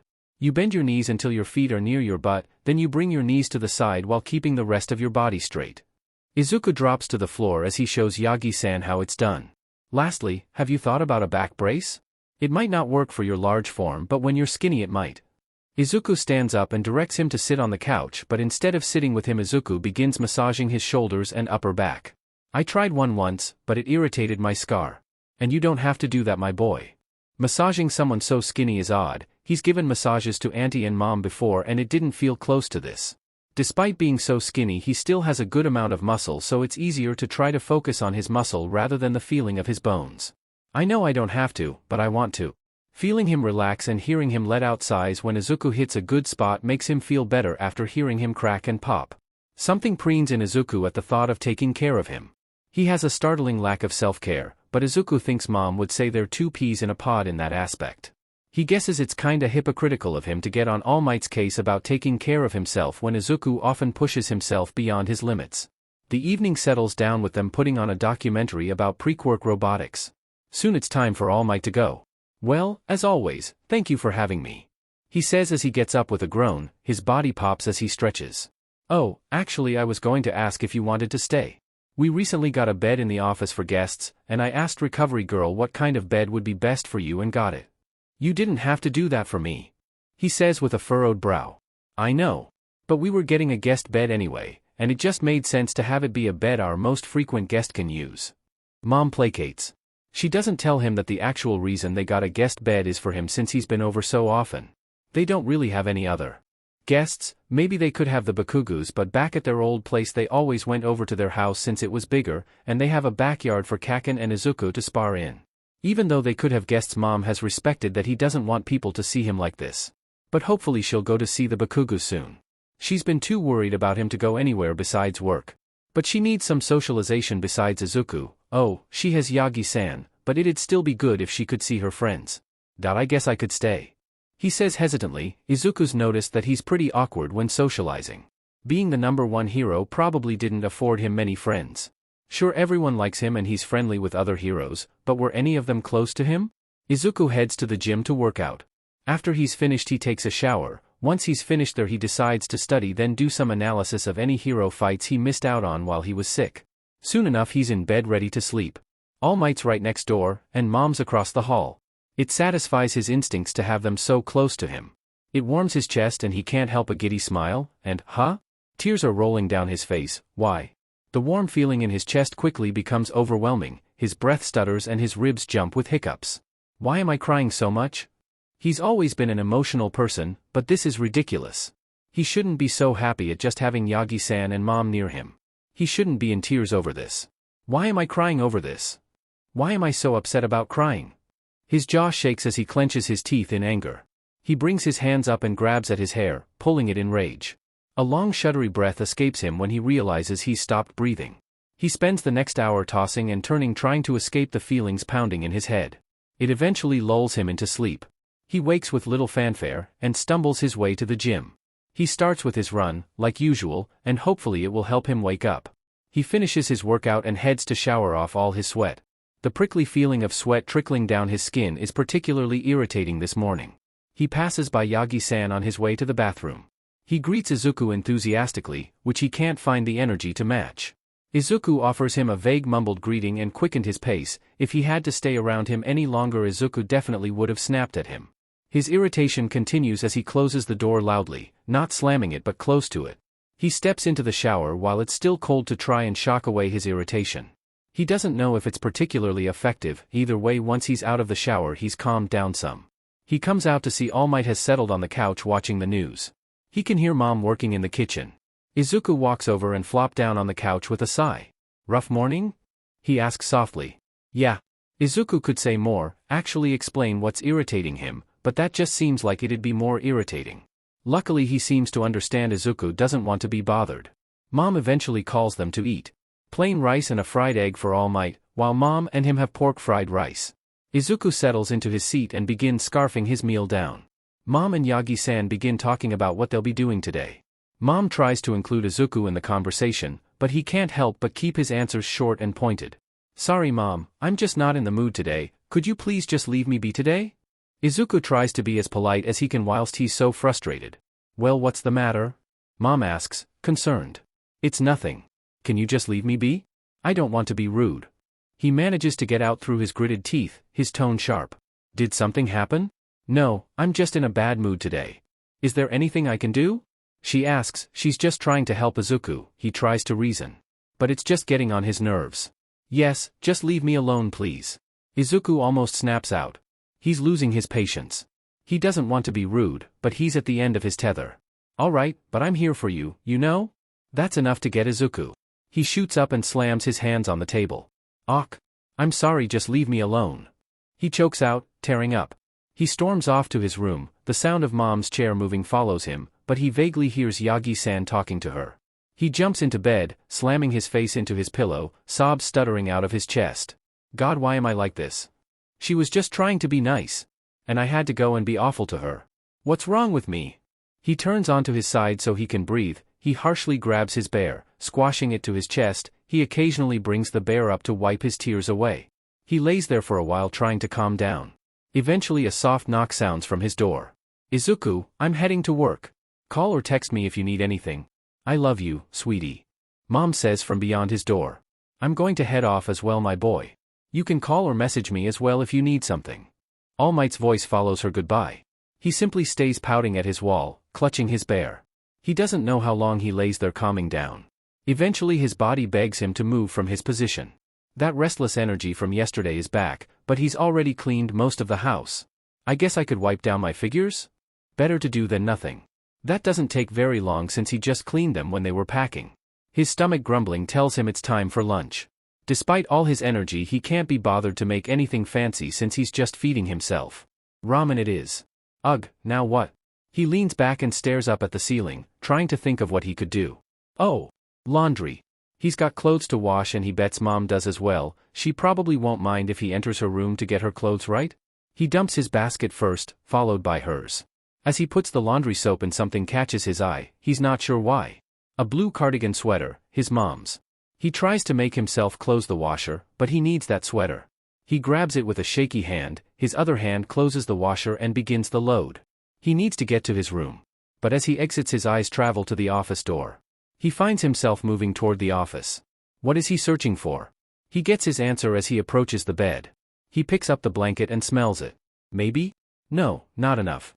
He grabs the pillow and smells it. Yes. It's faint since he's only slept here once, but it'll have to do. God, this is another instinct thing, right? Why does he need something that smells like All Might? He rushes out of the office, not even bothering to see if he closed the door. He opens his door, and he makes sure to close it. He hurries to his bed and gets in it. He begins to shuffle everything around, trying to find a place for the sweater and pillow. He feels frantic as he does. This needs to be right. What exactly is right, he's not sure. Whatever it is, it's not this. Still he tries. He feels himself tearing up as he arranges everything. It's not right. It's all not right. He darts off his bed and turns to get a good look at it. It's not right. God, I'm such a f up. Why can't I get this right? His breathing has become labored. It makes him dizzy, makes his limbs tingle. He falls to his knees. I need to calm down, damn it. Why am I freaking out about this? He grips his hair and pulls to try and bring himself back. His forehead thumps on the floor as he bends into himself. He could have been here for minutes or hours, he's not sure, but Mom arrives at some point. He hears her footsteps rush to his door and a frantic knock sounds from his door. "Sweetheart, you haven't responded to me or Yagi. Thankfully I was allowed to leave early. Are you okay?" A long drawn-out whine leaves Izuku. "Izuku? I'm coming in okay?" She opens the door and rushes to Izuku. She falls to her knees next to him. "Baby? Are you hurt? What's wrong?" she asks frantically. He comes up from the floor to bury his face in her shoulder with another whine. Being near her is calming, at least until he realizes she's gonna see his sad excuse for a nest. His breathing picks up again. "Izuku honey, what's wrong?" she asks as she wraps her arms around him and rubs his back. He thinks he mumbles something about not wanting her to see. "It's okay, I promise. Whatever's wrong, I promise I won't be upset," she soothes. He struggles to release his grip on her, but he manages to get one hand off. He points in the general direction he thinks his bed is in. "Oh sweetie." It takes her a moment to understand, but as she does shame fills him and he lets out another pitiful whine. No, it's going to be alright, we can get you some more stuff for your nest." She pets his hair and kisses the top of it.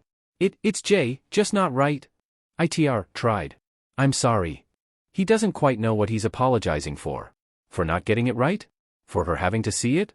For breaking down? He's working himself up again. "It's okay. Why don't we go and get some of my stuff for you?" She pulls him up from the ground and starts to guide him out of his room, but he can't leave his stuff. He rushes back and grabs his bear, Mom's cardigan, and the pillow Yagi-san used. He darts back to her side, rubbing his wet and irritated face gently on his bear. Once they're in her room he sets his stuff on her bed and moves to go through her closet with her. "How about this one? You love to wear it?" She presents him with a sweater he's in the habit of borrowing when it's cold out. She presents him with several other pieces before he decides that's enough and takes the items back to her bed and sets them with his other stuff. Then, he gets on her bed. Which was clearly a good idea since her bedding smells like her. He inhales deeply before he begins to arrange the clothes she gave him around himself. But he doesn't have anyone else's stuff. He's got the pillow All Might used but it barely smells like him. And he doesn't have anything from Auntie, Uncle, and Kacchan. He buries his face in the pillow as he whines. "What's wrong, honey? What can I do to help?" Mom hovers by her bed as he works. He probably shouldn't be commandeering her bed, especially without her permission, but he can't make himself leave. "I don't have anything from Auntie and Uncle or even Kacchan. And this pillow barely smells like Yagi-san." Izuku pouts. "I'll talk to them and get them to pick out some stuff for you." He nods in satisfaction and settles in. Maybe he doesn't have their stuff right now, but at least he will soon. For now his mom's stuff will do. Normally he'd be self-conscious about her asking the others, especially All Might, something so embarrassing. But he can only think about having their scent near him. Mom shuffles off after he closes his eyes and he lets out a long whine, and he sits up and looks at her. He makes a grabbing motion in her direction and she abides by his wishes by coming and sitting on the edge of her bed. He hears her making a call to someone, Yagi-san he thinks. Her scent and her whispered words are enough to lull him into sleep. Having a breakdown is tiring. He wakes to a masculine voice nearby, he grumbles in warning. "Izuku, that's not nice. Yagi even went to the Bakugus and picked up the stuff they picked out for you." Izuku sits up blurrily. His eyes find All Might who has a box in his hands. He shuffles toward the end of the bed and grabs for the box, it's willingly handed over. He sets it on the bed and begins to go through it. Yagi-san's stuff has been placed on top, with the Bakugus below his. "Izuku, what do you say?" A question he hasn't been asked since he was a kid with no concept of manners. "Haha, it's alright Midoriya-san." He clearly has more important things in mind. All Might says jokingly. Thanks." Izuku offers shortly before refocusing on what he was doing. Everything had to be perfect. He idly hears them talking in the background, but he's got better things to focus on. Eventually he has it as perfect as he can make it and lays down in it. But unfortunately he's cruelly not allowed to sleep. "Here's something easy to eat, honey," Mom says as she walks closer with a tray. He lets out a hiss at being disturbed. "Don't you hiss at your mother," she scolds, but her tone is jovial. His nose scrunches up as his face twists with disapproval. That is until the tray is set in front of him. His stomach grumbles. The smell of the tonkatsu makes his mouth water and he begins to scarf it down. After the meal she comes and takes his plate and he's finally allowed to sleep. Later he'll probably be upset that he missed his workout, but right now he's content. He wakes up to more voices outside Mom's room. But he tries not to jump to conclusions after grumbling at Yagi-san. He hears a feminine-sounding voice, but it has a sultry inflection so it's definitely not Auntie. And the loud exuberant voice is definitely not Uncle or Kacchan. He can faintly hear a baritone-sounding voice intermixed with the others. Mom's talking to them, which means she's alone with strangers who have no reason to be in their house. He jumps up out of bed and quickly makes his way out the door, not checking to see if he closed it. He rushes toward the sound of the voices. He turns the corner and lets out a hiss at the intruders. But they're not intruders. They're 3 pro heroes. Izuku just hissed at pro heroes. He slaps his palm to his mouth. His face burns from embarrassment and he begins to curl inwards, landing in a ball on the floor. He definitely can't look at them right now. He brings his arms to wrap around his head and lets out an embarrassed groan. It's all right, yo! Present Mike says jubilantly from his spot next to Izuku's mom at the table. Yes, I like a man on his knees as much as any other woman, but you really don't need to be. Midnight teases while sitting on his mother's other side. We get that you're still learning your instincts, it'd be illogical to judge you. We work with kids for a living, we're used to it. Eraserhead says dully from his spot on their couch. Still, sorry. And, W, what are you doing here? N, not to complain or anything. He says uncurling from his spot on the floor. We decided to check in. You guys gotta be lonely all the way out here. Present Mike says loudly, but Izuku thinks he's always this loud. He guesses with a quirk like Present Mix it makes sense. Izuku thinks he remembers him saying in an interview that he's had his quirk since birth. I know you didn't want anyone over dear, but you can't survive off Yagi and I, plus now that you're getting better you'll be working with them soon. Izuku's technically still talking to Kacchan. He wanted to call every day but Izuku's gotten him down to messaging each day instead, though he sometimes missed days. Yeah. We gotta get to know our new student. Midnight says. Her tone has SXL implications to it. But Izuku thinks that's always how she talks. He doesn't think she'd actually do anything with a minor. Okay. Come sit. Mom motions him forward and points to a seat next to Midnight. But as he draws closer her scent becomes apparent. Right, she's an alpha. It causes him to stiffen and he decides it's better to be away from her. He takes a seat next to Present Mike instead. His dull beta scent doesn't agitate as much. You're gonna make a lady cry. Midnight says with an exaggerated, yet somehow sultry, pout. She's probably mastered how to appear CC in every scenario. Well, it's your scent. Meant no offense. Izuku manages to stumble out as words race through his head. Relax sweetie, I'm just teasing. I get it. She offers him a teasing stuck smile that makes him feel like he's going to burst into flames from the heat of his face. How about we actually talk about his training? Eraserhead mutters out. Izuku's surprised he's awake honestly. He kinda looks dead to the world. Right. Listen up. The plan starts with you copying All Might's quirk. Apparently his quirk could be hard to learn, so he wants you to have time to get used to it. So he's enlisted the help of us teachers, including yours truly. He wonders how Eraserhead can look so dead with all the racket being made by Present Mike. Maybe he's just used to it after working with him. He's pretty worried about how your body will handle his quirk, but we've already got a working solution to that. In fact, I don't mean to brag, but it was me who came up with the solution. Present Mike says boisterously, while animatedly moving around. He's loud with his body language as well. While you're working on that we'll begin working on pheromone desensitization training. And if that's going well we'll start to introduce some of the teacher's quirks. He says excitedly. Somewhere along the line we'll work on your combat training, and probably some other skills like parkour. Oh. I appreciate the offer, but I think that'd be unfair to my future classmates, so I'll just continue with my normal training and the quirk training. Izuku says sheepishly. That's illogical. As a hero you'll have to use every resource at hand. What will you do if an enemy has a quirk that would help the situation?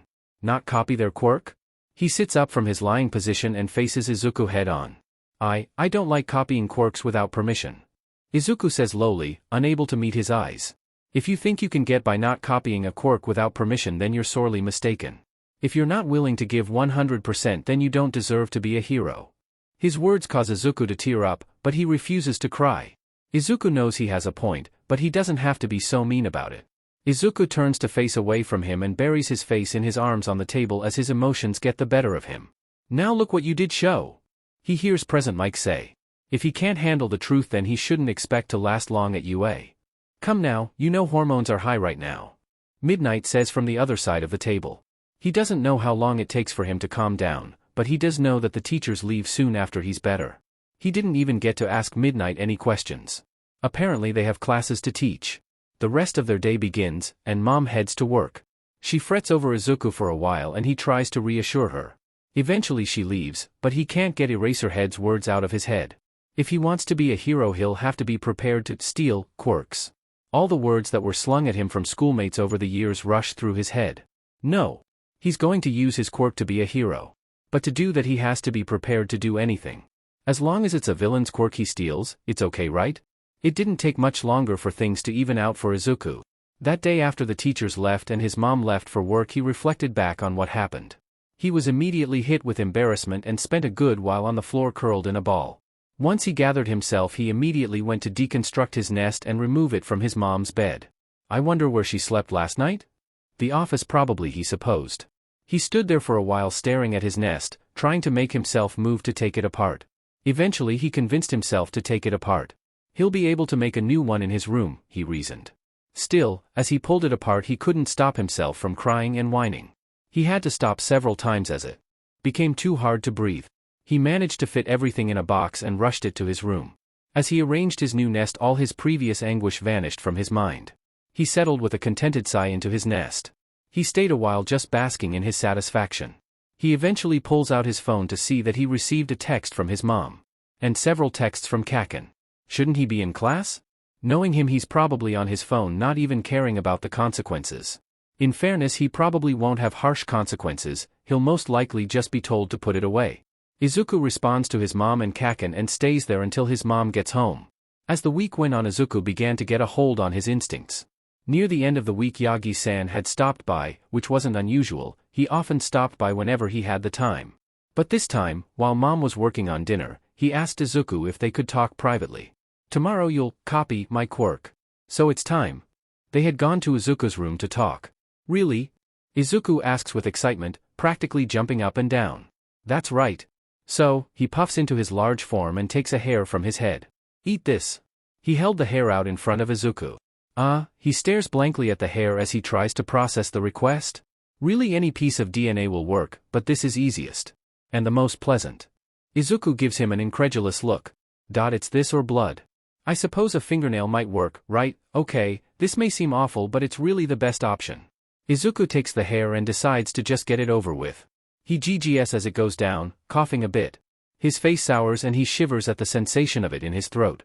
I need something to drink. Izuku says with a disgusted voice. He needs to get the sensation of the hair out of his head or he's gonna be sick. Right. And remember, don't use it without supervision. He claps his hand on Izuku's shoulder as he leads him back out to the dining area. Of course.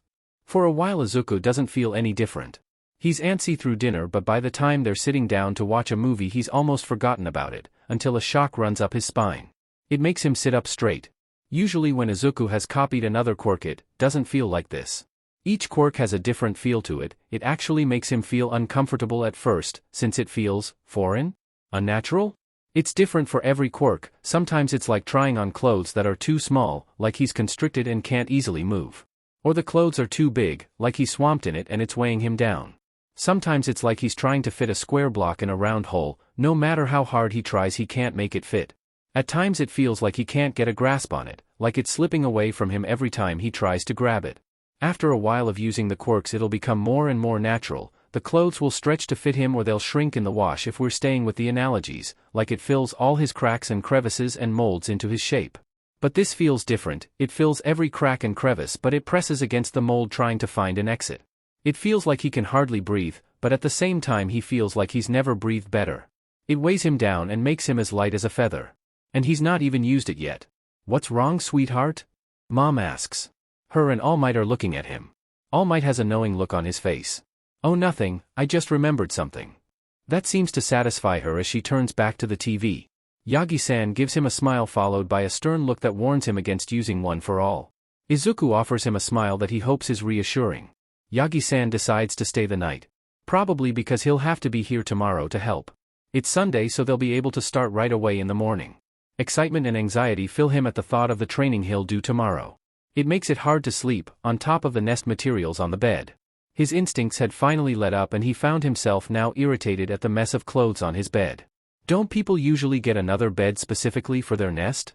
Yeah, he's not asking for another bed. Mattresses are expensive. He'll have to get a box to put the clothes in for when he wants to use them. For now he just pushes the stuff to the side of his bed. He manages to fall asleep eventually. And he dreams of red, lots of red. And of chunks of concrete. Trees and fire. Two hands held together that make his chest ache with love and despair. A hand with a hole in it reaching out that makes him want to run, but his body won't move, can't move. Words that are far away and muffled like he's underwater, but they somehow feel familiar. And dull, dead eyes that fill him with terror.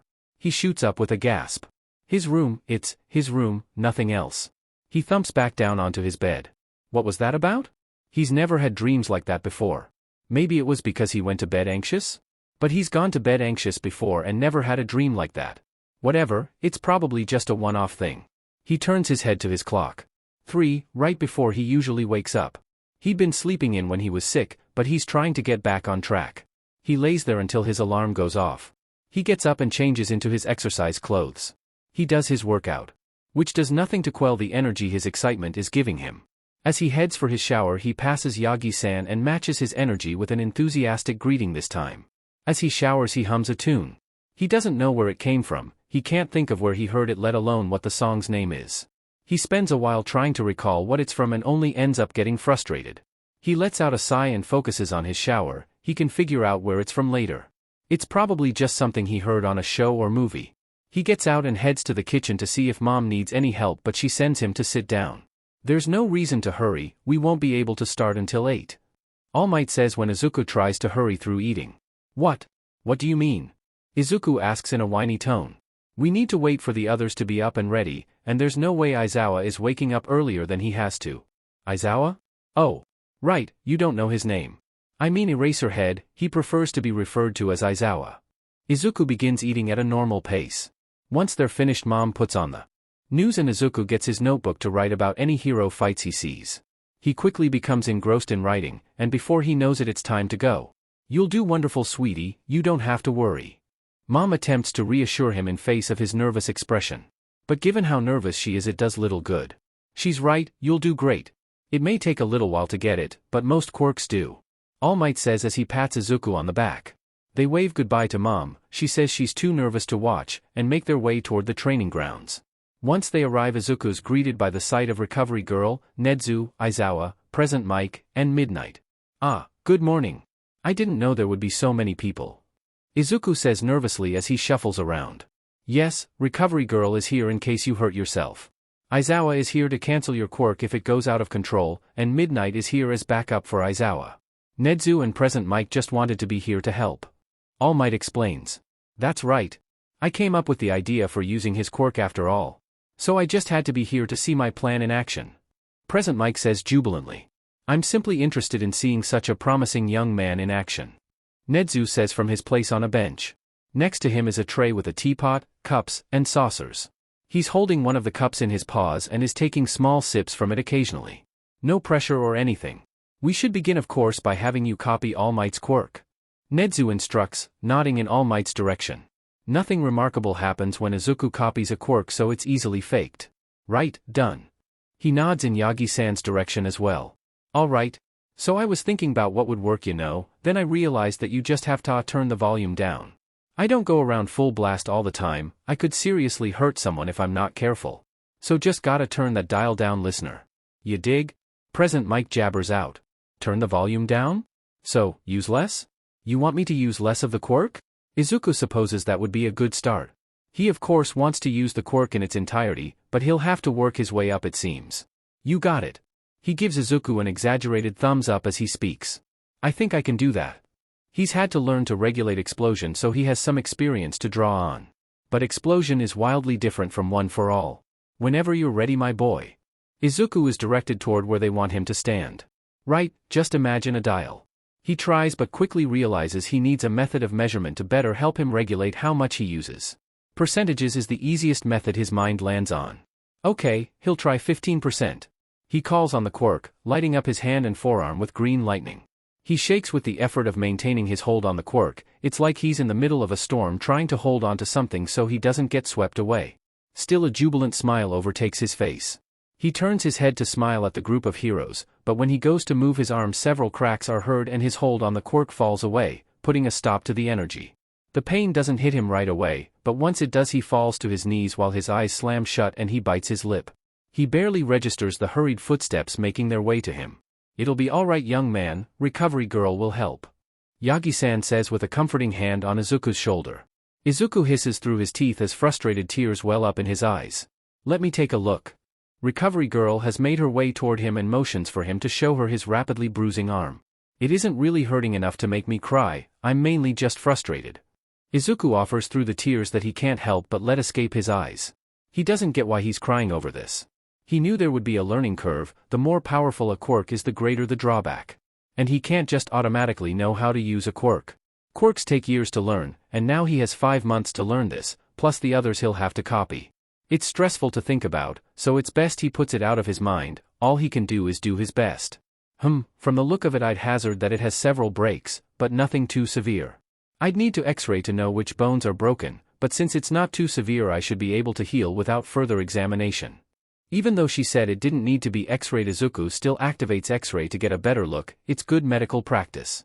Toyama Masiaki, Quirk, X-ray. His quirk allows him to see behind objects at varying levels, example, under clothes, under skin, under muscles, under nervous system. He can see what's in a room over or what's in 2 rooms over. When the quirk is active his eyes glow blue.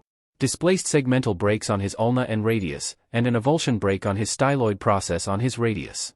Fissure fractures on his hamate, pisiform, triquetrum, lunate, trapezoid, and trapezium. Impact fractures on his capitate and scaphoid. Displaced oblique breaks on his ring and small metacarpals. Non-displaced transverse breaks in his thumb, index, and middle metacarpals. For his thumb phalanges his proximal and distal phalanx have non-displaced oblique breaks. His index, middle, ring, and small phalanges all have displaced oblique breaks on their proximal and middle phalanx. His distal phalanx on his middle phalange has a non-displaced oblique break. But his index, ring, and small distal phalanx have non-displaced transverse breaks. So fairly terrible, but at least he got some medical experience from it. He feels his energy decrease as recovery girl uses her quirk on him. He activates photosynthesis to help himself recover energy. Feeling his bones snap back together is odd though. They shift around as they're pulled back together, presumably his nutrient artery and vein pulls themselves back together, restoring blood flow to his central artery and vein in his medullary cavity, restoring flow through his cortical bone and periosteum. He should get some sort of microscope vision so he could see this happening. Either way he can tell that the platelet clot that had begun to develop at the ends of his breaks broke off, causing the bleeding to resume, but it's quickly stopped when the bones seal back together. Hopefully the internal bleeding can be reabsorbed fully so he won't have any complications. The numbness that had developed from his broken arm has gone away, and he wiggles his fingers around to test his newly healed bones. Well, let's brainstorm what went wrong. Do you know how much you used? Half? Present Mike asks from next to Izuku. He's still in leather despite it being unbelievably hot today. Whatever Quirk made his cooling patches must be amazing. I've been thinking about it in percentages, so around 15%. Izuku answers. So not a lot then, your quirk must be extremely powerful, man. Present Mike says as he smacks All Might's back. It's why I'm so large, my body adjusted to fit my quirk. Izuku wonders if that's true. Would All Might be as tall as he is if he never got one for all? Probably, but maybe he'd not be as wide and muscular as he is. You'll probably have to use even less, and I'd try using your whole body when you activate the quirk. All Might's entire body shifts when he uses his quirk after all. Midnight suggests. That seems reasonable. Izuku supposed that putting so much power in one limb instead of his whole body could be the issue. Maybe it's like trying to fit something in a hole that's too small. You could try and force it, but the best thing to do is widen the hole. Right? Izuku says with a determined expression. A hand lands on his shoulder. Are you sure you want to try again so soon, my boy? We can wait and have you try on another day. All Might says with a concerned expression. But they really can't afford to wait for another day. The next day everyone is available is next Sunday. Maybe we could make it work with only Eraserhead, Midnight, Recovery Girl, and All Might since they're the only ones that technically need to be here, but even with just the 4 of them, finding a day where they're all available will be hard. And Izuku can't afford to lose any more time. He has already lost a month or so to being sick and then to adjusting to his instincts. I'm sure. Izuku affirms. He thinks he hears Recovery Girl mutter something about reckless kids. They all move back to where they were standing previously and he retakes his position. He breathes deeply and closes his eyes while he focuses on drawing out the tiniest bit of one for all that he can. As he pulls it outwards he focuses on spreading it through himself. The power washes over every inch of him. He shudders as goosebumps rise on his skin and the hairs on his body rise on end. He doesn't open his eyes as the quirk seemingly dances across his skin. It feels like someone is dragging their fingers over his skin. It kinda tickles. The weighted feeling is even greater than before. It's accompanied by the weightless feeling again. He feels like he's floating while also holding up a great weight. He has to force himself to breathe and each breath is heavy but full. The smell of ozone travels through his nostrils. He feels like he's floating in the sea, the current lapping at his skin, but the water is pulling him down as he tries to fight against a weight that seems to be dragging him down. If he lets up his struggle for just a moment he'll be pulled under, he'll lose his hold on the quirk. Using 100% of the power was easy, as was not using it, but letting out only a little bit is hard. The quirk lashes against the confines of his skin like a torrent against a seawall. Everything in the quirk wants out. It's almost like it can't stand its own power, so it's trying to expel it at any expense. It wants to be free. The quirk wants to be used. Isn't there some sort of sentient part of the quirk? Oh. Izuku completely forgot about that. What does the sentient aspect have to do with it being transferable? Maybe it decides who gets to use it? But then why did All Might say he decided Izuku is worthy? Is he influenced by the quirk? Or is the quirk influenced by him? Does both he and the quirk have to decide together who gets the quirk? As he ponders this, his eyes finally open. He'd forgotten that he closed them. He's greeted by the sight of his arms encased with green lightning. He looks down to see that his body is covered in it as well. That would explain the smell of ozone. Is it actually electricity though? Can it produce a charge? He watches as it dances across his skin. That would explain how he feels like he's being touched. Fantastic. You've already made such progress, and on your second try. All Might calls out as he and the others approach. Great job, listener. Knew you could do it. And it's my idea that helped. Present Mike says flippantly. Yes, but it was my idea that actually made it work. Midnight boasts as she fans herself with her hand fan. Right, whilst Present Mike has cooling patches she doesn't. It must be boiling to her, but then again her costume seems to be made to be easy to tear, so it's probably pretty thin. Izuku wonders about Eraserhead's costume, all black in this weather hell, but then again he doesn't look too bothered, so maybe he has cooling patches like Present Mike. This is great and all, but shouldn't he try actually moving before we decide he's done good? Eraserhead drawls out blandly, looking at Present Mike and Midnight like he'd rather be doing anything else but dealing with them. The three of them came over to Izuku's house together, so maybe they're friends. I can try. He holds his breath as he moves his arm, anticipating pain, but none comes. He becomes braver and moves it around more. He begins moving the other as he watches the lightning flicker about on his skin. When he brings his arms closer together, electric arcs form, bridging the gap between them. Moving feels light, but his arms shake with exertion. Moving his legs is even shakier. He shuffles them around at first before finally taking a step. Once he's started he can't seem to stop, his giddiness getting the better of him as he starts to quicken his pace. An excited smile overtakes his face as he begins to run around. He's never ran this fast before, and he's only at 1%. Wait, can he use more? Well, he could find out. An image of himself laying on the ground in a heap of broken bones enters his mind. Just a bit more, he'll stop if it starts to hurt. But just as he was about to raise his level he feels his quirk disappear, stopping the lightning. Wow, he didn't realize how much One for All was pressing down on him. He moved so freely, if a bit shaky. Yeah, you're not doing that. Eraserhead says as he releases his quirk and his eyes settle into a glare. Well, I have to learn it, at some point. He tries lamely. You can do that another day, my boy. You already made such progress. All Might cuts in, walking over to Izuku and clapping a hand on his shoulder. Indeed.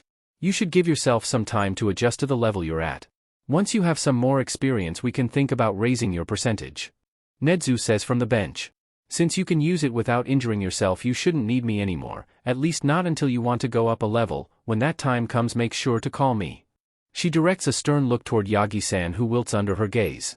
But until then I'll be available if need be, but I don't want to see any frivolous injuries, young man. Recovery Girl says with a glare and a wave of her cane. Why, yes ma'am. Izuku bows toward her. Thank you for your help. It's no problem, it is my job after all. She says as her glare falls away into a warm smile. And that'll be a wrap on my part, listener. But don't you worry. Once you're ready to copy my quirk we'll get to work together then. Yeah. The ending is quieted by a quirk-infused glare from Eraserhead. I'll look forward to it. Thank you for your help. No problemo, little listener. He says in English as he wanders away. Izuku's surprised for a moment that he understood what Present Mike said. Izuku had learned a bit of English when he was young after he learned about All Might's time in America. But he didn't think that he retained more than the basics, but he guesses more of it stuck than he thought. It has truly been a pleasure seeing you in action. Ah, the vigor of the youth. Still, seeing you tremble got the SDST in me riled up. Sadly you won't be needing me for a while, but we'll get to work together again when you copy my quirk. I'll be looking forward to teaching you how to be CC. She finished with a wink as she struts away. What does sexiness have to do with her quirk? Sure, her quirk requires skin access, but short sleeves should be enough, right? Yeah, thanks. Izuku stutters out with a red face. You'll probably need my help again. Just don't waste my time, I'll already be having to teach you how to use my quirk during my free time, so don't call me unless it's necessary. Eraserhead says as he walks away. He says it like he had no choice, but Izuku knows he could have refused, but chose not to. He seems pretty grumpy, but Izuku thinks all of his grumbling is probably for show. Thanks. Izuku calls after him, but he's already made it quite a ways, so Izuku's not sure he heard his thanks. Splendid work, Midoriya-san. We'll have to work out times when you can train with One for All with someone to watch. Nedu says as he claps his hands and jumps off the bench, making his way toward Izuku and All Might. I should be able to help in the afternoons. Yagi-san chimes in. Izuku offers a nod of agreement to the idea. It's not like he has anything to do in the afternoon. He's been doing several days' worth of work in a day and then taking the rest of the days off, so he'll probably just have to move to only doing the work on the day it's assigned. Excellent. That solves that. You'll work on One for All in the afternoons for now. Once you receive the teacher's quirks, you'll need to be available after school lets out, since that will be the only time besides Sunday that they'll be available. But until then this should work. Just remember that Wednesday after school midnight, Recovery Girl and Aizawa have agreed to help with pheromone training. Izuku looks to All Might, who looks away sheepishly. Great, he forgot to tell Izuku about this. Oh dear, it seems some wires have become crossed. You are alright to train on Wednesday, Midoriya-san? Yeah, I'm fine with it. Better to get started on it sooner rather than later. Fantastic. But we do need to talk about conserving your time now that you've transferred One for All. Nedu looks at Yagi-san as he talks. What does he mean? Another thing you didn't tell him? I just forgot, honest. Tell me what? Well, since I've transferred One for All, the power I hold will begin to fade. And once I've used it I won't regain it, so my time as All Might is almost over. What? Why didn't you tell me? We could have transferred it later. A large hand landing on his head silences him. What nonsense, my time was always going to end soon. And at least now I know the next generation is in good hands. He ruffles Izuku's hair before his hand falls away. Besides, you need time to get used to One for All. He shrugs nonchalantly like he doesn't have the entire weight of Japan on his thin shoulders. I'll just have to be more conservative of my remaining power. Indeed, it'll do you good to step back from taking so many burdens on. Nedu says with clasped hands. You can start by only taking on major crimes. Izuku offers as a solution. I don't really know how to not help. He says awkwardly. Well I guess, think about it this way, you are going to have to retire no matter what, right? And would you rather ease people into this change or just throw them in at the deep end? Izuku puts forward. Plus there are heroes everywhere, and if there's not a hero, a sidekick is bound to be around. There are so many heroes now that there's bound to be one around. Of course low-income neighborhoods are largely overlooked, but bringing that up wouldn't exactly assuage him, so Izuku decides not to mention it. Plus All Might doesn't frequent those types of neighborhoods anyways. Not because he doesn't care about them or anything. It's just that he seems to just stumble upon crime rather than actually patrol, and he doesn't really have a reason to enter those sorts of neighborhoods, so he can't stumble upon any crimes taking place there. I guess you're right. Well, now that we have that worked out, I'll be on my way. Nedu says politely. Thank you, sir. Izuku bows in his direction. Yes, thank you. All Might says from next to Izuku. It's no problem really. Fostering the next generation of heroes is my job after all. And with that he walks away. You've had quite a big day, my boy. So we should head back to your house. He pats Izuku's back before putting an arm around his shoulder and pulls Izuku into his side. It doesn't feel like I did all that much, it has only been what? Half an hour? Izuku says drearily. Yes, but you're forgetting that you had to be healed. Training with low energy is dangerous. Yeah, but I've got photosynthesis, so I'm fine. Izuku still has it active as well, so he's recovered most of what he lost. I suppose you're right, but we've already made the decision. Izuku's face sours. None of that now, you can still do some normal training if you'd like. Well, it's better than nothing. Come on then, I'm sure your mother has pasted a dent into the floor from fretting. In the following days Izuku does some simple training with One for All. It's mostly just doing his usual routine but with One for All. Yagi-san has pretty much stayed every day since Sunday at their house. It's probably because Izuku told Mom that his time limit was decreasing faster, not mentioning one for all of course. So she's taken it upon herself into cajoling All Might into staying the night. He went home on Sunday night but stayed Monday night. So they've been able to train in the morning. It'll be good to get in the routine of doing it in the morning since Izuku will have to train with the teachers after school soon. Plus he'll be able to get in more training. All Might went home Tuesday night since he didn't have any clothes at their house. Mom and him managed to convince All Might to bring some clothes over so he can spend the night more often. On Wednesday Izuku woke up and did everything like usual since All Might wasn't there. He's too distracted to get any of his homework done, but it's fine. He completed half of the week on Sunday and even more of it on Tuesday. He only has one more subject to do, so it should be fine to do it tomorrow. Yagi-san arrives around 3 and they begin training one for all.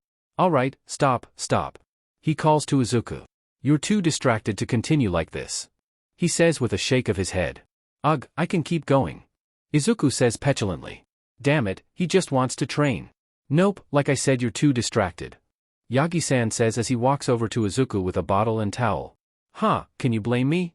Izuku says humorlessly, taking the bottle and towel, wiping his face and taking a swig from the bottle. No, I suppose not. But losing focus and hurting yourself is the last thing you need today. I hate when he's right. Izuku thinks bitterly. Fine. But I don't want to sit around doing nothing. All that's done is make me more anxious.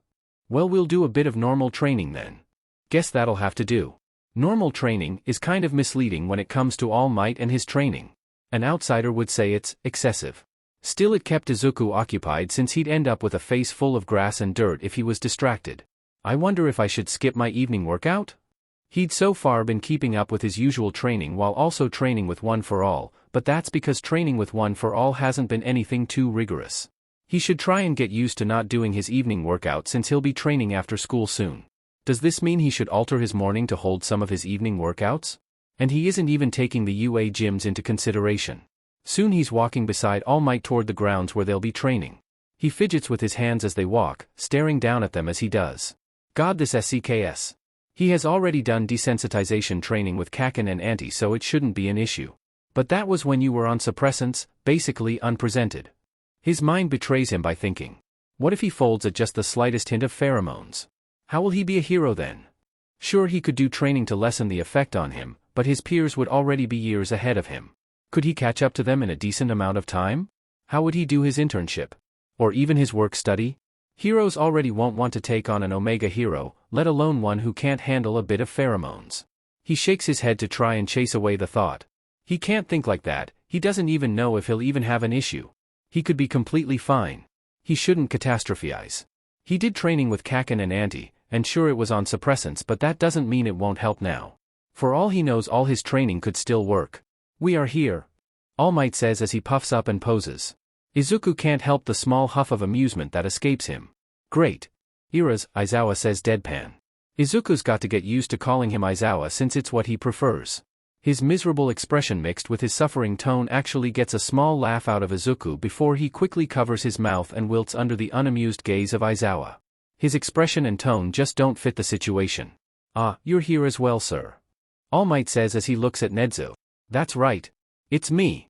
The one who may be a dog, or a mouse, or a bear, but most importantly I'm the principal. Izuku doesn't know why he's introducing himself to a bunch of people who already know who he is. Does he always do it? Then why didn't he do it on Sunday? Or did he, and Izuku was just too distracted to notice? I simply couldn't miss out on seeing such a bright young man's growth. He says joyously. He seems pretty interested in Izuku. He was available to help them move in, and then when he was using One for All the first time, and now here. He has to be busy as the principal, so why?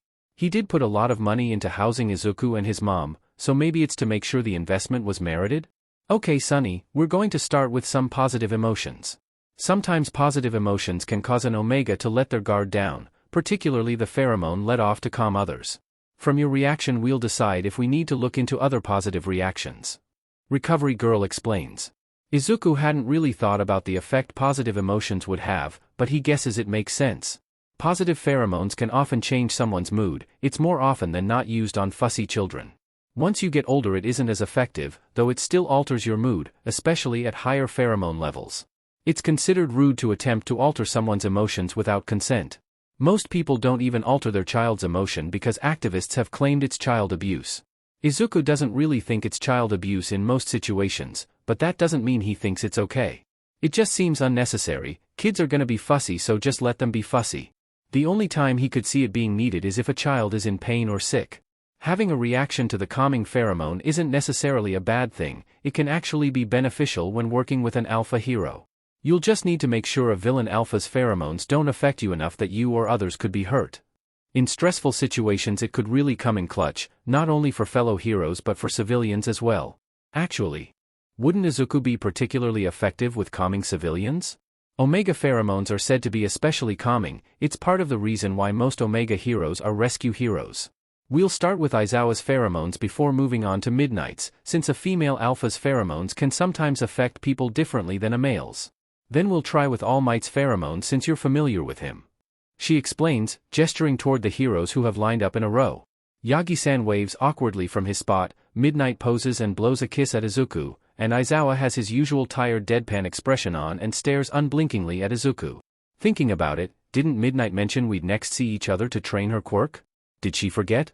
Or was she not told at the time? Right, to begin, Aizawa, please stand near Midoriya. Recovery girl instructs.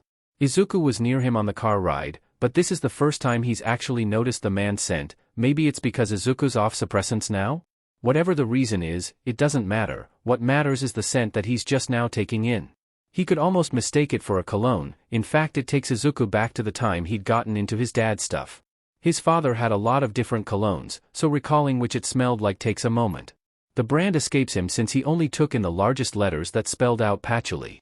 Or he thinks that's it, it was in katakana. Izuku doesn't know what does? It's a flower? Why does he know that? Where does he know that from? He's never been interested in flowers, so where did he learn it?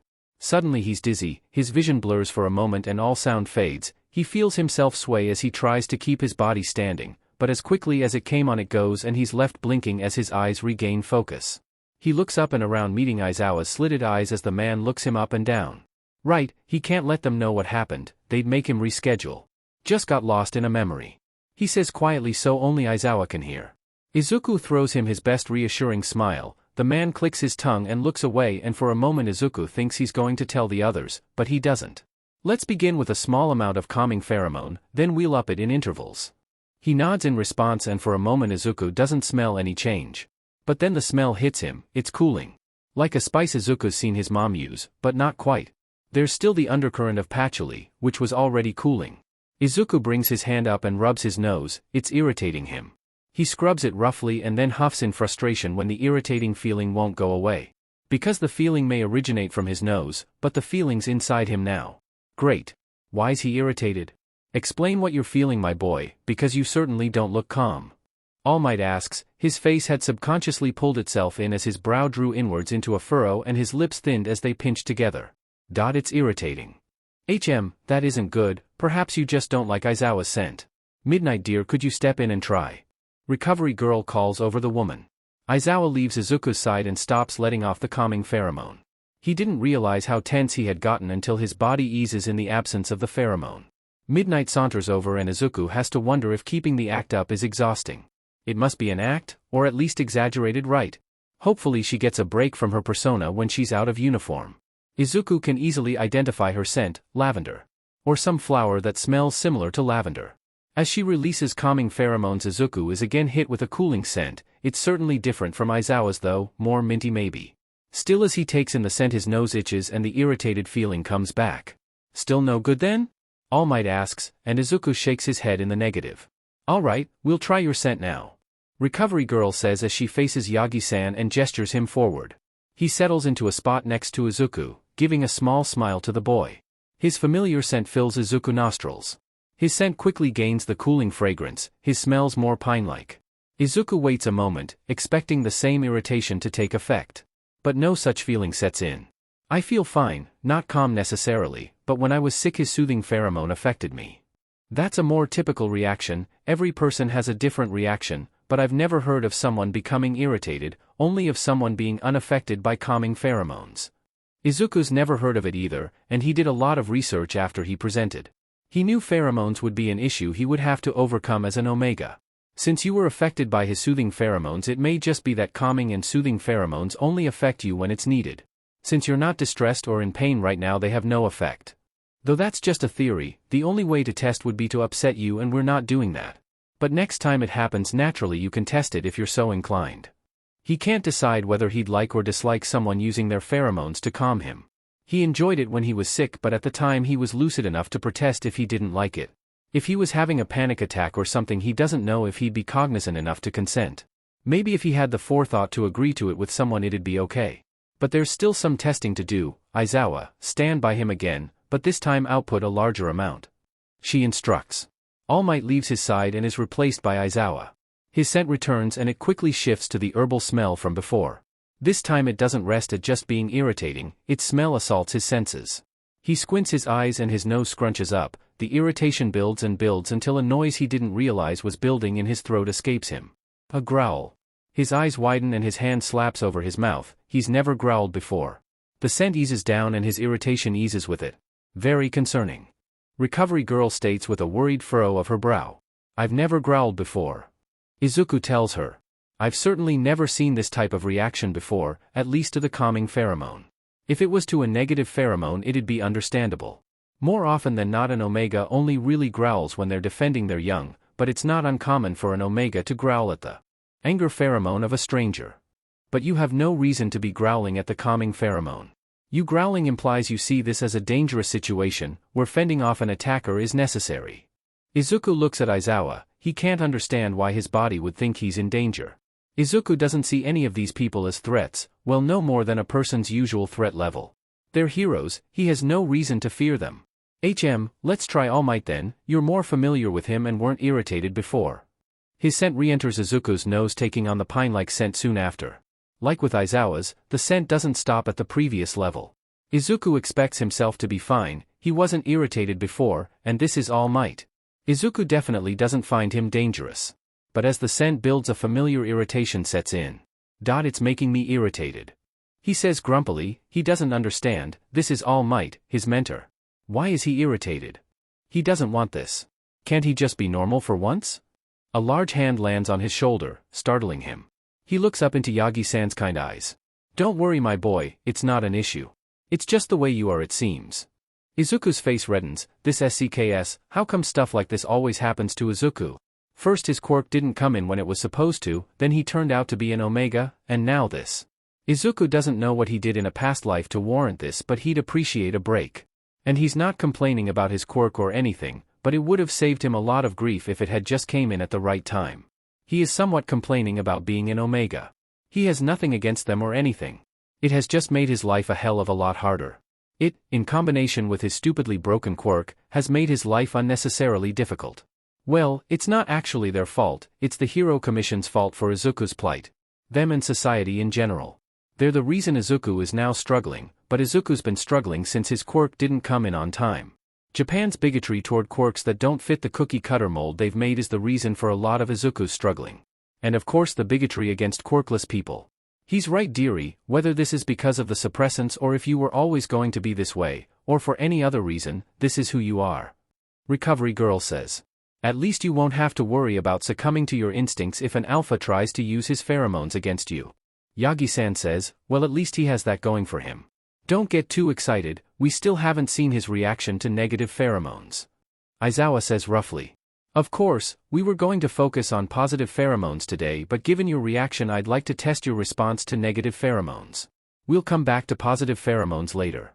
Recovery Girl states. We'll start with sadness. She nods in Aizawa's direction and his scent shifts to have a more sour tinge to it. It enters through his nose but his mouth waters as it coats his olfactory glands. He can almost taste it. But it doesn't seem to have any effect on him. Nothing. Izuku tells them. Aizawa, could you up your output please? She asks and the smell intensifies. It's just a bit uncomfortable. He offers, she nods as she makes notes on her clipboard. It makes him feel a bit like a test subject, but he reasons with himself that clipboards are proper medical equipment. We'll try Midnight then. Aizawa begins walking back to his place near the others as Midnight makes her way over. Again, once she's settled next to Izuku, her scent sours as well. No effect. Nothing again. He says to them. Then we'll try upping it again. Midnight nods and her scent becomes overwhelming. The floral scent mixed with the sour scent makes him want to cover his nose. Again, it's just a bit uncomfortable. Recovery Girl nods and makes a note about it. Alright, your turn, dear. She directs All Might forwards and he stops at Izuku's side again. At first Izuku thinks that just like the others it'll cause no reaction, but soon enough a whine escapes him and his hand shoots forward and grabs Yagi-san's shirt. Distress fills him and another whine escapes him. But the sour scent fades back to Yagi-san's usual scent, and as it goes so does Izuku's distress. As reason takes hold of him he realizes what he's doing. He releases All Might's shirt in embarrassment, he ducks his head and brings his arms up to cover it.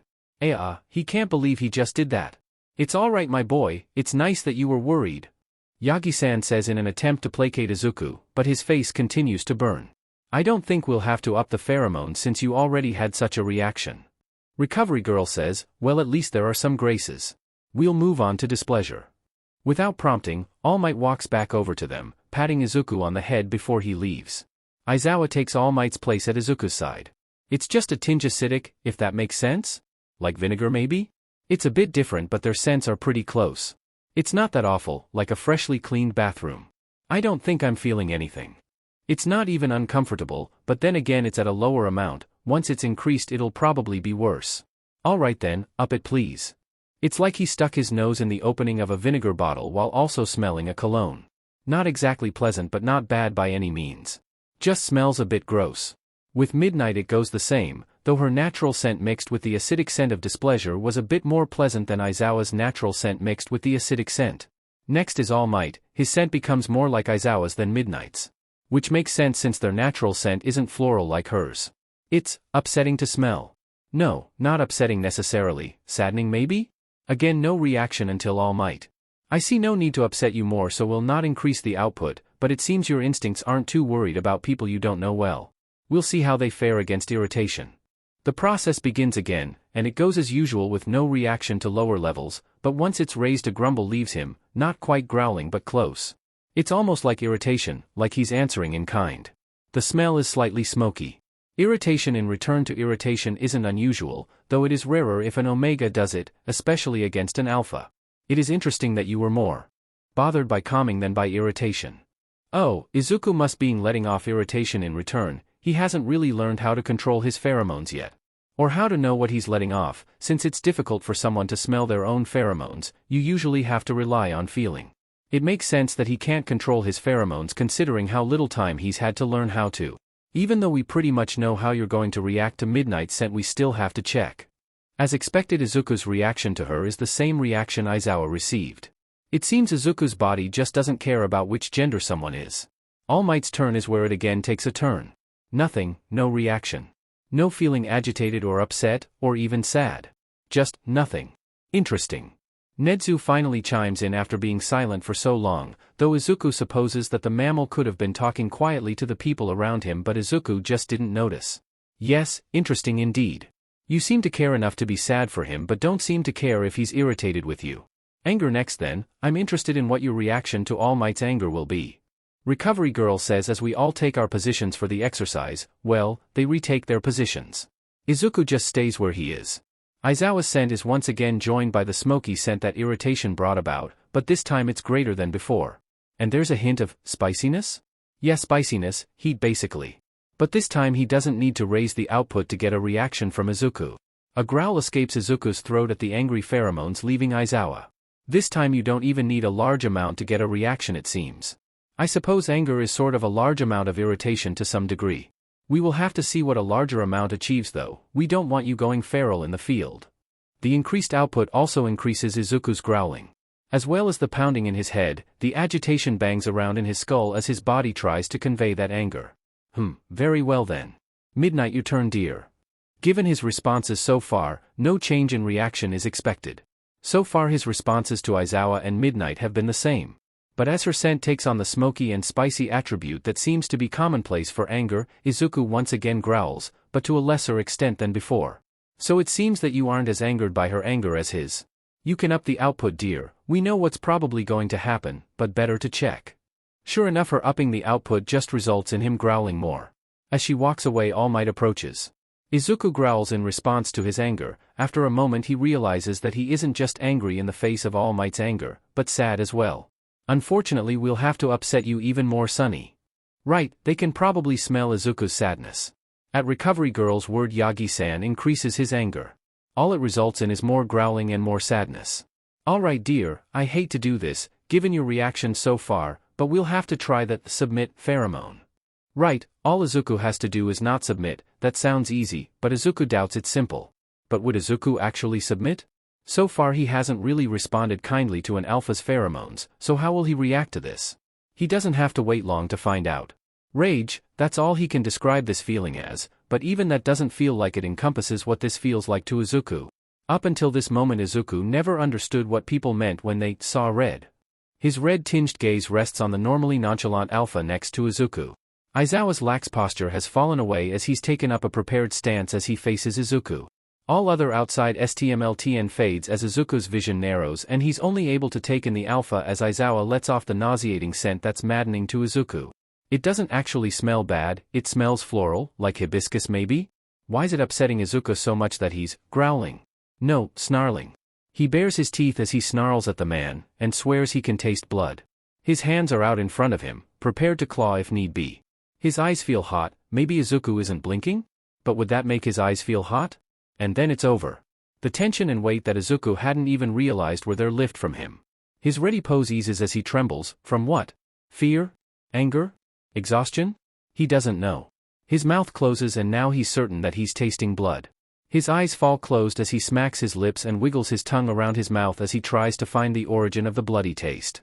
A hand landing on his shoulder startles him from his task. Are you alright, my boy? Ah, dumb question, of course you're not. He pulls Izuku in for a hug which the boy returns, wrapping his arms around the man enthusiastically, remembering to be gentle enough to not break the skeleton-like man. What happened? Izuku asks. You don't remember? Aizawa asks from behind Izuku, causing the boy to release all might and turn to face him. That's not unusual. When someone goes feral, or nearly feral, their vision can be spotty. Why don't you start by telling us what you remember? Feral? Rage, lots of rage. It's like my vision went red and narrowed in on Aizawa. It was like I couldn't see anything else, like I couldn't feel anything else besides rage. I could taste blood though, still can. Yes, your fangs descended. Let me have a look. Izuku squats down and opens his mouth. She puts on gloves and lifts his top lip up and shines a small flashlight on his gums. Looks normal. We'll have to put some stoppers in so they heal open. Izuku remembers those. Kacchan used them. They're meant to plug the hole the fangs descended from so that they heal open so that next time your fangs descend you don't have to re-tear your gums. Course they didn't work well for Kacchan since his fangs would descend every other day it seemed like, knocking out the plugs. There were several times he choked on them. Auntie and uncle finally took him to a specialist to get them healed while they were open. So I went feral? Did my eyes glow? It may explain why his eyes felt so hot. I'd say semi-feral, but your eyes did glow some, yes. Nedu chitters cheerily. I hate to say this, but we do need to see your reaction to All Might. We can skip midnight though. Recovery Girl says. Alright, I'm fine with it. Izuku accepts. Yagi-san hesitantly walks over and gives Izuku a strained smile. Once All Might's pheromones reach Izuku, his fangs descend again and his body stiffens as he makes sure to keep his eyes on All Might. But he's definitely more coherent. Still, his focus stays on All Might, but he does hear as All Might is instructed to up his output. And as it's upped, Izuku loses more coherence. Luckily the smell fades quickly afterwards. Ugh. He rests his forehead on his palm as he gathers himself. Thin hands hold him in place, stopping his swaying. Let me see. Izuku's manhandled until he's sitting on the ground. I'm fine, I'm just a bit disoriented. A light is shined in his eyes. Follow my finger please. Her finger is brought into his view and he tries to follow it to the best he can. You didn't experience being fully feral, but you could still experience some aftereffects. A fever, hot spots, muscle exhaustion, blurry vision, sensitivity to bright lights. If anything becomes too much, make sure and call me. She finishes her examination and turns to the others. We're definitely done here. She says with finality. Indeed, we didn't have any more tests that were pressing, so they can wait until a later date. Nedu nods in agreement as he speaks. K. He gets up slowly. Yagi-san's hand rests on his back in support. We'll also have sessions with some betas and omegas to determine your reaction to their pheromones. Next Monday 13 and Recovery Girl have agreed to meet after school. And on Thursday a couple of the beta teachers will come to help you test. Nedu explains. We want to do it when your mother is home, since she's a beta. We'd like to see if your reaction to her pheromones differs from your reaction to other beta's pheromones. Izuku nods his agreement. Right then dear, I think it's time you headed home to rest. Today's been stressful for you. Recovery girl instructs. Alright, thank you so much for your guys' help. Izuku bows to them. Oh, it's no trouble at all. Midnight says teasingly, causing Izuku's face to heat up. Aizawa simply stares at Izuku, causing him to sweat, and his smile strains. It was our pleasure. Nedu says joyfully, interrupting their stare off. Let's get you home, young man. All Might rests his arm on Izuku's shoulder as he leads him away. Along their walk they talk idly, and Izuku begins to realize how tired he actually is. How could he be so tired after so little physical exercise? Your mother must be home by now, you ready?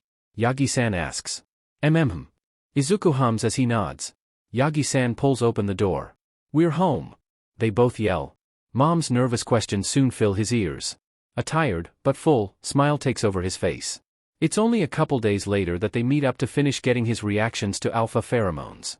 Since he had such an odd reaction to the calming pheromone, they skipped over other positive pheromones in favor of seeing his reactions to negative pheromones.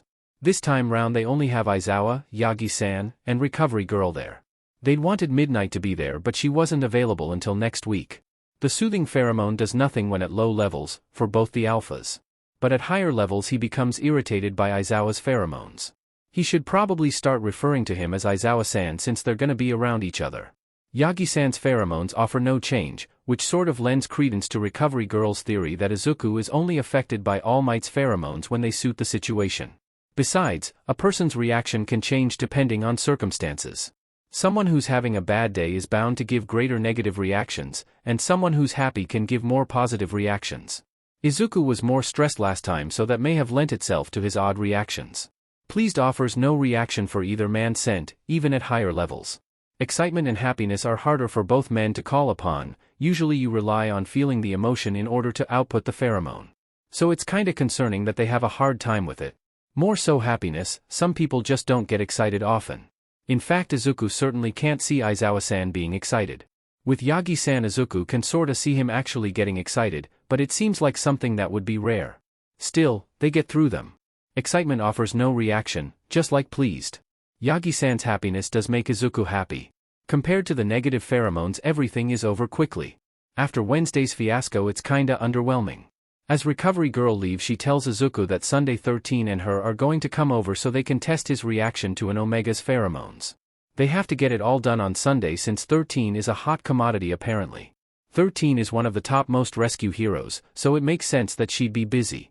Especially since on top of hero work she also has to teach several different grades rescue heroics. They'd already done training with One for All that day, so afterwards Yagi-san and him head home and have a typical evening. Ever since Wednesday night he's been staying at their house.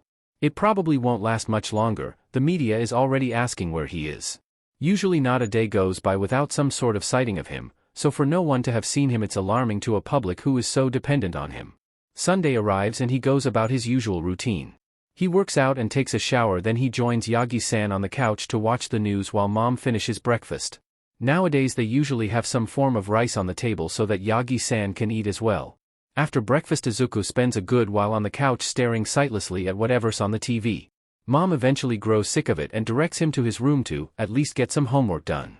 He wades his way through some homework, barely getting anywhere, but better some than none he guesses. He should have done some analysis, he'd at least be able to focus on that. It's soon that the elevator opens and Izuku rushes out of his room. He's greeted by the sight of his mother and All Might greeting the two. Recovery Girl still in costume, but even without it on she'd still be recognizable. 13, less so. When he was reading up on her in preparation for today he couldn't find any pictures of her out of costume. Most people thought she was a boy. Izuku guesses with such an all-encompassing costume there's bound to be some misgendering. But it kinda sucks that just because her costume is bulky and obscures her figure that means she's a boy. Izuku can't really speak on that though since he also thought she was a boy. I wonder if she has such a bulky costume to hide her gender? Or even her secondary gender? With a costume that's so padded you probably can't smell her pheromones. That's probably why she isn't wearing it today. Oh, it's also probably her day off. Izuku will have to remember to thank her for spending her day off helping him. I wonder if her costume has cooling patches like Present Mix. Does it have better protection like Ingenium's does? Is it so extensive because she's affected by her own quirk? Her appearance is odd, multicolored hair and a line through her eyes. What does that have to do with her quirk? Or is it some sort of mutation from her parents? She seems to have little dots at the end of her fingers, holes? Does that mean those holes actually suck up debris? If so, does that mean that the debris has to be withdrawn? Or do they just produce the black holes? Are they actually black holes? 'Cause that seems kind of extreme. And like it'd be even more damaging than it is. And even though debris would be pulled apart, that debris would have to experience spaghettification and pancake detonation for it to be true to an actual black hole.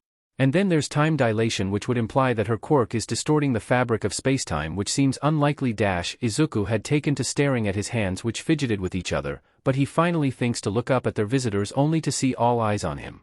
Crap. He did it again. He seriously needs to get this mumbling under control. But he's been trying to control it since he was a kid, so at this point it seems to just be a permanent feature of Izuku's. Wow. You know a lot about black holes. Are you interested in space? 13 asks cheerily. Izuku's face flushes. A bit, and not so much anymore. We were covering space in school, and I did my own research. It was a passing interest. It's a habit of his to become interested in something and put weeks, sometimes months, into learning it only to lose interest and drop it. Well, why don't we take a seat? Would you prefer the couch or the dining table? Mom asks. The couch will work best, please. Recovery girl responds. They each take a seat on the couch. Yagi-san and Mom are sat next to each other near the corner, and Izuku is sat between the two women. He sniffs the air as he takes in their scents. He's already familiar with Recovery girl's rose-like scent, but 13's peachy scent is new to him. He doesn't really have anyone close to him who has a fruity scent. Some of his peers and teachers did, but they never really allowed him to get close to them. The best smell he got was when his classmates had just presented and didn't have much control of their scent, but it's been a while since then. The closest person to him that has a fruity scent is Uncle Masaru with his lime-like scent, but it's completely different from 13's scent. Izuku would more call his scent citrusy rather than fruity. His scent has always been so juxtaposed to Andy's cinnamon-like scent and Kacchan's ginger-like scent. Right, to begin, this is 13. She's an omega like me. Since age can affect someone's reaction to pheromones, I thought it best to include someone younger to see if your reaction to her scent differs from your reaction to my scent. Thankfully she was gracious enough to help us today. Thank you so much for helping. Izuku says, meeting her eyes. Yes, thank you both. Mom follows up with, yeah. Thank you as well. He turns to Recovery girl to thank her as well. He was so focused on the new person that he forgot to thank her. Oh, it's no trouble. I'm always happy to help a student, or well, a soon-to-be student. 13 says bashfully. That's right, it's not an issue. Though that doesn't mean that I want you to be a frequent visitor, young man. Recovery girl finishes with a stern glare aimed at Izuku. Course. He says nervously. We'll begin with positive emotions like before, but this time we'll stay on track. We'll then work our way through the negative emotions. Unlike before, this probably won't take long since we're omegas. An omega's scent rarely causes any issues, especially if it's from one omega to another. Recovery girl explains. Then again, so far your reactions have differed from the norm, so who knows? Please God, just let him be normal for once. He really doesn't need to have a negative reaction to an omega's pheromones on top of his negative reactions to an alpha's pheromones. Alright, I'm ready. He says, moving on quickly from the reminder of his abnormality. I'll begin with calming. We'll start low and then go higher. Then 13 will have her turn. She explains, probably more talking to Izuku's nervous mother since he already knows how this goes. Her rosy scent takes on an undercurrent of coolness. So an omega's scent changes to the same sense that an alpha's does. It kinda smells like the fresh morning dew on a rose petal. This time there's no irritation that accompanies the smell. It's almost relaxing. No, reassuring, which makes him relax. It's reassuring, which is making me relaxed. He states simply. So a normal reaction. We'll up it. The reassuring scent increases, causing Izuku to relax even more, which causes him to tense. He thinks that's what's happening. Well, it's undeniable that he now tenser. But why? Because he was relaxed and his body didn't like that? It's caused me to relax, but I don't think my body liked that I was so relaxed, so it tensed up. At least that's the only explanation I can come up with. He shrugs as he explains, honestly he's just kinda over this. He honestly doesn't know what he expected. Of course this would happen. That's very concerning. She says with a worried tone. 13 dear, how about you try? Izuku turns his eyes toward the newer woman. He's been trying to forget that she's there since having a stranger so close is making him anxious, which could affect the test results. She nods in answer and her scent changes. It smells more like a peach that was picked too early. He unconsciously tenses his body in preparation, but he quickly relaxes when he realizes it's not having any effect on him. Nothing. He turns back to Recovery Girl as he speaks. Really? You seem to tense and then relax. Oh, yeah, that was more me being tense about if the pheromones would have an effect, but once I realized it didn't have an effect I untensed. Izuku explains sheepishly. Alright, I'll take your word for it. Please up your output. She says addressing 13.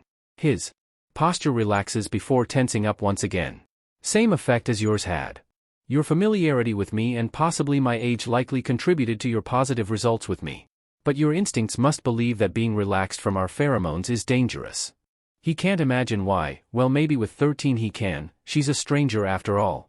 But he's spent time with Recovery Girl countless times, but he reacted the same way with Yagi-san's hormones, who Izuku is even more familiar with, so Izuku thinks his instincts are just kinda stupid. We'll move on to soothing. A sweetness enters his nose alongside her usual rosy scent. Again, it just feels reassuring and relaxing. None of his reaction to her scent or 13's scent differs from his reaction to calming, probably because they're so similar. Pleased's fresh scent offers no emotional changes to his behavior. We'll see if excitement has any effect. The citrusy scent doesn't complement her natural floral scent. Still, smelling it has him feeling happier. It's making me happier. He tells them as he fidgets in discomfort. Having his mood changed artificially like this isn't pleasant. The only times he's really had his mood changed by pheromones has been when he has been sick. And he understood the discomfort when it was in response to negative emotions, or even to pheromones like calming and soothing, which only purpose is to change someone's emotional state. But it's weird that it's to something positive like excitement. You're supposed to feel happy when someone is excited, and he does feel happy. That happiness just feels uncomfortable. He sorta understood when it was an alpha's pheromones. His instincts seem to hate an alpha's scent, so it makes sense that he'd be uncomfortable. But this is another omega's pheromone. He shouldn't feel like this. Unlike with an alpha's pheromones, he is happier in addition to uncomfortable, but shouldn't there be no discomfort? It's uncomfortable as well though. I'm happy, but that happiness is uncomfortable, if that makes sense. It's not unusual for someone to not like having their mood changed, especially if that person is not used to it. Yeah, my mom only really altered my mood when I was sick. There were some times in school when everyone presented, but they usually wore scent blocking patches which helped. And they were usually sent out to the hall if their scent was too overwhelming. Actually, why haven't I been given scent patches? It would have saved a lot of grief if his scent would have been blocked. They wouldn't have blocked all the scent since the entire body can produce pheromones, but your scent glands produce a large amount of your output, so it'll have done some good. Scent patches are good in moderation, they should only be worn if necessary. With too much use they can cause your scent glands to become blocked. When your scent was just coming in, it would have been dangerous to attempt the patches given how strongly your scent was coming in. That makes sense. His scent glands were already pretty backed up from trying to produce such a large amount of pheromones at once, so scent patches would have been the final nail in the coffin for his scent glands. And now there really hasn't been a time when they were needed. You can't control your scent yet, true, but you've only been surrounded by people who didn't mind your lack of control. Your mother seems to have not minded dash, she gestures toward his mother who nods her head. And the teachers are well used to kids not being able to control their pheromones. Sure, by high school kids usually have better control, but it's not perfect yet. If it's something you're worried about, you needn't be. You'll be having control practice with Hound Dog. His keen nose is great for learning control. Plus, as the school counselor, he has the wherewithal to help with the emotional aspects. That eases Izuku's mind some. He'll need better control before school begins. He doesn't want to make his classmates uncomfortable like he is right now. We'll try upping my output. The uncomfortable feeling increases, alongside his happiness. It just increased my happiness and discomfort. An expected reaction. 13, your turn. Her fruity scent better complements the citrusy scent of excitement. But the reaction is still the same, though to a greater extent. Probably because she's a stranger to Izuku. Increasing her pheromones only exacerbates his reaction, as expected. Happiness isn't too dissimilar to excitement, so his reaction doesn't differ. Its fruity scent blends well with both. Recovery Girl ends up smelling like some sort of fancy perfume while 13 smells like a fruit salad. Right then, onto negative pheromones. We'll begin with sadness. As her scent sours, his mouth waters in disgust as his face puckers. It's even worse than an alpha's sadness pheromone. It's really uncomfortable, it makes him want to get away from her if only just to escape the feeling. It's bad, I just want to get away from the smell. Not a good reaction, we'll increase it. Surely enough, the scent increases and he closes his eyes briefly in an attempt to disconnect from the situation as his body shakes in disgust. It's nauseating. I feel sick. Luckily his words cause her to stop the output. Izuku's always heard that the best way to output certain pheromones is to just make yourself feel those emotions. He wonders what she thought about to make herself feel sad. Or has she learned to output pheromones without having to feel the emotion? He's read about different ways to produce pheromones without emotion, so he knows it's possible, plus things like calming, soothing, and submitting all aren't emotions and more so effects, so it's definitely something you have to learn to do at some point. In middle school they had elective classes that taught better control, plus parents usually took their kids to control classes even if their school doesn't offer them. Izuku of course wasn't able to participate, but he knows some high schools also offer elective classes, some even have mandatory classes on control, so hopefully Izuku will be able to take some classes. UA seems like the kind of school who would make it a mandatory class. They'll need their pheromones as heroes after all. To calm civilians and to scare villains. No matter how uncomfortable it is, we still need to see your reaction to 13. There may come a time that you'll have to help a sad civilian and you'll need to be able to work with their pheromones affecting you. Recovery Girl explains, that makes sense. He can't be reacting like this every time he helps a sad civilian. They'll already be upset and he doesn't want to upset them further. He knows Prime Alpha heroes have to have extra training since they have a better sense of smell, so maybe Izuku can be trained with them. Kacchan will probably be happy to have Izuku to train with him. Even though 13's not outputting much yet, it's still enough to make Izuku nauseous. It's making me nauseous, he says while taking deep breaths to try and stave off the nausea. When she lets off even more, the nausea reaches a crescendo and he GGS. The scent quickly fades, but it's too little too late. He hears his mom get up and rush off. He GGS a few times more as he covers his mouth and tries to hold it in. A trash can appears in front of him which he grabs and holds close, leaning his head over it. He feels his mom's small hands rub his back as the GGS subside. Oh, I'm so sorry. He hears 13 rush out. He can feel the couch move as she fidgets around. It's fine. You're just doing as you're told. Well then, I'm sorry. Recovery Girl says sympathetically. We needed to know what my reaction was. And it's a good thing we checked. I can't be near vomiting every time I smell a sad Omega. That wouldn't go over well. Imagining himself bent over vomiting next to an Omegan civilian makes him cringe. Just what he needed, more issues. True, it's something you'll need to work on with Hound Dog. Which means you'll likely see more of the two of us. Well, on top of seeing us when it's time to train our quirks. That won't be too bad. He jokes. If you're ready we can move on to displeasure. If you need more time that's fine as well. Recovery Girl offers. I'm fine now, I think. His mom and Yagi-san still look worried though. They look like concerned parents, which in mom's case is true, but Yagi-san certainly is not a parent. Izuku doesn't think he's ever been with a woman. Don't get him wrong, All Might can charm ladies, but that's All Might. Yagi-san acts differently. Izuku's seen how Yagi-san has interacted with his mom. It's kinda sad. The life he's led just hasn't awarded him social graces. Not that Izuku can talk much about social graces, or even relationships, but he's 15, it's more expected that he's never had a partner. As her scent becomes more acidic, his nausea comes back. He slaps a hand to his mouth and her scent cuts off. We may have to reschedule. No, I can keep going. I probably just can't handle displeasure right now. Irritation and anger don't have as bad a smell, it's just displeasure's acidic scent that's getting me. She seems apprehensive. Fine, we'll mark it down as having made you nauseous like sadness. But if the next one makes you nauseous, we'll reschedule.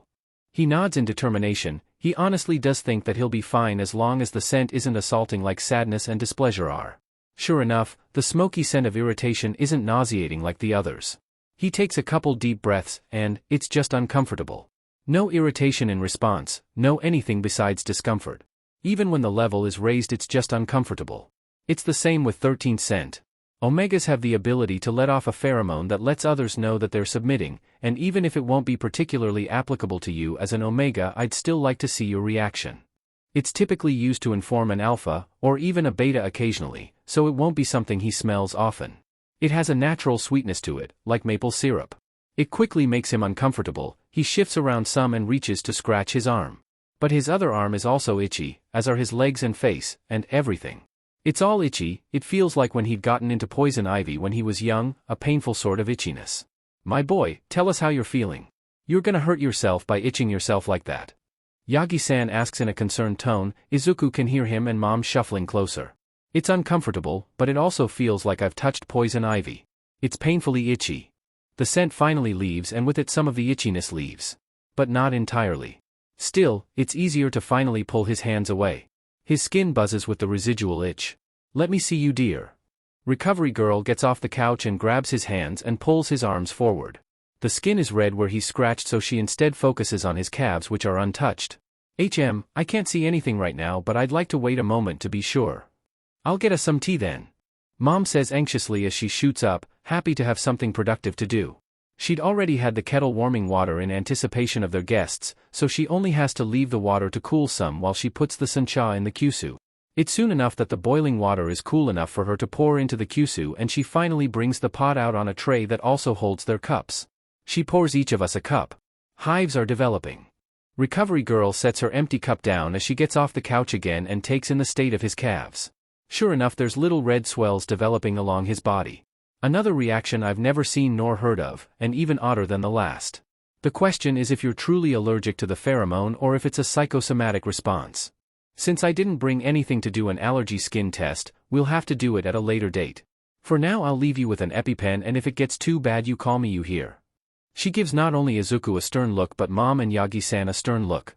She reaches into the smaller bag she brought with her. She can't carry around her giant bag all the time, Izuku guesses. She hands them an EpiPen. For now that's it. There's of course other pheromones that we'll need to know your reaction to, but this is a good start. Plus once you're in school you'll have pheromone training classes. She starts making her way toward the elevator. 13 follows her lead and the rest of them follow. Thank you so much for stopping by and helping. Mom says as they follow after the two women. Yeah, thank you both. Izuku follows up with, it's no bother. 13 responds. Still, I know heroes don't get a lot of time off. So thank you for spending your sparing free time here helping me. You're welcome. I'll see you next Sunday to see your reaction to beta pheromones. Cementoss, ectoplasm, and adapter have all agreed to help. And your mother will be available to test your reaction to her pheromones. He nods his acknowledgement. I'll still be available on the days you'll be testing some of the teacher's quirks. But I don't want any frivolous injuries, young man. She says sternly. Izuku looks to All Might. I was gonna tell you today. But this week you'll be copying a few of the teacher's quirks and training with them. He says sheepishly. Izuku gives him an exasperated expression. He's kinda getting tired of being left out of the loop. Haven't changed since you were young, haven't you? You and Nana both, you constantly lived in your own little world, you better not end up like them, dear. She glared at Yagi-san before looking to Izuku with a frown. But before he can ask about who that is she moves on. Honestly, I don't know how Sorahiko handled it. Speaking of, have you told him?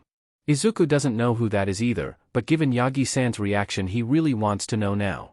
The tall man shakes and turns his head away from the woman. No.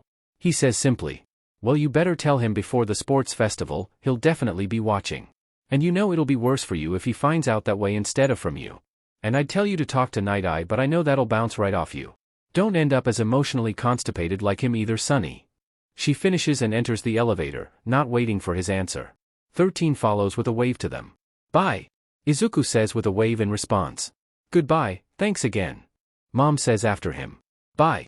Yagi-san says hesitantly, he looks like his head is somewhere else. The elevator door closes. Night Eye? Like Sir Night Eye, your former sidekick? You haven't worked with him in 6 years? Oh, that can't be a coincidence. And what about this Sorahiko person? You seem afraid of him, why? If you're supposed to tell him about me, that implies he knows you were looking for a successor. He leaves out one for all since his mother is there, which means you're close to him. And who's Nana? You seemed sad and yet happy when she brought them up. Yagi-san's face goes through a variety of expressions as Izuku speaks, but when it lands on reminiscence when Izuku brings up the Nana person. She was my mentor, my predecessor. His smile doesn't reach his eyes and his gaze is far away. So she was the one for all holder before All Might. I'll get lunch started. I know you boys probably want to go off and train, but at least wait until I've fed you. Mom says as she walks away, throwing a concerned look to Yagi-san before meeting Izuku's eyes. He nods and she continues her tread to the kitchen. Come on, let's go sit down. They make their way to the couch and take a seat. Izuku sits facing toward the man. He tries not to look excited about learning about All Might's mentor. From his reaction Izuku can guess that she's dead. So, Izuku leads with, trying to find the best way to go about this. What was she like? An easy enough start. Izuku's not known for having the social wherewithal when it comes to sensitive topics. He tends to blurt out whatever his brain comes up with, not really thinking the thought through before it bursts out. So far in life he's been around understanding people. His mom was always happy to answer him no matter how tactless he'd been. Uncle would always tell him delicately when he'd crossed a line.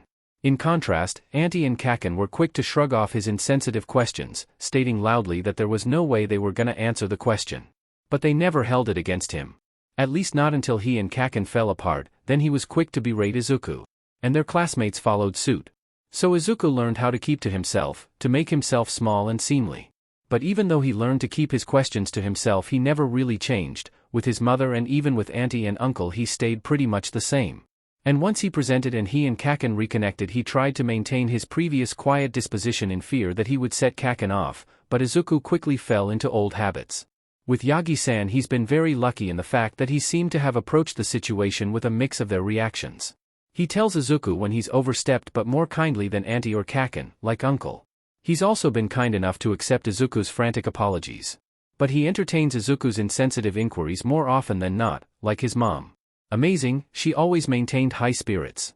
She's why I smile even when I'm afraid.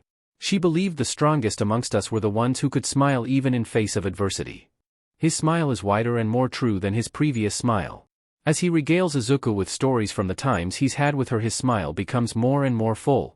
When there's a lull in their conversation, Izuku decides to revisit one of his previous questions. Who's Sorahiko? He freezes up and hunches in on himself like he's trying to make himself smaller, which is hard considering his height. Ah, that would be my other mentor. His hero name is Gran Torino. The name doesn't ring any bells in Izuku's head. Then again, if he was All Might's mentor, then he probably isn't a hero anymore. And heroes from back when Yagi-san was young weren't as documented as today's heroes. Then why do you seem scared of him? He was rough? He was really scary when he was training me. He shakes and pales as he presumably remembers training with the man. But he knew about One for All? Izuku lowers his voice as he speaks about the man's quirk. Yes, my mentor was friends with him and told him about it so that he could train me in her stead should she pass. So you're gonna tell him, right? If Recovery Girl thinks Yagi-san should tell the old hero about Izuku, then it's probably important he knows. At some point. That isn't reassuring. But it's not like Izuku can do much about persuading him into doing it. If there's anything he's learned about the man in their time spent together, it's that he's hard to budge on important matters. He's only managed to uphold his promise of reeling back his hero work by matter of fact that he's spent most of his time at Izuku's house. Him spending the night has meant that he's not had the chance to run onto crimes on his commute. But he still hasn't made any official announcement about taking a step back from hero work, which has caused some turmoil amongst Japan's populace since he's normally active every day. Izuku doesn't know if Yagi-san's just ignoring the matter or if he truly has no clue about the uproar. Izuku was surprised he managed to convince the man to spend time learning to be a teacher, but once Izuku handed the man some books on teaching and he sheepishly admitted he hadn't got around to buying any, Izuku realized the older man was never going to have bought any books on teaching. Don't get him wrong, Yagi-san probably meant to buy some books, but the truth of the matter is that he'd have never gotten around to it since he subconsciously didn't want to. But Izuku's at least assuaged by the fact he'd seen Yagi-san reading the books he got him. What about Sir Night-Eye? You haven't worked with him since your injury, right? At least if my dates are correct. His brow raises minutely before settling in a dejected furrow. Yes, we had a disagreement. He wanted me to stop being a hero after my injury. I didn't want to stop and he didn't want to see me run myself into the ground, so he left. But you've passed on One for All now. So you'll be retiring soon. Shouldn't you tell him so that he knows he won't have to worry for much longer? Maybe you two could reconnect? Well, the issue is with the fact that I've passed on One for All. You see, while I'd been searching for a successor, he'd been searching for a successor for me as well. And he'd found a boy he believed should be my successor. I'd been set to meet him, but before I could I ran into you. So I delayed the meeting, and then altogether cancelled it. He had his mind set on this boy being my successor, so once I told him I'd decided on you, he got his nose put out of joint about it. He felt I didn't give the boy a fair enough chance, but the truth of the matter is that it was my quirk, not his. It was never his place to choose a successor for me. But telling him that would do nothing but agitate him more. He finishes with a defeated sigh. Lunch is ready, boys. Before Izuku can say anything more, they're interrupted by Mom. They both look to each other and Yagi-san offers him a sad smile and pushes off the couch and makes his way to the table. Izuku sits for a moment more. So Gran Torino needs to be told about Izuku, and Sir Night-Eye and Yagi-san need to talk out their issues. What Izuku doesn't know is how he'd help in this situation. He can't reach out to the men since he has no contact information for either. Izuku, you coming? He gets up and walks to the table to have a seat. He can't just do nothing, right? You don't have to do my laundry, I'll do it myself. Izuku hears Yagi-san say from the hallway. He'd gone back home after lunch on Sunday, but not before he announced his semi-retirement in a press conference that Izuku is sure Nedu had harangued Yagi-san into. I know this may be shocking to everyone, but I'm getting to be an old man. The biggest flaw I've always had is that I'm human, my body isn't what it used to be. That's not to say I can't handle myself still, but, well, there will come a time where I won't be able to handle myself. And I'd rather have eased you all into my absence rather than have thrown you into the deep end. He's using Izuku's words. I'll still be available for any major villain attacks or disasters. And it's not like we're bereft of heroes, and we have even more sidekicks. And for any heroes or sidekicks out there now I'll say this. Times are changing, and so must the hero system. Now is the time to step up, not for fame or glory, but for the populace of Japan. If you only end up saving one person's life you'll have done your due diligence. You may never be number one, but the title is devoid of substance. I am not number one because I was decreed as such, but because of the lives I've saved and the villains I've taken off the street. In the eyes of that one person you save, you'll be number one. You have the power to make change, however small it may seem. With that he steps away from the podium and bows to the crowd. He walks away with his head held high, ignoring the clamoring of the crowd as they yell out their questions. Izuku sniffles and wipes his eyes, even though he knew this was going to happen, but hearing it said aloud gives it weight. An end of an era. I'm doing laundry anyways, so I may as well do yours as well. Izuku's seen article after article about his semi-retirement. But his favorite had been a thread he found. I can do it then, you needn't trouble yourself. It had been made by a man who'd apparently noticed All Might's reduced hours and had been raving about it for years. But no one believed him. Oh, so you're fine with washing my underwear? She says it in a teasing tone and Izuku winces but decides it's better to just turn back to his thoughts as he sips his protein shake idly. The man went on and on about how he knew All Might's hours were reducing and how All Might's semi-retirement confirms his suspicion since he'd clearly been slowly reducing his hours to help ease everyone into him retiring. Izuku also decidedly ignores Yagi-san's stammering and his mother's giggling. People had actually been taking the change rather well, sure there were some naysayers but they were often admonished by others for wanting All Might to keep going until he inevitably dies from weakness brought on from age. Don't want you to have to do my underwear either. Crime had of course risen overnight, but luckily the heroes have been able to maintain a sense of peace. It's good for Yagi-san's sake. If he'd seen things going bad he probably would have felt guilty, well more guilty that is, and tried to take up his old pattern and ended up burning through the rest of One for All. Time will tell if the heroes will maintain their momentum. Oh please, I have a son. And I had a husband, I'm fine with washing a man's underwear. Plus I'm dumping your basket into the washer so I'm not even touching them while they're dirty. The uptick in hero fights had already given Izuku plenty to write about.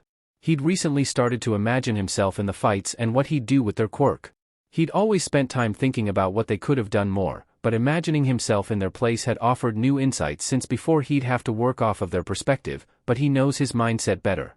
Of course he's watching from the outside, so he has the time to actually think of solutions. He'll need to work on his in-moment analysis. He likes to begin by imagining what he'd do with the hero's quirk and then he integrates his other quirks. It's good for him to learn about hero's quirks since he may copy it or one like it in the future. With so many quirks at hand it'd be easy to overlook some functionality a quirk could have, so when training a quirk he imagines it's his only quirk. It's easy to fill the void a quirk has with another quirk, but everyday people only have one quirk to rely on. And yet they make do. Someone like All Might or Endeavor have made it so far with only one power. It makes him wonder how far he'll go. People have always told him that he'd never make it far relying on other people's powers, and that no one would want to be saved by such a freak. But surely his quirk is a plus. Kacchan seems to think Izuku can make it and so does Yagi-san, and he's the #1 hero. But would people truly be okay with him? People have never wanted him to get close to them out of fear that he'd steal their quirk. Even the people who were indifferent to him didn't want him near since he was, in their word, unnatural.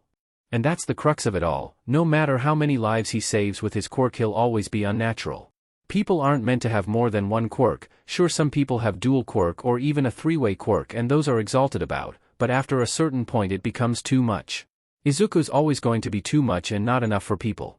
Yagi-san takes a seat next to him and Izuku looks to the red-faced man. Izuku chugs the rest of his shake and turns back to his analysis. He missed a lot of the fight to his thoughts, he'll have to rewatch the news coverage. Your mother is quite the, tenacious woman. That's one way of putting it. Izuku's just happy that she didn't lecture the man on proper hygiene. Izuku's been the victim of many lectures about taking better care of himself. He has a habit of not showering and eating when he's focused on something. With how Yagi-san treats himself, it's only a matter of time until she scolds him. By the way, about an hour after school ends we'll be heading to ground beta so you can copy Cementoss Quirk and train it with him. What? Izuku looks to the clock by the TV. He only has like 2 hours to mentally prepare himself. He needs at least an hour to be anxious. And another to compartmentalize. He'll not have time to internalize his affirmations. He'll not even be able to spiral and restart the whole process. How will he cope if he doesn't have time to seek himself out at least once? Why didn't you tell me? He prefers a week's notice before an event, but he can work with only a day. He'd taken the night before, or even just this morning. Because you'd have been anxious and distracted. Yes. I need time to be anxious and panicked before so that I'm not anxious and panicked during. Or at least less anxious and panicked. When he'd first come to UA his excitement had helped mask the panic, he'd been near shaking from anxiety though. Plus he'd been CKing himself up into telling All Might he was an Omega, so after that conversation he'd crashed out, making himself emotionally exhausted. Every event after that he'd had time to process, and he's off suppressants now, which means his anxiety has skyrocketed. But 2 hours is enough time for him to take his hydroxyzine to hopefully help him. I told you so. He hears his mom call from the hallway. I'm sorry my boy, I thought it best to limit the time so that you didn't have time to be too anxious. He says apologetically. I'm gonna be anxious anyways, at least if I know a while before I can get all my anxiety out. I hadn't quite viewed it that way. Izuku takes some deep breaths. Can you at least tell me if there's anything else coming up? I know you guys had mentioned multiple teachers, but how many? How about I tell you after? You're already anxious enough, you don't need more right now. Izuku sends him a look. I'll tell you after, promise. Fine. Izuku stalks off to the bathroom to take his meds. Afterwards he heads to his room and tries to spend time on his analysis so he can focus on something else. Izuku knows that he'll need to get his anxiety and panicking down if he wants to be a hero. He can't be freaking out in stressful situations. He'd been getting better, but now that he's off the suppressants the hormones that were suppressed have come back with a vengeance. Now even with the Prozac he still has issues, which is where the hydroxyzine comes in. It's helped a ton, but it's a take-as-needed medication so he has to be anxious before he takes it. Izuku can only hope that in a real stressful situation that he'll be able to lock in. A knock comes from his door. Young Midoriya? Nedu asked me to meet him to discuss something, but I should be able to join you after, I'll just have to meet you there, okay? Izuku looks at the clock. He should probably head over. Yeah, that's fine. It's not, he'd calmed down a bit, but that reignites his anxiety. You'll just need to head down the elevator and follow the signs. He says through Izuku's door. Alright, thanks. And with that Yagi-san heads off and Izuku begins to gather himself. He can do this, it's just Cementoss, a pro hero, who teaches at UA. Okay, that didn't help. Whatever, it's not like he can back out now. As he heads through the tunnels a sense of déjà vu sets in. He pauses his steps. Well, he did head through here with the car. Maybe not this exact hallway, but they're all pretty similar. Izuku kinda wonders why they have these if the students don't even get to use these as far as Izuku is aware. Maybe for the teachers, but a lot of the gyms and grounds aren't far from the main building, and they have vehicles on campus, so why? Emergencies probably, but if the students aren't aware of these then how are they supposed to know to go to one of the secret elevators scattered across campus? They'd be relying on being able to find a teacher, so what happens if they don't? They have cameras so they'd probably send teachers after any scattered students. But even if they can't get every student they'd still be able to get some, which is better than none he supposes. He comes to an elevator which has a sign by it telling what buildings are near. He sees that ground beta is near so he steps in the elevator. Once the elevator stops, the doors open and he's greeted by another door. He steps out and swipes his ID card on the sensor by the door and he hears the click of the lock opening. He steps out into a room that's clearly a gym storage, told by fact of the mats and baskets full of ball. The door behind him closes and relocks with another click. He heads out the door to the storage room and steps out into a gym. It's eerie without any people in it. His steps echo as he makes his way out. He turns around to read the sign that designates the gym as Gym Gamma. He comes to an intersection and moves to head right, but stops as he reads the sign. Left, he needed to head left. Why did he try to go right? His vision goes out of focus and a head-splitting pain begins in his skull. He grabs his head as he falls to his knees, his forehead hits the ground as he bends over but he barely registers it. Images he's never seen flash against his eyelids. And then it's gone. His chest expands as he takes in a large gulp of air as he realizes he'd been unable to breathe through his pain. What was that? He'd say he was sick or something, but what about the images? The images? He tries to call upon the images but nothing comes to mind. He definitely saw stuff, so why can't he recall anything? He finally brings his head up and is faced with the sign that started it all. Right, he has somewhere to be. He shakily gets to his feet and gathers himself as he heads toward ground beta. It isn't long until he comes upon the gigantic walls of the ground. Once he sees Cementoss in the distance, he quickens his pace. He waves back at the man. Good afternoon. Good afternoon, sir. Izuku bows to the man. Ground beta is a site that is designed to look like a city. It's for the students to get used to fighting in an urban environment, but more often than not there's damage to the site and it's my or other teacher's job to clean up the site, but it's only my job to fix up the city. Izuku nods in response as the massive doors open. Today you'll be learning to manipulate cement on a small scale. It's important that you learn moderation to limit collateral damage. You'll learn how to make structures at a later date. For now I just want you to turn the cement to liquid and back to a solid. Izuku follows him as they make their way into the city. He can already see damage from the students. Scorch marks, slices, and wet patches litter the rubble. That of course is if you're able to copy my quirk. It does obviously have a mutant aspect to it. He says as he gestures toward his appearance. They come to a stop and the hero turns to face Izuku. I have a quirk called photosynthesis that turns my skin green. And a quirk that, gives me wheels on my feet. Izuku explains as he fidgets. Alright, give it a try. Izuku nods and closes his eyes as he feels around with his quirk. As his quirk blankets the surrounding area he feels the man's quirk. He pushes past the feeling of the man's emotions. He always feels like he's invading people's privacy when he uses his quirk. He can tell that the quirk is clearly powerful just by touching its surface. Its density makes Izuku push harder in order to sink into it. He wonders if this is how all stone-like quirks feel. Once inside he strains to grab at some of the quirk. Once he has a good grip he pulls out and releases a shuddery breath as the strain from pushing falls away. He opens his eyes and looks at his hands, no change. Izuku reaches up and feels his face to be sure. No then. Cementoss says from his spot next to Izuku. Well, I felt that I got something. I feel different as well. It's true, he feels heavier. Like the quirk's weighing him down. Are you sure? It seemed like you had a hard time. That was because your quirk is dense, probably because it's a rock-like quirk. I just had to push harder to get in. Izuku furrows his brow as he reaches down and touches the ground. And even though he's only touching a small section he feels the surrounding pavement. It's overwhelming, but Izuku's used to feeling with his own quirk. Still it's different. When he feels with his quirk he only brushes surfaces that aren't quirks.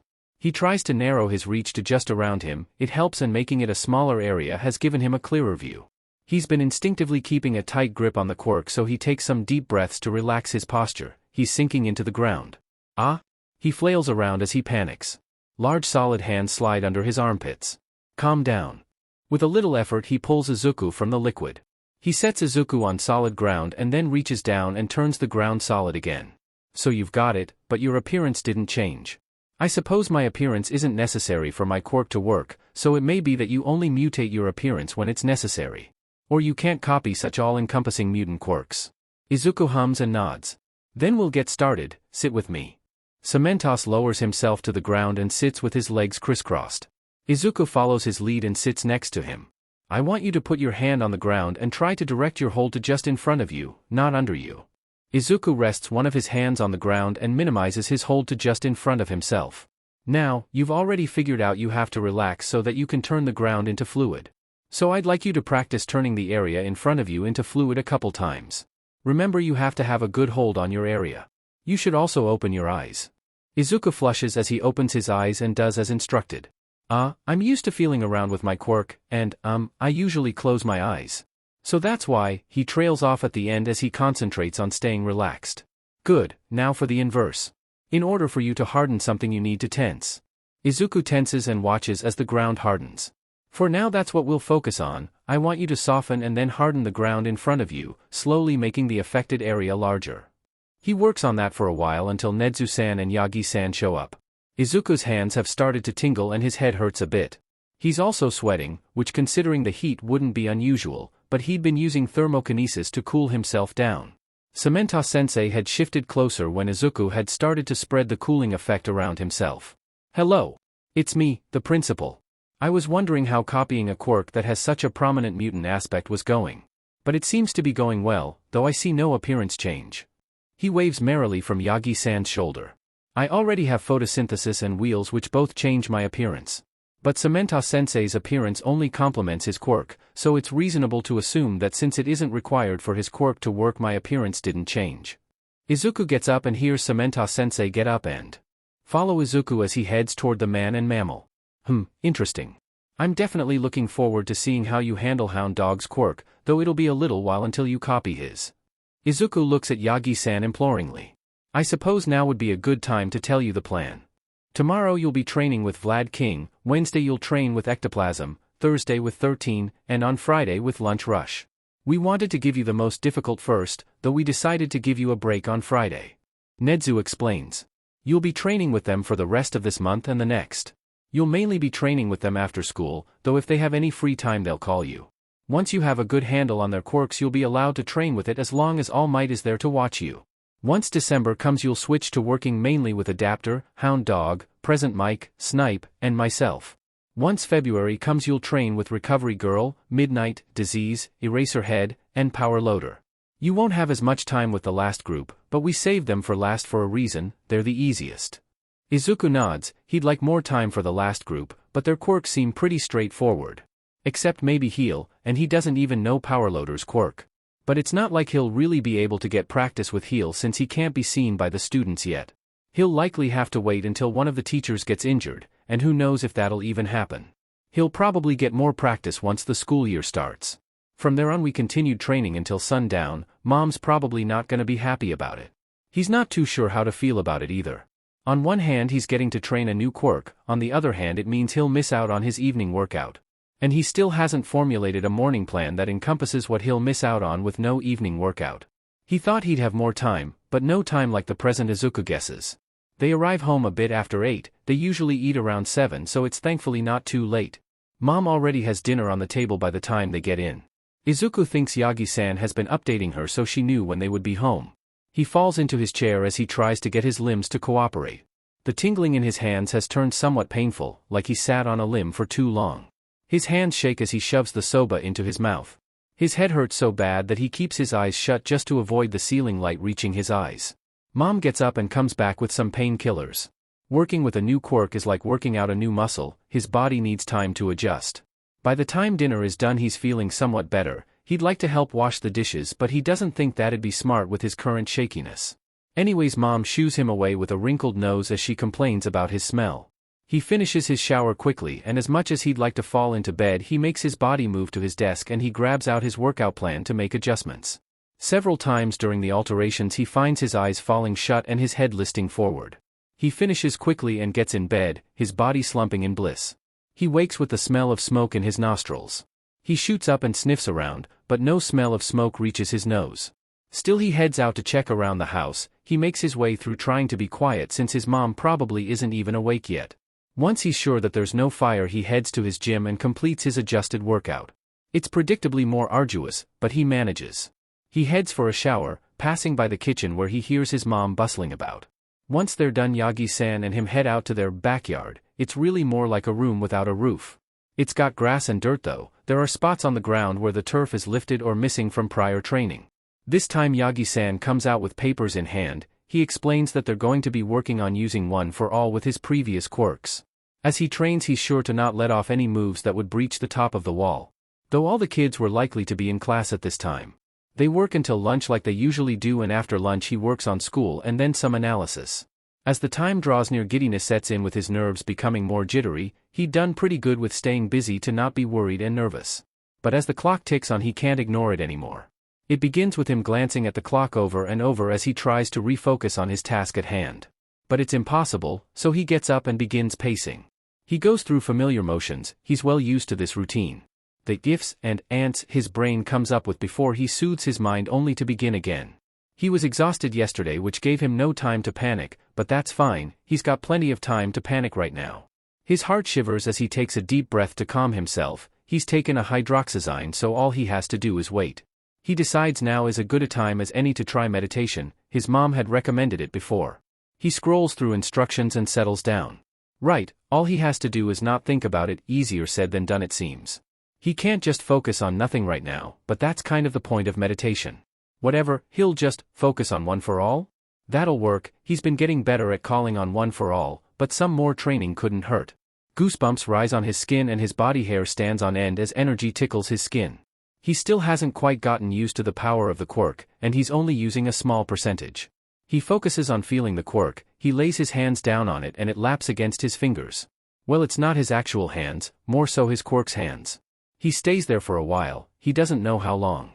But suddenly the waves lash out, it makes him think of solar flares. It rages and all he can do is weather the storm. His fingers sink into the quirk, which calms it for some reason. He finds out why though, something grabs him and pulls him in. He's disorientated for a moment before he gets his bearings. He'd only ever stuck his hand into the quirk, but even then the sheer power had been too much, and now he's in it. And it's dragging him down, it thrashes against his skin and the further down he goes the more pressure weighs against him. He struggles against the hold, waging against the pressure, struggling to get his limbs to cooperate. Indecipherable words reach his ears, while he can't tell what they're saying he can tell that they're trying to soothe him. It does little in that manner, he still struggles, kicking around as he tries to go upwards as the power lashes against his skin. The buzz of the words greatens, shouting, but not at him. Why does he know that? Then the pulling stops and he's suddenly at the surface again. He opens his eyes and clutches his chest as he takes in shuddering breaths. He leans forward and his forehead meets the floor, sweat drips from him onto the floor. A knock sounds from his door. Are you ready to go, young Izuku? Yagi-san calls from behind the door. He looks at his clock, has it really been that long? Yeah, just a sec. He gets up on shaky limbs and grabs one of his workout towels and wipes himself off, changing out of his sweat-soaked clothes. If Yagi-san sees him then he'll probably think that Izuku was working out, then he would cancel the training with Vlad King. Once he's done he grabs his phone and ID, heading out. Ready, my boy? He's standing next to the elevator. Yeah. Izuku offers him a simple smile as he joins him. He'll think about whatever that was later. Right, I'm going to put this on you. It's a smaller version of the device I use to extract my blood. My gauntlets are designed to connect directly to a major vein in my arm for better extraction. Izuku shuffles around under the gaze of the intimidating man. His height and musculature make for an imposing stature, especially compared to Izuku.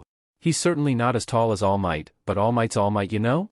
It's difficult to feel afraid of him despite him being bigger than Vlad King. Izuku's just more used to him, even before they met. During his recent checkup he asked Recovery Girl if he'd grow any taller, but she said he'd probably only grow an inch or two more. Izuku supposes it's better than nothing.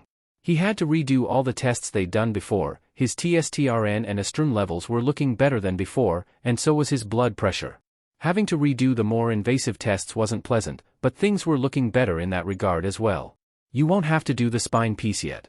Vlad King says in face of the wary expression on Izuku's face. SP spine piece? Yep, right here. It connects to my aorta allowing greater blood flow.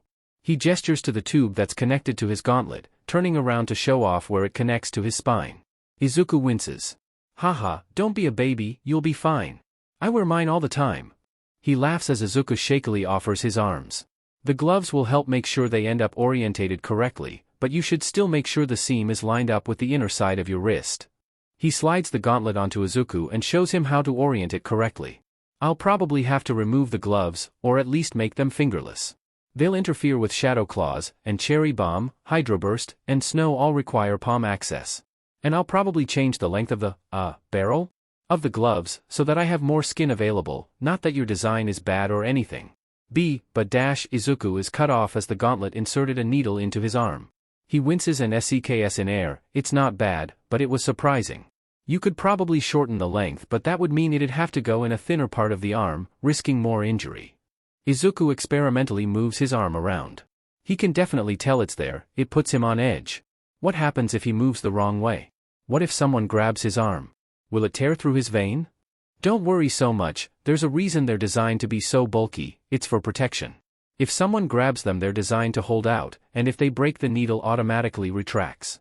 Now for using my quirk dash, they work at drawing out blood and manipulating it. Soon enough Izuku's forgotten his earlier misgivings and is using the gauntlets with no problem. Vlad King Sensei's quirk allows for greater blood loss but he still has moments where he gets dizzy. When that happens they take a break, and it's during one of these breaks that they're interrupted by the doors slamming open. Hello, I just couldn't resist seeing you all hot and sticky, plus I got you a little something.